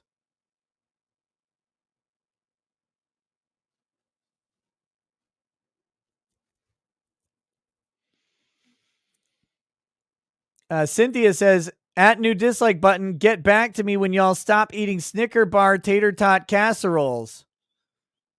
Filthy. Filthy. Yeah, the ghost effect, I have to do a bunch of stuff to get that back on. I don't want to do it right now. I should have a way to get them both on there. I need to figure it out. Caligula says, kind of funny how the behavior changes when the shoe's on the other foot and the prosecution has a good case. She's bingering right now. Shane Horton says, she, if the D, right? Evidence shown does not prove without a reasonable doubt and is circumstantial for the deleting people charge itself, right? She's trying for that. Chris H says, this chick did not pass school. She's lying. Scarlock says, first.edu domain name was registered on January 1st, 1985, DARPA.edu. Mario Carter 13 says, this case is like a puzzle, parents in many pieces. Gross. Auto-tune Heller. Heller's a long decision. Should auto-tune Brandenburg. Then when I say all the N words, it would sound nicer. Mario Carter, new dislike button says, at Cynthia, I can play this game too, lol.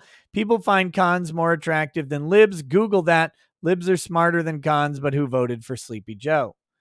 R says, the stupid cannibal trial has me craving chili now, and I blame you. Kerfuffle says, please let me mod for you. You need more. What do I need more for? I almost completely obviated the mods. Iken says, the defense lawyer is marriage material, lol.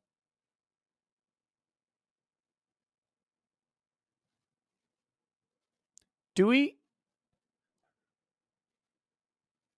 need to have a talk about this?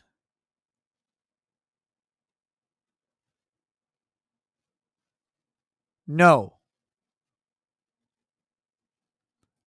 No and double no.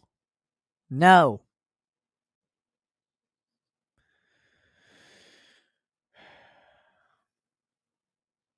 Amateur Ant says, even though Chandler was guilty from the start, this proves my theory, never hire a female defense attorney.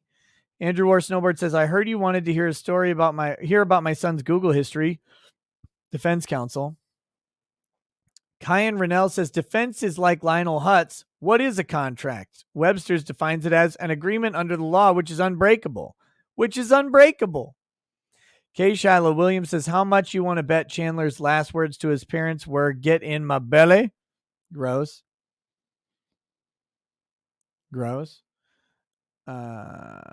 Name 530 says, that closing for the defense wants me to apologize to Richards, and I haven't even talked any shit to his face. John Henry Sneeden says, defense got pegged harder than Jack in rebuttal. Jonathan Bradley says, Booty Warriors member is going to dismember Chandler in prison. In all seriousness, will they put him in solitary/suicide watch? I don't know. Hallucinosis. Who cares, frankly? Hallucinosis, thanks for the donation.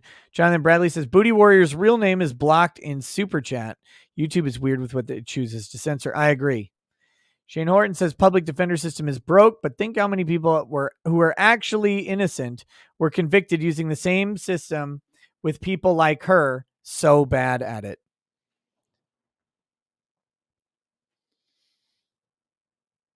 S. Cybertaz says, which Chandler is worse, him or Chris Chan? Chandler who seed up his mom, maybe he ate her too. With law and crime drama, get on ROTC. Yep, I just need to find a day to get on ROTC. Just been swamped, but I'm gonna. TZ1052NY says, as an MD, it seems malpractice for lawyers to not even present information or evaluate traumatic brain injury as a defense. B. Borker says, cannibal sandwiches are easy, buns included. And B. Franklin says, as a writer, I think this guy is an exceptional storyteller. He's a true wordsmith. Lettuce Arse Biscuit says, I like Nick Rekieta's smelly feet. Marcel DeFore says, would the Satan Made me do it defense have worked? No. Maybe that he was a crazy cannibal and was hungry. These could have gotten him in a mental health ward. C. Reese says, how can that defense not want to throw down now? It's too late. It's a Small Girl says, despite working in pharma, Kat is a drama student. Her testimony was a terrible performance. Chandler was an Eagle Scout. He gives Eagle Scouts a terrible name, but put campfire skills to use at least. IWD says, this has to be one of the more surreal cases you've covered and I've been present for. Mario Carter says, it was self-defense. They inflicted hunger pangs. Not applicable says, great, we have to let this cannibal walk now. FFS, not yet. Jonathan Bradley says, been better if he had said, they want you to lie to yourselves, to lie against your own common sense. I think he was taking literary liberty too far. Let's talk about prepping says, he just asked you to lie. Perfect use of auto-tune. What's the song? He just asked you to lie.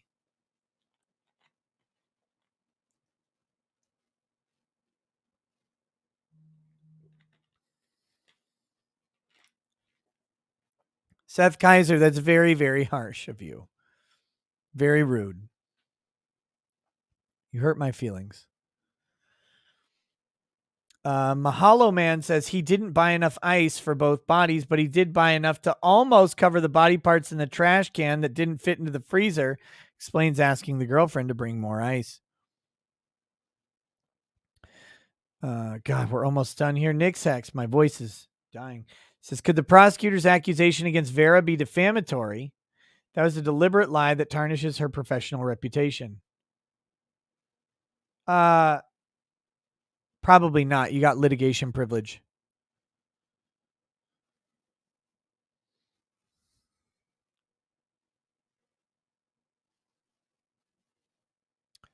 Yeah, I believe for people asking about locals, the invite bot is under constant maintenance and updating locals' back end. Along with locals on the back end, they don't provide a fully functional API to just easily integrate a Discord bot. But I'm about to be hiring someone to take over a manual process should the bot not be working. There will be a specific go-to person whose literal job it will be to take care of issues like that. So it'll happen. It'll happen really soon. Seth Kaiser, add you to live stream. What the hell for? Who the hell are you?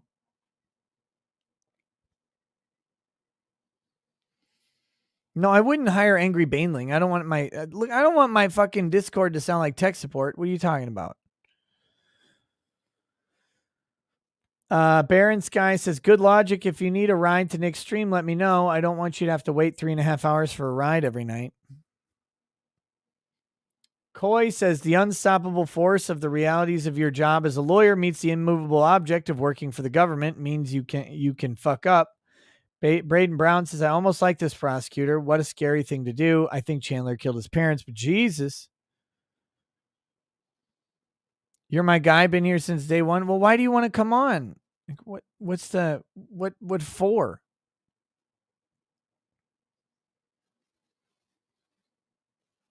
Mad Cow Mark says, no charges for having a fire when it's not cold or for buying ice for no apparent reason. Destructobot says, can you look into the Luis Sanchez case? Allegedly, his defense attorneys conspired against him and he ended up in jail. Oh, I think I know what you're talking about. It's the weird one. Mandy Karavichus says, if your kids murdered you and chopped you up, how would you and Lady Rackets want to be cooked? What happens to the nose? Look, I hope they would smoke me on the smoker.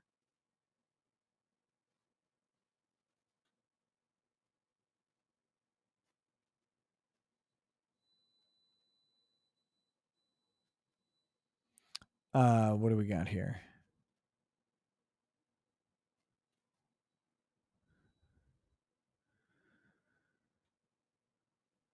Oh, well, Seth, I don't usually bring people on. The call-in shows are always weird, man. If you have a particular topic or thing you want to talk about, you can always email me and pitch an idea, but I'm certainly not going to do it at 3:15 on a Thursday when I need to be up on Friday morning and I'm dying of fatigue. Fire Sky 15 says, what What the hell is that case?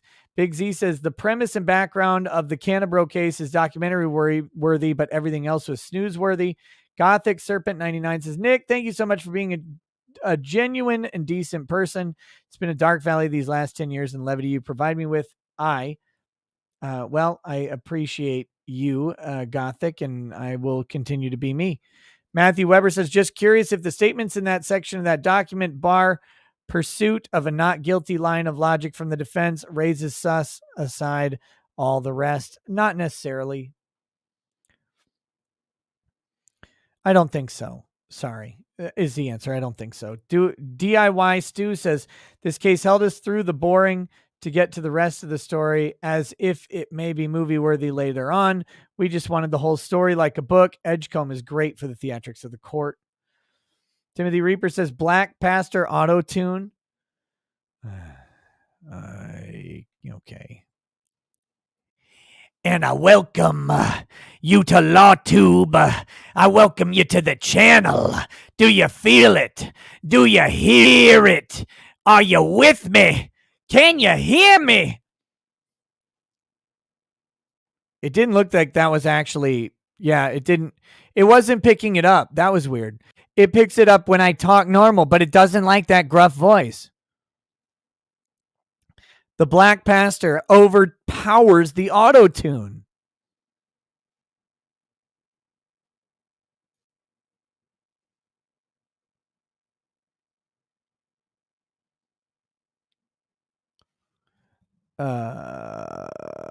Andrew Clark says Maggie May Fish says Robert Paulson was trans rep. Firesky 15 says, wait, but I'm a furry. Lol, I see why my friend loves your streams. Lying Dog Face Pony Soldier, thank you for the lemon sticker. Crusader says, reason number 1 to watch Edgecomb trial, Andrew Bronca. Mario Carter says, 18 rhinestone cowboys in the showers at Ram Ranch. Eric Winberg says, here's for that effort.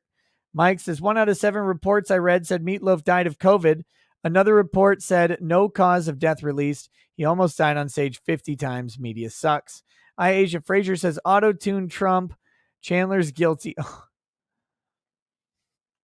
Here you go. You know, have you seen this Chandler guy? This Chandler guy out in Wisconsin?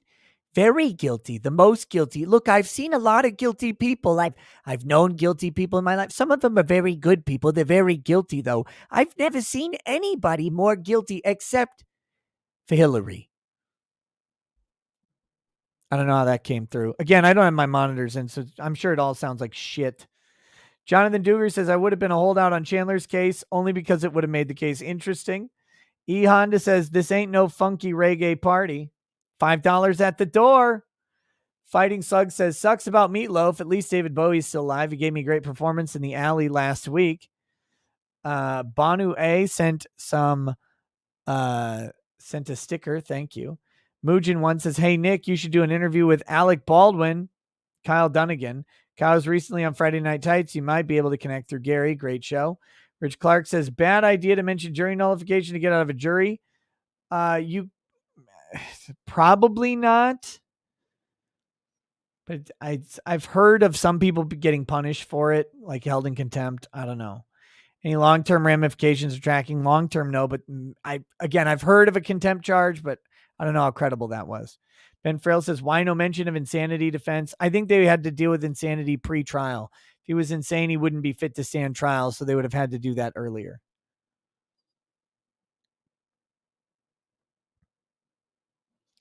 Seth Kaiser says, you got something against legal mindset. That's my dude, so fuck you, pussy.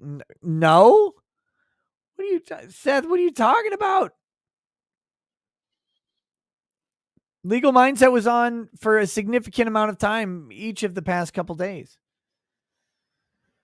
Larry, welcome to Paralegal. Jack says, buy a multi-channel mixing desk. You won't regret it. Destructobot, welcome to Paralegal. Gundam Touch Me, the femboy glow in the dark, says, do a yellow flash beating the brakes off Gundam that touched him in an auto-tune. Maybe on Saturday. My voice is tired, man. Trucker Rob with a big donation says, here you go, Nick. A little something for being under attack. God bless. Oh, thank you, Trucker. I really appreciate that, man. That was way, way cool and totally unnecessary, but that was wonderful. Name 530 says that defense is basically entirely Shaggy's. It wasn't me.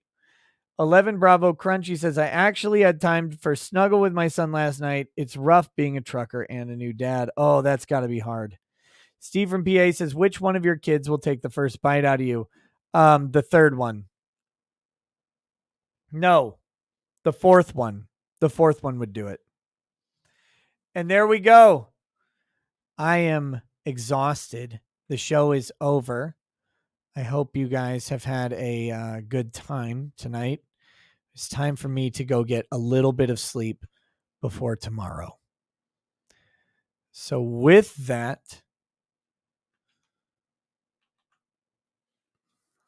no, I'm caught up on the Odyssey chats. I did the Odyssey chats before I did the YouTube chats.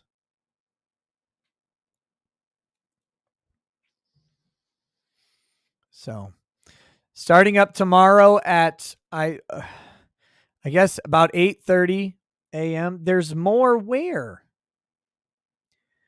Wait, are these the fractions of LibriCoin chats? I'm not reading those.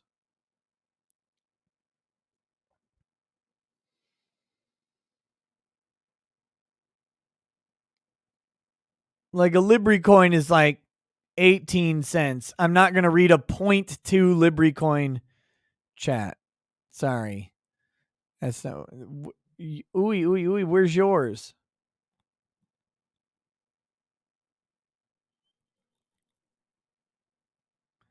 What's your name over there, Ooey?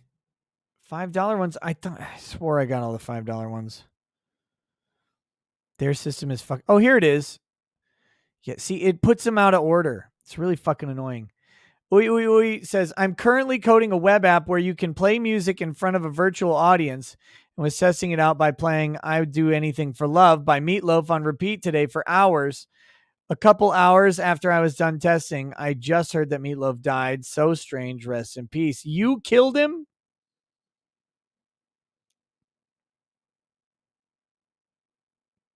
Very rude. All right, guys. That's it. Hope you guys have a good night. Play the outro. I'll see you tomorrow. Peace. Peace.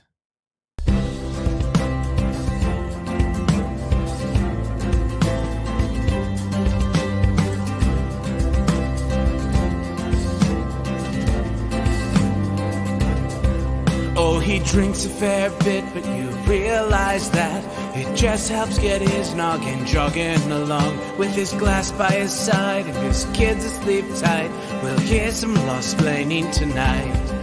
With his microphone muted, we'll laugh at this boomer until he explains it's all part of the plan. Watch his face become redder as he becomes meta, raging at idiots from Twitterland. From the white shores of Maine to the hills of Glenlivet, there's no one who explains the law better than Nick. So pour out a glass for the ones who have passed, make the law what we have now. Oh, his lady is fair, and she handles herself with the grace of one who has borne many children. As the wife of a lawman, she makes sure that he has the time and the place to provide for them there. So pour out an ardbeg, a bow, more of that brook. The spirits flow as the ones who get unemployed. So pour out a glass for the tea post on Twitter as we hear lost-plaining tonight. From the white shores of Nam to the hills of Glenlivet, there's no one who explains the law better than Nick. So pour out a glass for the ones who have passed to make the law what we have now. Oh, the guests are all plentiful, from Dante to Drexel. They bring their perspective and spice to the mix. But the reason we're here and the one that we cheer is the one who is showcasing us his career.